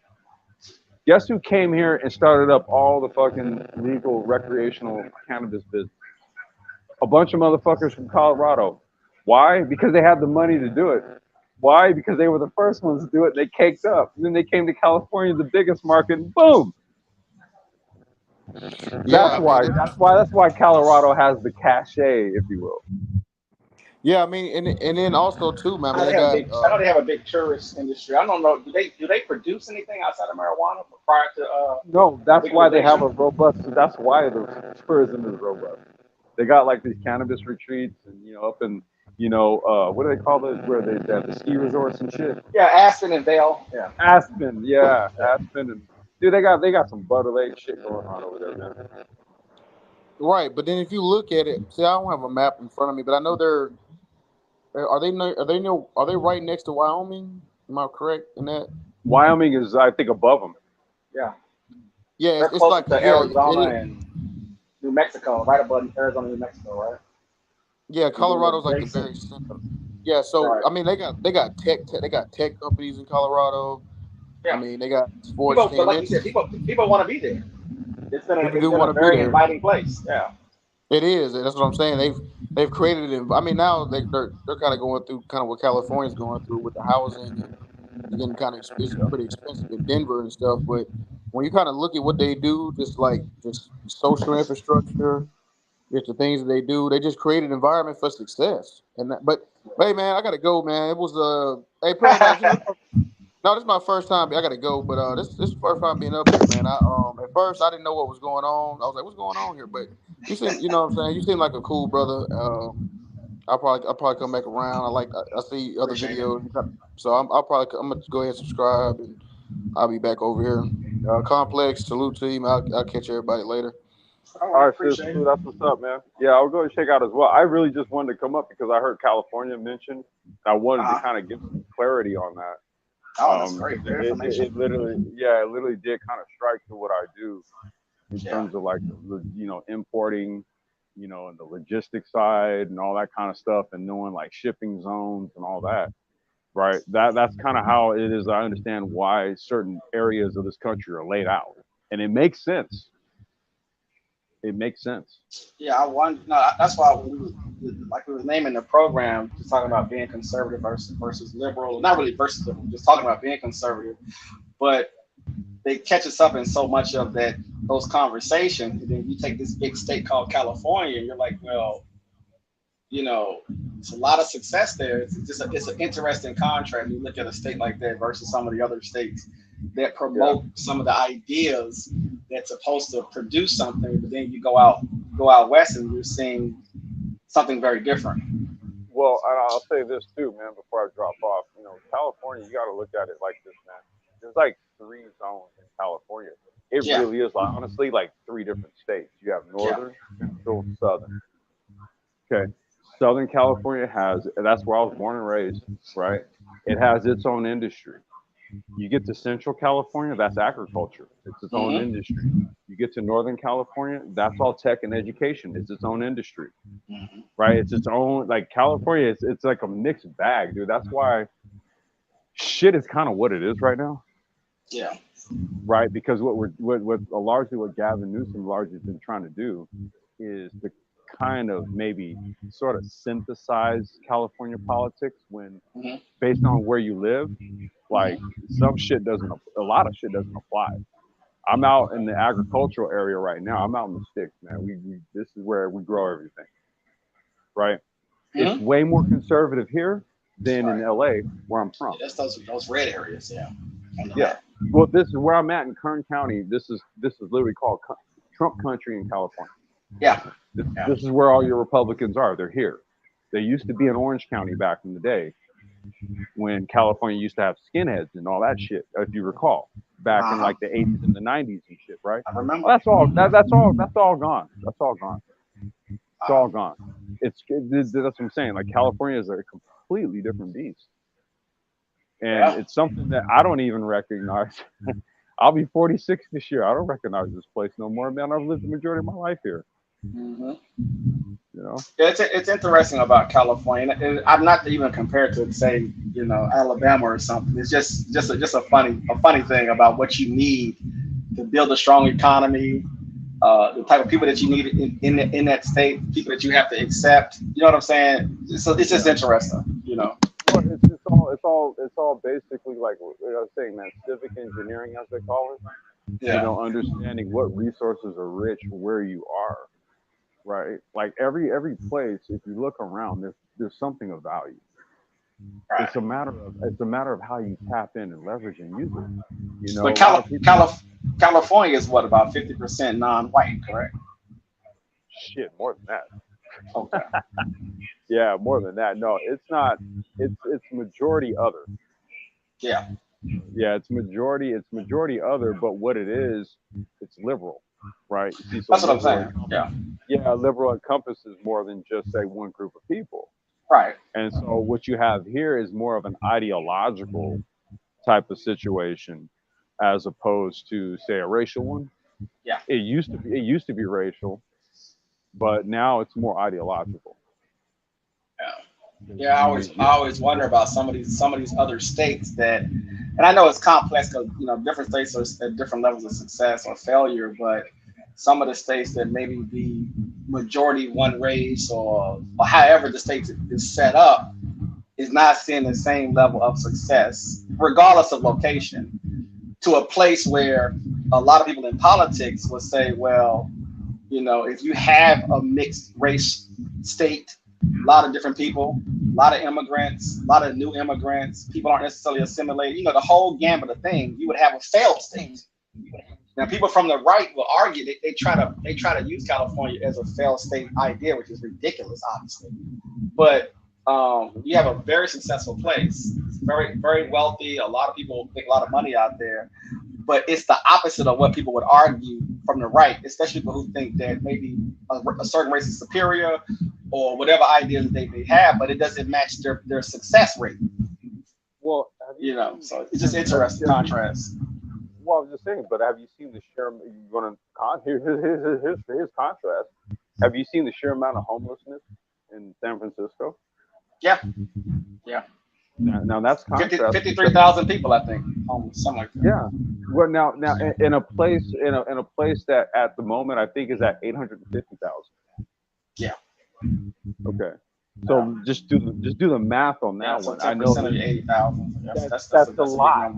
Yeah, that's a lot. And then San Francisco is also literally the most expensive place in California to live. Yeah. Okay. When you die, very expensive. It's insane. Actually, it's just insane. Like insane. I don't even have another word to say. Actually, look what I'm just saying. If you look at the dichotomy you have there. Right. But some people will argue that, at least from the left's perspective, will say that, well, the richer a city is, the more, I'm not saying richer, the more concentrated the wealth is in a particular city, that is very wealthy, it produces more poverty. My only thought to that is still, I still don't know in San Francisco specifically, those so-called homeless people, I don't know if they're from San Francisco. I don't know how they calculate that. I always wonder about what's the true dynamic of those quote unquote homeless people. So here's what happens, right? Like there's this literally like it's monetized. There's literally a program. Like a lot of the homeless people that end up here are not from here. That was my question. Okay, that's the other parts of this, right? Because a lot of like these cities they've agreed to do this. Yeah. Right. Because the media from the right is running propaganda saying, well, California has all these problems, and they just constantly show the homeless talking. I'm like, you're not really talking about that in real life. You're just running propaganda. Like, what is it? What are we really seeing when you show that stuff? They're invoking it because it's a real thing. Yeah. Right? But when you get down into like what it is, though, what it is like it's a lot of people sending their homeless here. Right. It's that. You have people here going homeless, but then you have other people, right, that are coming in as homeless people. You have California releasing people out of like recovery homes. Yeah. For drug addiction and stuff. Yeah. Right. They're not fully rehabbed. They're not fully rehabilitated. They're just sending them out and then give them a free cell phone and a debit card. And then they tell them, hey, look, every week there'll be $300 on it or something, rather, right? Yeah. Your point is that not from a media perspective, from an everyday perspective, the problem might, like you were saying, not even a problem. It's just that San Francisco is trying to tell people it's safe to be here. You can come here. We're open. No, you know what I mean from that perspective? No, you can't even look at San Francisco. You can't look at the sheer amount of businesses that have closed down, that have left. And that's from the crime of homelessness. Yeah. Okay. From the crime of the homelessness, you have like literally. I heard about that. Yeah. Well, there's a guy who he vlogs this stuff, right? So I check him out every time he does an upload. He'll go to various places in San Francisco, and he'll just walk around. It's like a ghost town. There's like literally no businesses. Okay. You got hotels that literally just pull. They're like, you know what? Fuck this lease. We're not paying no more, man. We're out of here. Because look, no one. You want them to pay the lease, but then you can't manage the city enough to where Yeah. they can have people come in and then pay them to stay there so that they can pay the lease. They're like, well, why are we going to pay the lease if you guys are just going to allow for shit to be like this? Okay. So you got like literally, it was like the Hyatt, or I think So that's who it was. do you have issues with those leftist policies? Do I have issues with leftist policies? Yeah. I mean, Isn't San I'm Francisco, isn't San Francisco a left-leaning city that has very progressive policies in place? I mean, that's well. I'm not in San Francisco, right? So I'm Right. I know. not You on- said you're down in LA. Yeah. I mean, you're in the middle of the country. The state. No, I'm sorry. yeah, I was gonna say I'm over in Trump country. Right. No, I'm just trying to pull you out a little bit. I want to see. well, what, no, I'm just saying from what what I your politics is. Well, no, from what I'll tell you straight up. If you want to know my politics, I'm a technocrat. I'll tell you straight up. I'm one of the founding members of the Black Brain Trust. That's what it is. It's a technocratic platform, right? Me and Mike V and a couple other brothers, we started that channel. So, Cool. yeah, I'm a technocrat. I'll tell you straight up. Okay. And what I do is I'll vote my business interests because I'm in micromobility in the IoT sector. Okay. So I'm very much centric to what it is that puts money in my pocket. You know what I mean? That I'll tell you straight up. That's what I do. But when it comes to San Francisco, I'm just giving you an observation because I'm not up there. It's just a couple hours up the road, right? But I think I don't know what to call these policies, to be honest with you. I think they call them liberal. They call them they'll say liberal, leftist, woke policy. Yeah, progressive, woke. Yeah. Yeah, they give them a bunch of different terms, right? Yep. But I think there's a spectrum with all that, right? Mm-hmm. I think there really is. So what I really truly believe is that this is like an engineered sort of reducing of the city. I think this is actually done on purpose because it doesn't make sense, right? Well, that's a theory of mine that these systems produce poverty. So, yeah, go ahead. Well, what I'm saying is that poverty can be engineered. That's what I'm saying. It produces poverty. Yeah. But either way, yeah. But see, the thing is that if it can be engineered, we're talking about intention. Yes, I got you. Okay, and I think this is intended. I don't think a place like San Francisco just kind of happenstance fell into this type of situation. No, because let me ask you this point. Hold up. So at a certain point, you can see the markings of it. You could have done something, but for whatever reason, right? For whatever. I want to be sure I understand what you're talking about. Are you talking about not having poverty, meaning that because the city is at a level of success, that problem should be solved? Is that where you're coming from? Well, what I'm saying is that this was like there was a time I remember, dude. I used to go up to the Bay. I used to get up in the Bay Area all the time. Okay, and just as recent as maybe like 2008, I used to be up there probably once a month. It didn't look like that. That was what? Okay, I see what you're saying. 12 years ago, 13 years ago. Mm-hmm. So what happened? Like literally, between then and now, what the fuck happened? And there had to be some politicians on the job who saw it. I mean, I'm pretty sure they heard the complaints from the constituents. So you're saying it's basically catastrophic because of the condensed time that it happened in. Say that again? It's like a catastrophic event in a sense because it happened in a very condensed amount of time. It wasn't even close to being like it is in this moment. No, I don't think it was catastrophic. I think it was intentional. Oh, okay. I got you. I keep hearing you say it. I got you though. I got you. Yeah, I think it's intentional. Right. Because on its face it doesn't make any sense, right? That's why it doesn't really behoove us to kind of jump to that extent. Like let's just look at it plainly. Right? Anybody who gives a damn about San Francisco, if you grew up there, if you live there, if you're a politician there, who the hell wants to see it turn into this shit? Right. Okay. Right. But when you say intention, if you say intention, have you thought of? I'm sure you have. Obviously, have you thought about the reason behind it? Like what purpose does it serve? Yeah. And really, what it largely has to do with it's more of like a long-term type of thing, right? You kind of reduce the value of things. Okay. It makes it cheap to purchase. Mm-hmm. Yeah. See, so Okay. yeah, if there's certain places where, let's just say, a group of people, or they may Mhm. want to, they're looking at that as a base, so to speak, right? Okay. And they want it all. Then I would just say you do what's going on in San Francisco right now. You have all this crazy shit going on. You get everybody to leave. You get the property values to drop. No one wants to do any business. Then you can pick shit up pennies on the dollar. So Right. that's an old play. I got you. Well, It's just that's why. they're just coming to California. They're just getting San Francisco. It's their turn, huh? Well, no. What it is just it's another form of gentrification. This isn't nothing new. Well, I guess you would argue on some level that it's kind of like, well, we want to be in San Francisco.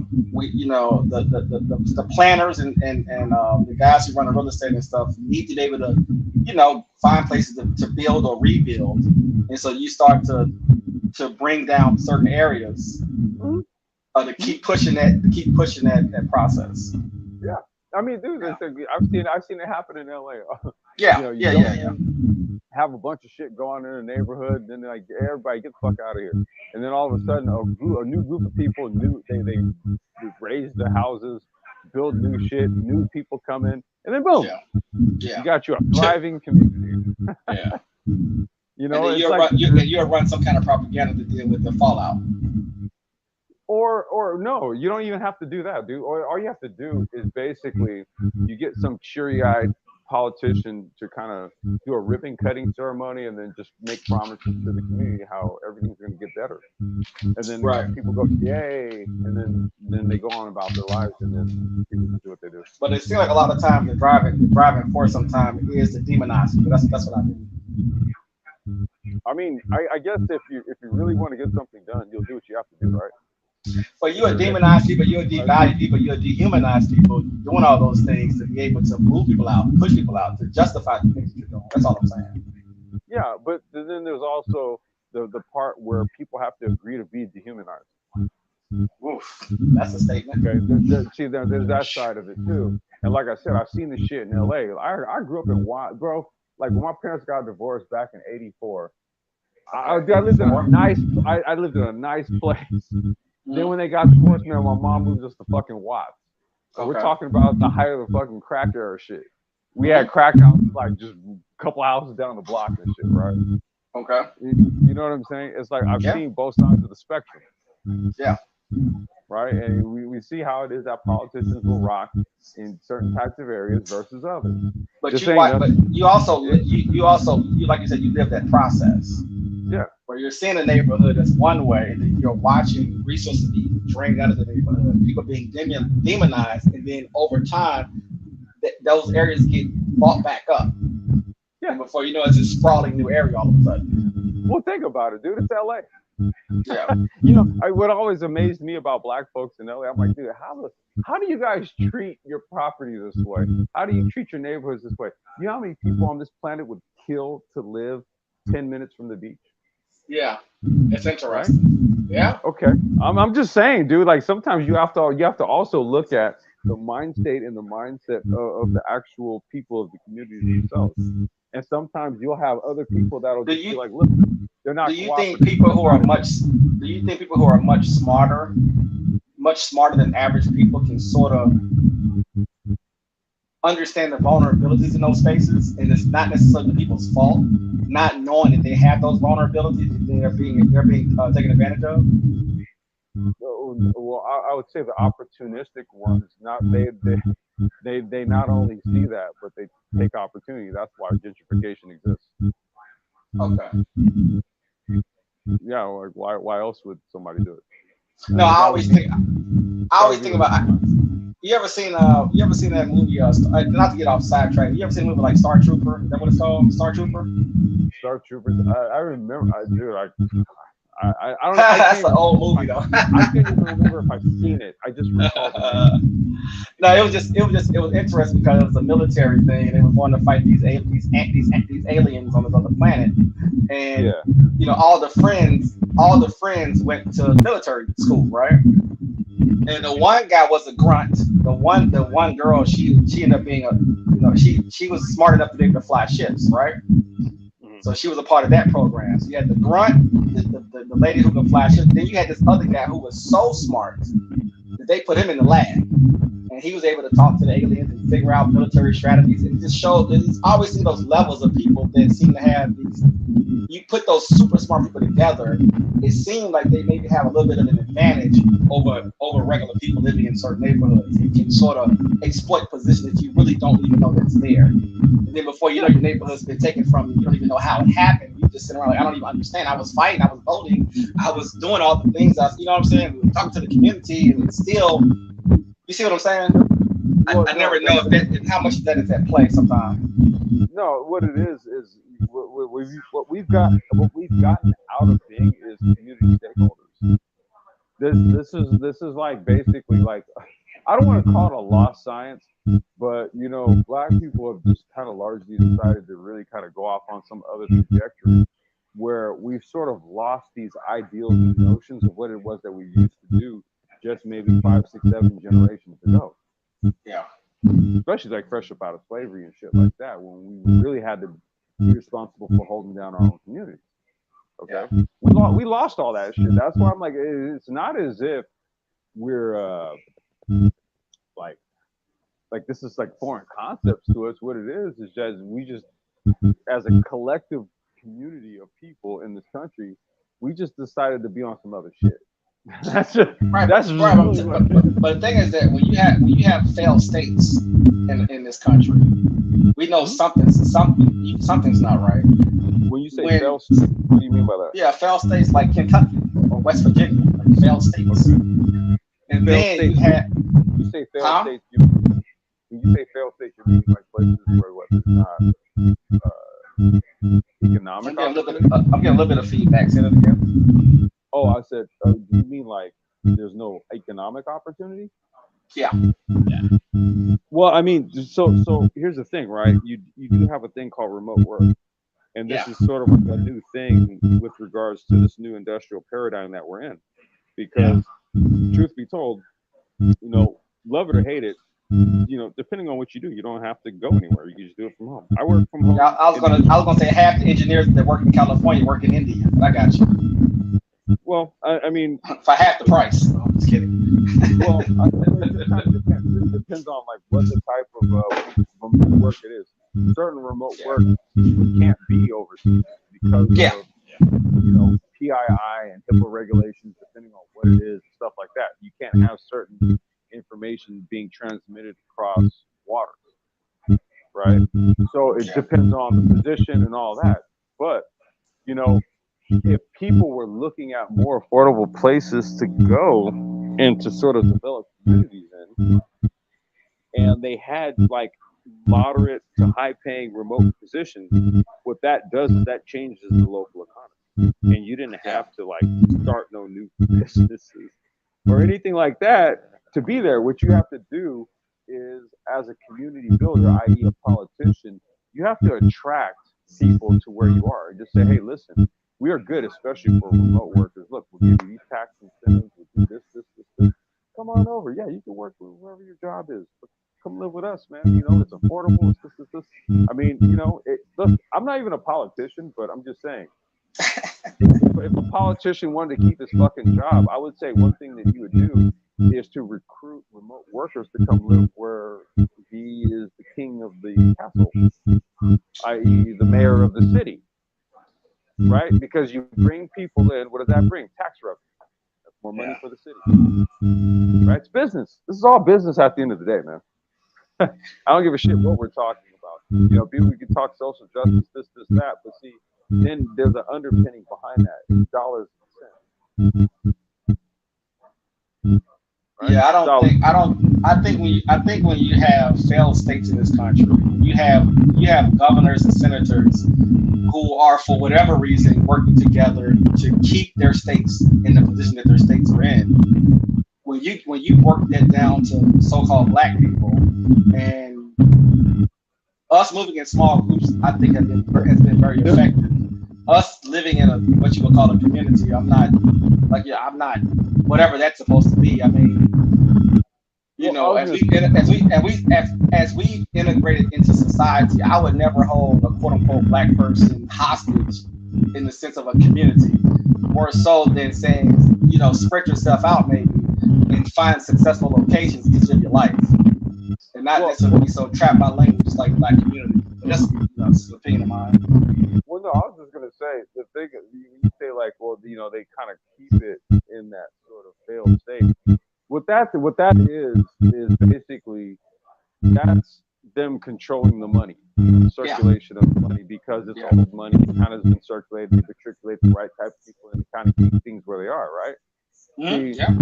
what you have to have is a social disruptor, somebody who comes in from the outside disruption, right? And that's what I'm saying. That's where it's like kind of doing something that's fourth industrial based that doesn't quite fit into the local kind of scheme of things. However, you could easily get the shit off. Gives you an advantage over people who have to sort of maintain the old infrastructure. They have to keep that. You can bring Yeah. shit in from elsewhere, right? Like the one thing that black folks haven't really kind of gotten hit is resource extraction. What we try to do is extract from our local environment and then try to circulate it. But it came from the local environment. You see, so there's only but so much that's going to circulate. What you have to do is extract from elsewhere and bring it in. When you extract from elsewhere, then you bring it in. That's an addition to what's already there. And so it requires a different way of thinking. You would use California as an example of that, right? Huh? You would use California as an example of that. No, I wouldn't use California. No, I would use the ability to become a digital nomad. you're sort of breaking up and disappearing on me. Oh, wait, I'm sorry. How about now? Yeah, you good. Okay. No, I was saying I would use the example of the ability to be a digital nomad as an example. Okay, digital nomad. Okay, I got you. Yeah, that would be the example. So you would say a place like Kentucky should build a lot of hubs for people to be able to do some of that, right? I got you. Makes sense. Yeah, that makes sense, right? Yeah, of course. Yeah. You know, do some kind of thing where dudes want to travel, you want to visit, do things. You know, you set up these kind of, I don't know, man, these kind of living type of hubs. People come through, they pay 3 months out of the year. You know, I'll stay here for 3 months. I'll work, I'll check it out, I'll visit, I'll shoot around, and then I'm off to the next place. Shit, right? Kind of, you build new infrastructure for the new fourth industrial economy. You gotta update shit. Yeah, that's why sometimes I think some of it's on purpose. Could be ignorance, it's possible. Could be ego as well, but. Well, yeah. I mean, you have people in the stock market who will try to short stocks or whatever, right? They want to try to kill an industry. Yep. So competition is a part of the game, right? And that's the one thing I think as black men we kind of shy away from. See, we're good with competition in like sports or like rap. You know, you going out on, you got some serious feedback. Do I do? Hold on a second. Yeah, it's crazy. Hold on. I don't know what's going on. Yeah, let's keep buzzing. Bzz, bzz, bzz, bzz. It was cool for a minute, but I couldn't. Companies actually go to their shit. So it's like in California, bring. Okay, what about now? They actual state business. So Go ahead and say something. I said, am I okay now? Yeah, you're clear now. Yeah, that's okay, totally different. Yeah. Okay, yeah, I don't know what's going on. I don't know what that was about. But, yeah, no, I was just saying, man. You know, at the end of the day, it's all dollars and cents. Right. It really is, man. It's all dollars and cents. And it really boils down to, do we have dollars behind our politics or not? So what? So you take a state like Kentucky, right? I hate to kind of say it like that, but you take a state like Kentucky, because I know it's, like I said, I know it's more complex, but are they purposely bankrupting themselves? No. For the greater good of something that I don't totally understand exactly. no. It's not that. What it is that the people who run the state, right? They run it in a way where they keep their money circulating. Simply put, those are the Mhm. people who run the state. So the Right. money circulates how they deem it needs to circulate, and typically that's in their favor, right? Right. Now, what it is that entrepreneurs can also, set up shop because it's cost effective, and let's just say the business opportunities are there, right? Especially if you're doing something where there's like low input, high output, Mhm. right? Low investment, high ROI, right? Mhm. Mhm. If it makes sense, it's incumbent upon entrepreneurs to set up shop. Otherwise, you're always just looking at politicians. And typically, But what you. happens, Uh huh. but here's what happens though. The chain of command is businesses tell politicians, okay, and then politicians tell voters what they're going to do. You understand? That's how it works, dude. Yeah. Businesses tell they fucking tell politicians what to do. That's why I'm like, okay, well, come in with a fucking business that's going to be making some money, and then watch how they bend over for you. And not to say that that's what you want, But right? Republicans will say this, right? Republicans say, well, America has the highest taxes in the world, and businesses. That's why the businesses put their businesses overseas. And then I look up, and I was like, well, California got all the businesses though, so I'm confused. Is it overseas or No, is it California? What are we doing here?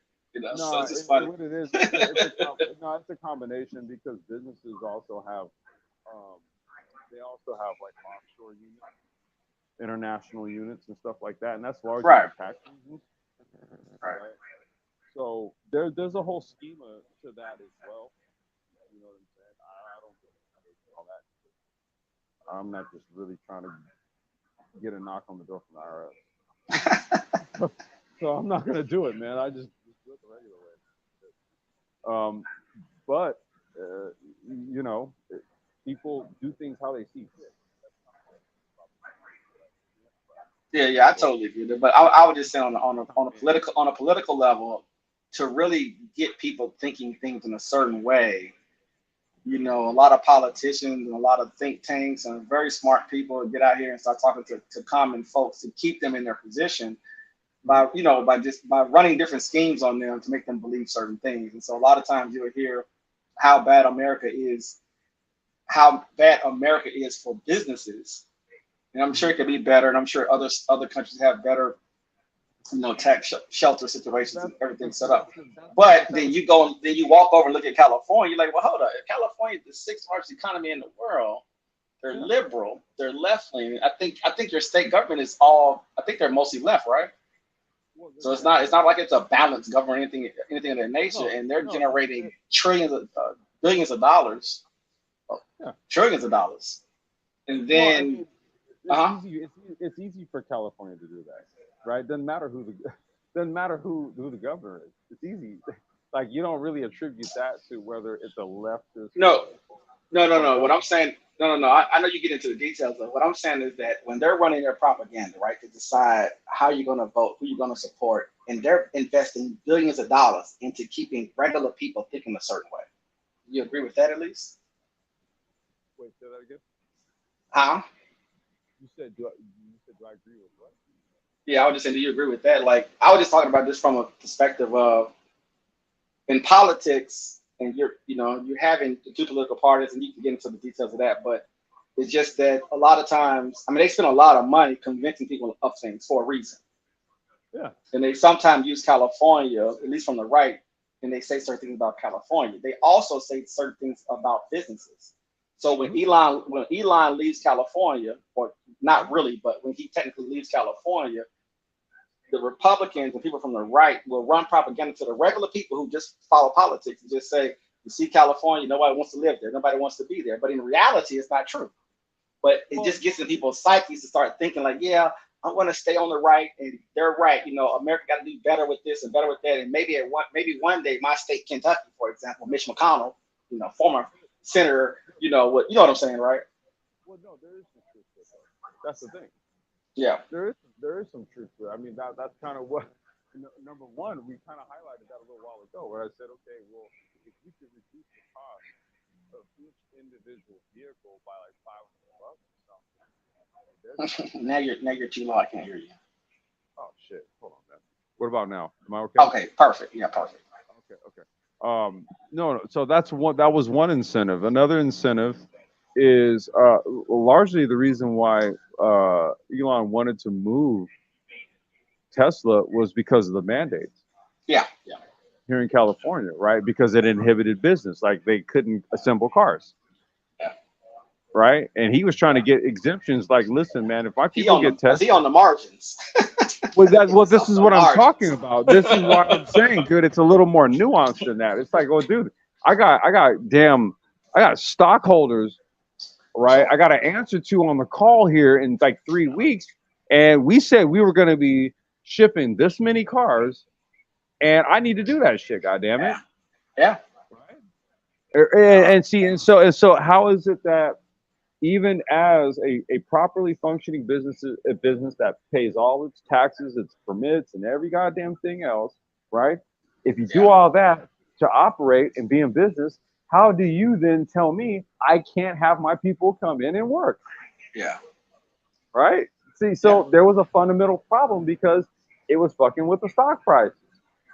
When you raise that up politically, that's what I was saying. Once you raise it up politically and it goes national, you're gonna have the left and the right exploiting what he did. That's what that's what I was talking about. I'm saying, That drives politics to get people elected at the highest office. That's why I was connecting those things. But remember, here's the thing though. Remember, the chain goes business, then politics, then the damn voter. So the voter is buying whatever the hell media is selling them. Right. Okay. I don't pay attention to that. Okay. That's for the layman. That's for them. Okay. That's for them, and it's appropriate. That's for them because they're not on the other side of it. And I'm saying, well, let's look at why he did that, right? And let's look at why other companies left here. Right. Same reasons, right? But guess what? But guess what California did? Did California do anything to assuage that or try to bring them back? No, they didn't. Right? They cocky. They'll be back. It's like a girlfriend. You know, she'll be back. You know, she ain't gonna leave. Well, it's not that. No, it's not that. It's not that because that would assume that the bean counters and the politicians are smarter than the business people. That's not true. Okay. Remember, it's the business people that give the politicians their directives. They're the ones that institute laws for the businesses, correct? Correct. See, so what this tells me is that commerce. Right. See, so what it just tells me is that the state was just sort of like, well, we're going to do what we're going to do, Elon, and you can do what you want to do. And Elon was like, oh, okay, fuck it, I'm out. And he bounced. And then Oracle bounced. And then a few other ones. And then all of a sudden, California was like, well, hold on a second. So you can try that shit if you like. You can do that if you really want to try to institute that. But here's what happened. It bit California in the ass. You have a huge homeless problem. You have people leaving all of these places like San Francisco and LA and San Diego. Right? Those are all your places where there's a lot of money, there's a lot of cachet in these places. But when you go to those places, it looks like Skid Row. Yeah. Right. So what kind of cachet do you have? What kind of tourism do you think you're going to have when people fly into your city and then they go, what the hell is this? There's no stores. There's a whole bunch of homeless people. There's needles. There's feces. There's graffiti every fucking where. There's people cussing. And you tell me, how's this good for business? Tell me. Yeah, I got you. Total opposite. The worst of business, sure. How's it good for business? Like that's why I'm like, okay, well, hell, look, even I'm considering a move to Texas. Yeah. Right. Well, that's my dad's side of the family from. I used to go there when I was a kid every summer. I'm very familiar with Texas. Right. But why do you think it is that so many Californians leave here and go to Texas? Yeah, it's been a little bit of an exodus to Austin and to Nashville and Florida. Yeah. Dallas, Fort Worth area, Austin, hell, even Houston, Vegas. Yeah. Vegas is a spot where a lot of people leaving here going there. But you got a lot of folks moving into California too. I mean, I don't know what the quality is versus the quality no, going out. no, I don't know how that is. what you have is you have a lot of migrants coming in, Yeah. right? In my community, like it's starting to become majority Bangladeshi and Sikh where I live. Okay, that's who's buying everything up over here. That's who's moving in over here. That's who's establishing business over here. That's who's doing everything. Mm-hmm. Right? And so this is what I'm talking about for re-engineering. So you reduce the cost of shit, you make things to a point where people want to leave, and then you bring a new class of people in who say, well, that's way fucking better where I come from. And then guess what happens? When they start to come in, they start to clean this shit up. Right. That's called gentrification. And the process starts all over again. I got you. Yeah. That's it. I'm saying, like, I've seen it happen in LA like 2-3 times in various areas throughout my years. This is nothing new. It's just happening on a national level now. Yeah.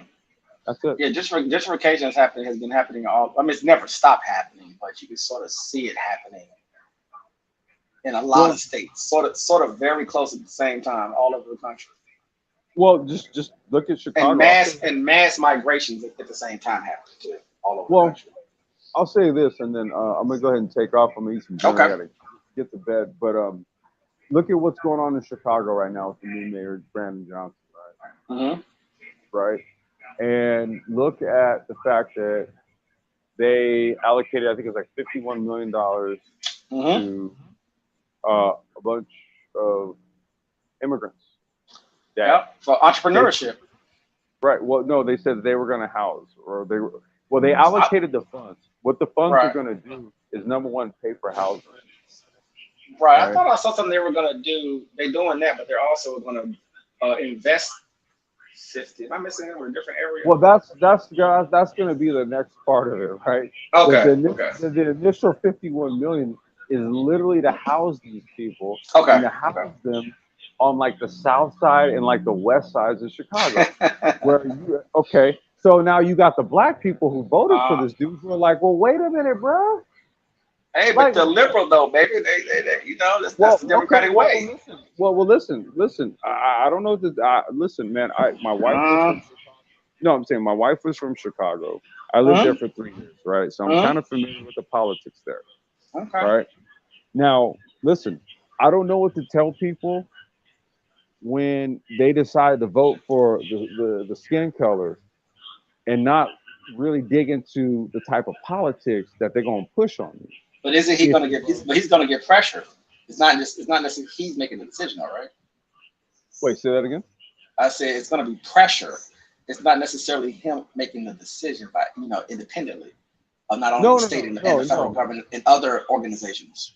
No. You got to watch the city council meetings, right, where the people are going off on him, where he already told them. Yeah, I watched. Okay, well, no, I'm saying in those, he told them what they were going to do.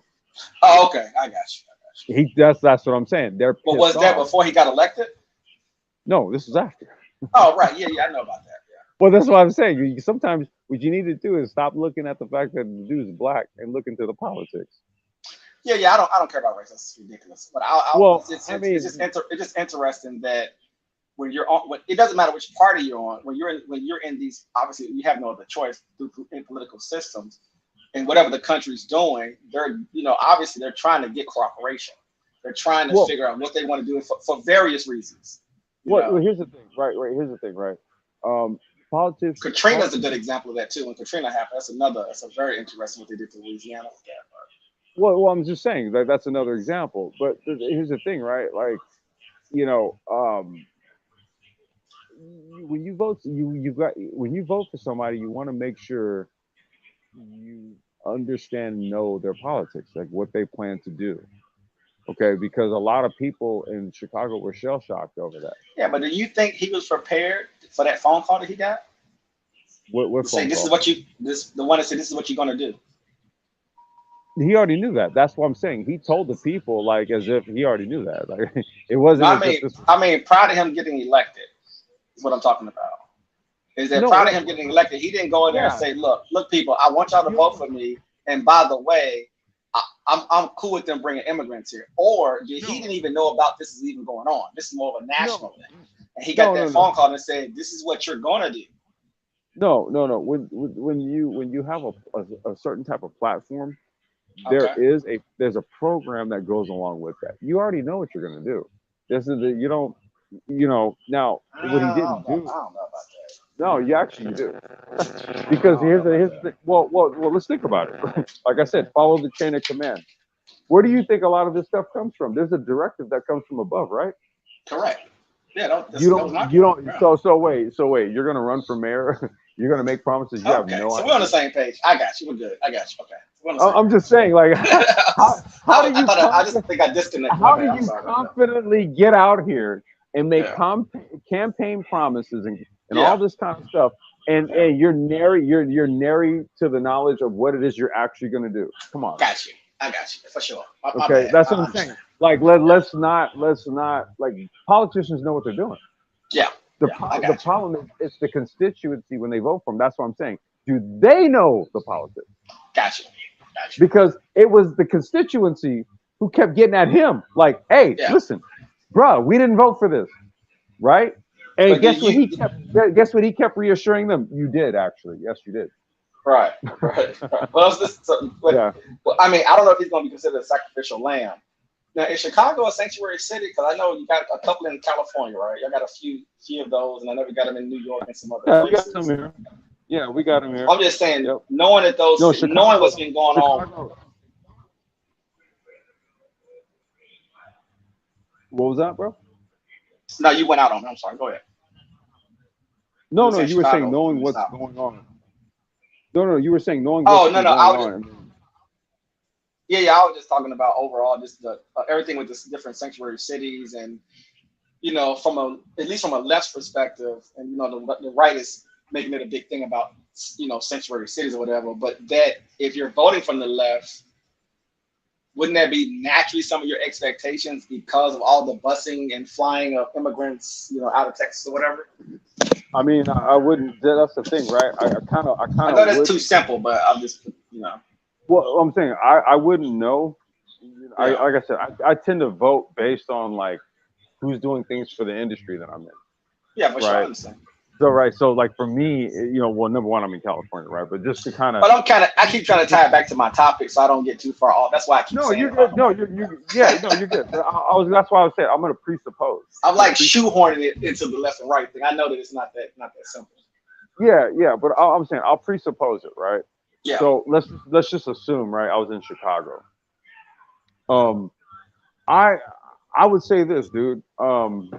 There, because you had Lori Lightfoot. That's who was going out. Yep. And she was unpopular, right? Nah. Now, this is kind of maybe where say race-based politics comes in. Okay. I'm just I'm presupposing here, right? Yeah, I'm good. Because they voted in Brandon Johnson after her. Yep. And he's been in what, maybe 6 months?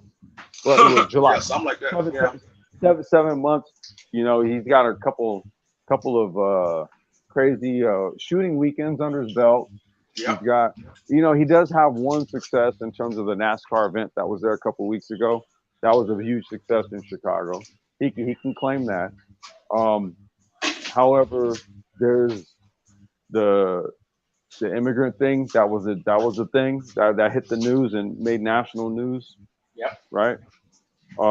So that's something for the constituency. The folks who voted for him in Chicago, they have to like basically express. Can they recall in Chicago? They can recall. Yeah. They can recall. Okay. They can recall. Now the thing is like that you have to find fault in something that a politician does in order to do that. You can't just say, we don't like this, right? That's not right. There has to be I was thinking that they recall him and replace him with the same kind of person because they don't know if they can vote for another party or something. It's just funny. Well, recall to who? Well, I'll tell you like the Chicago politics is a very interesting animal. In the time I was there for 3 years, man, I lived in Chicago for 3 years, and yeah, it's like a soap opera, almost. It's like watching a soap opera, man. Chicago politics is crazy, but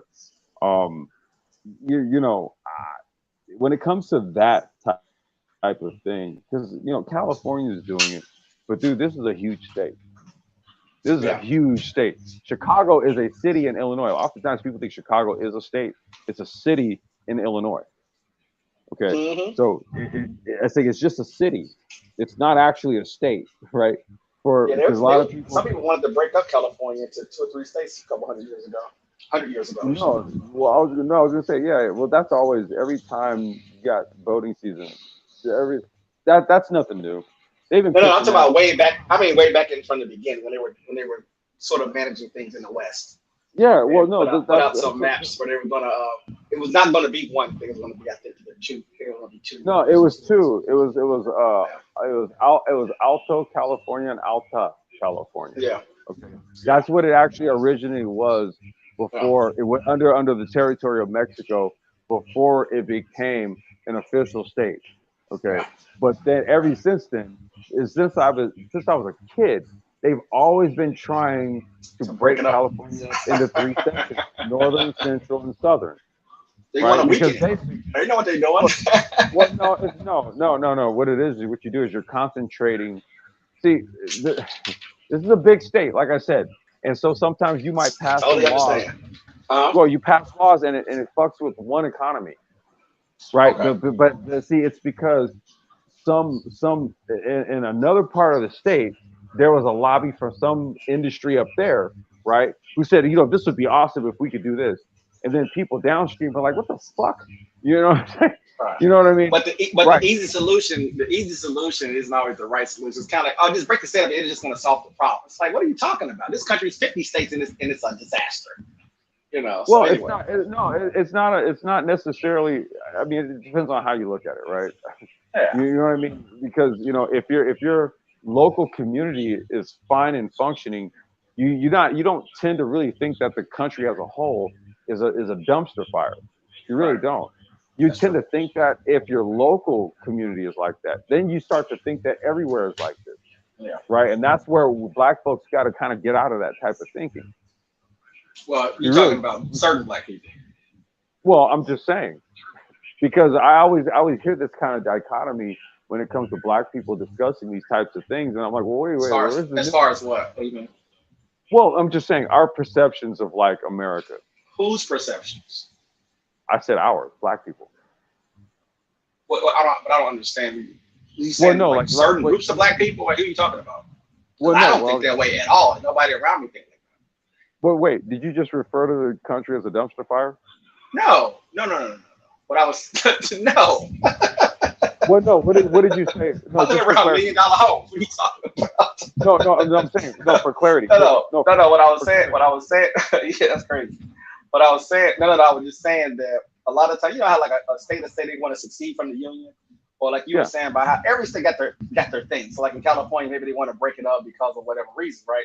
Downstream issues, or it's different locations are benefiting more than other locations, so it's some kind of impact there environmentally. My point is that people will say quick solution things like, oh, just break the state up. And I was saying that it's just funny that America as a whole country just saying kind of like, oh, just break everything up and it'll be fine. It's like, no, America has things it needs to get done, issues that it has. You know what I'm saying? So Well, just breaking things up or just moving, that always sounds like a quick solution. It's like, it's smarter, probably smarter ways to approach things, not just, oh, let's just blow it up and just start over. It's like, what? Well, no. Actually, that's no, what I meant. I'm sorry. Understood. No, understood. But I would say this: there's actually some intelligence behind splitting California. Okay. Now, would I say do it? I would have if it was legitimately on the table, I would really want to analyze it. Because, like I said, California has literally 3 separate economies based on where you are. That's the powerhouse. That's like saying break up America. That was my whole point. Well, okay. We're not breaking up America. We are a powerhouse. And if I'm in California, we're the biggest economy in the world. I'm not gonna let you break this up. We're gonna figure out how to deal with our issues. My whole point is that it's quick solution stuff like, oh, just blow it up and it's fine. Like that doesn't make any sense. That's not a quick solution. Okay. If you're in agricultural land where I'm at, right? This is the goddamn breadbasket of America for the most part. Absolutely. There's not a goddamn place in this country that does not have California produce, right? Absolutely, 1000%. Okay. Great olive Okay. oil, great olive oil, great wine, great almonds, All great that, everything. all Everything's your good. Trader Joe stuff is really grown. I buy California just to try to support the country versus buying stuff from overseas. But anyway, Well, I was just gonna say, it's really good produce. It's grown really where I live at. look, I'm an advocate, so you don't have to worry. Yeah. We good. Well, what I'm no. The point is that do you think the farmers out where I live at Okay. that grow food for a good majority of the goddamn country Mhm. want to have laws imposed on them from either people in the tech sector or the people in entertainment? Do you think they want that? Probably not. Okay. You see, so now you can understand why there might be certain people that'd be like, fuck both of you. We want our own shit. Because it would make sense. Because what they want to do is protect the goddamn economy that's here in this certain area that's not concentrated on entertainment, that's not concentrated on tech, that's not concentrated on tourism, that's not, you know what it's concentrated on? It's concentrated on food, concentrated on agriculture, But concentrated on would they gas, not? oil, steel. It's concentrated on hard materials and resources. These people think different here. That's why this is Trump country over here, as opposed to when you get to LA and the Bay Area, where it's more liberal. But do you apply some of those principles of just negotiating, leveraging your power, being more strategic? I'm just throwing words out there. Being more strategic, trying to figure out ways to make it work and not just throw out the baby with the bathwater. Well, no, this is still the Wild West in a lot of ways, right? You see, so that's why depending on where you live, the local government's going to do what they're going to do. Right, but you often, and I was telling people this on the call earlier, because a lot of times when people are talking, not to put you into this frame, it's almost like, well, things need to be utopia. And I'm like, well, you got to take some bad. You got to be able to absorb some, this new age world we live in, now it's like, everything needs to be bumpers, protections on everything, and everything needs to be a certain way. I'm like, some things are not going to be perfect. Some things are not going to be great. You may have to be second or third in the line, and you can just sometimes you can be mad about it, but you know what I'm saying. Does that make sense? No, well, utopia is not a real thing. That's like a notion of the mind. Okay. Well, not obviously not literally. I'm just making a point that. Well, I know, but see, here's the thing, right? My point is that people have to accept loss, have to accept position. You have to accept something. You don't have to like it. You figure out ways to deal with it, but. Well, that was my whole point in sort of lampooning the notion of the idea of utopia. If that were the case, there would be no need for politicians and right. Everything would just be perfect, right? Yeah. If it's utopia, right? So get that notion out of here, because it's not utopia. Right. So really, you're gonna have to do what's necessary for where you are, and so in certain places in this state, dude, they don't. And look, like I said, I'm born and raised. Does the agricultural industry have any leverage or power in Sacramento? Yes. Hell yes. Are you serious? Yes. Okay. Yeah. Why do you think that anytime if a Republican or a Trump or something like that, if they come to California, the first place they come is here. They don't go to LA or the Bay. Right. Yeah, they got that kind of sway. And I'm not even sitting up here being like a pro-Republican, pro this, pro that. I'm just explaining to you California politics. Yeah. Right. I'm absorbing it. I'm absorbing it. I'm taking it in. Yeah. There's a certain segment of California where the industry is predicated upon literally the resources that come out of the ground. It's not about the glitz and the glam or the binary code and the ones and the zeros. It's not, dude. It's walnuts. It's pistachios. It's how competitive is agriculture and natural resources relative to say Hollywood? Say that again, bro. Like as far as the economic power of agriculture and natural resources versus which one's more influential?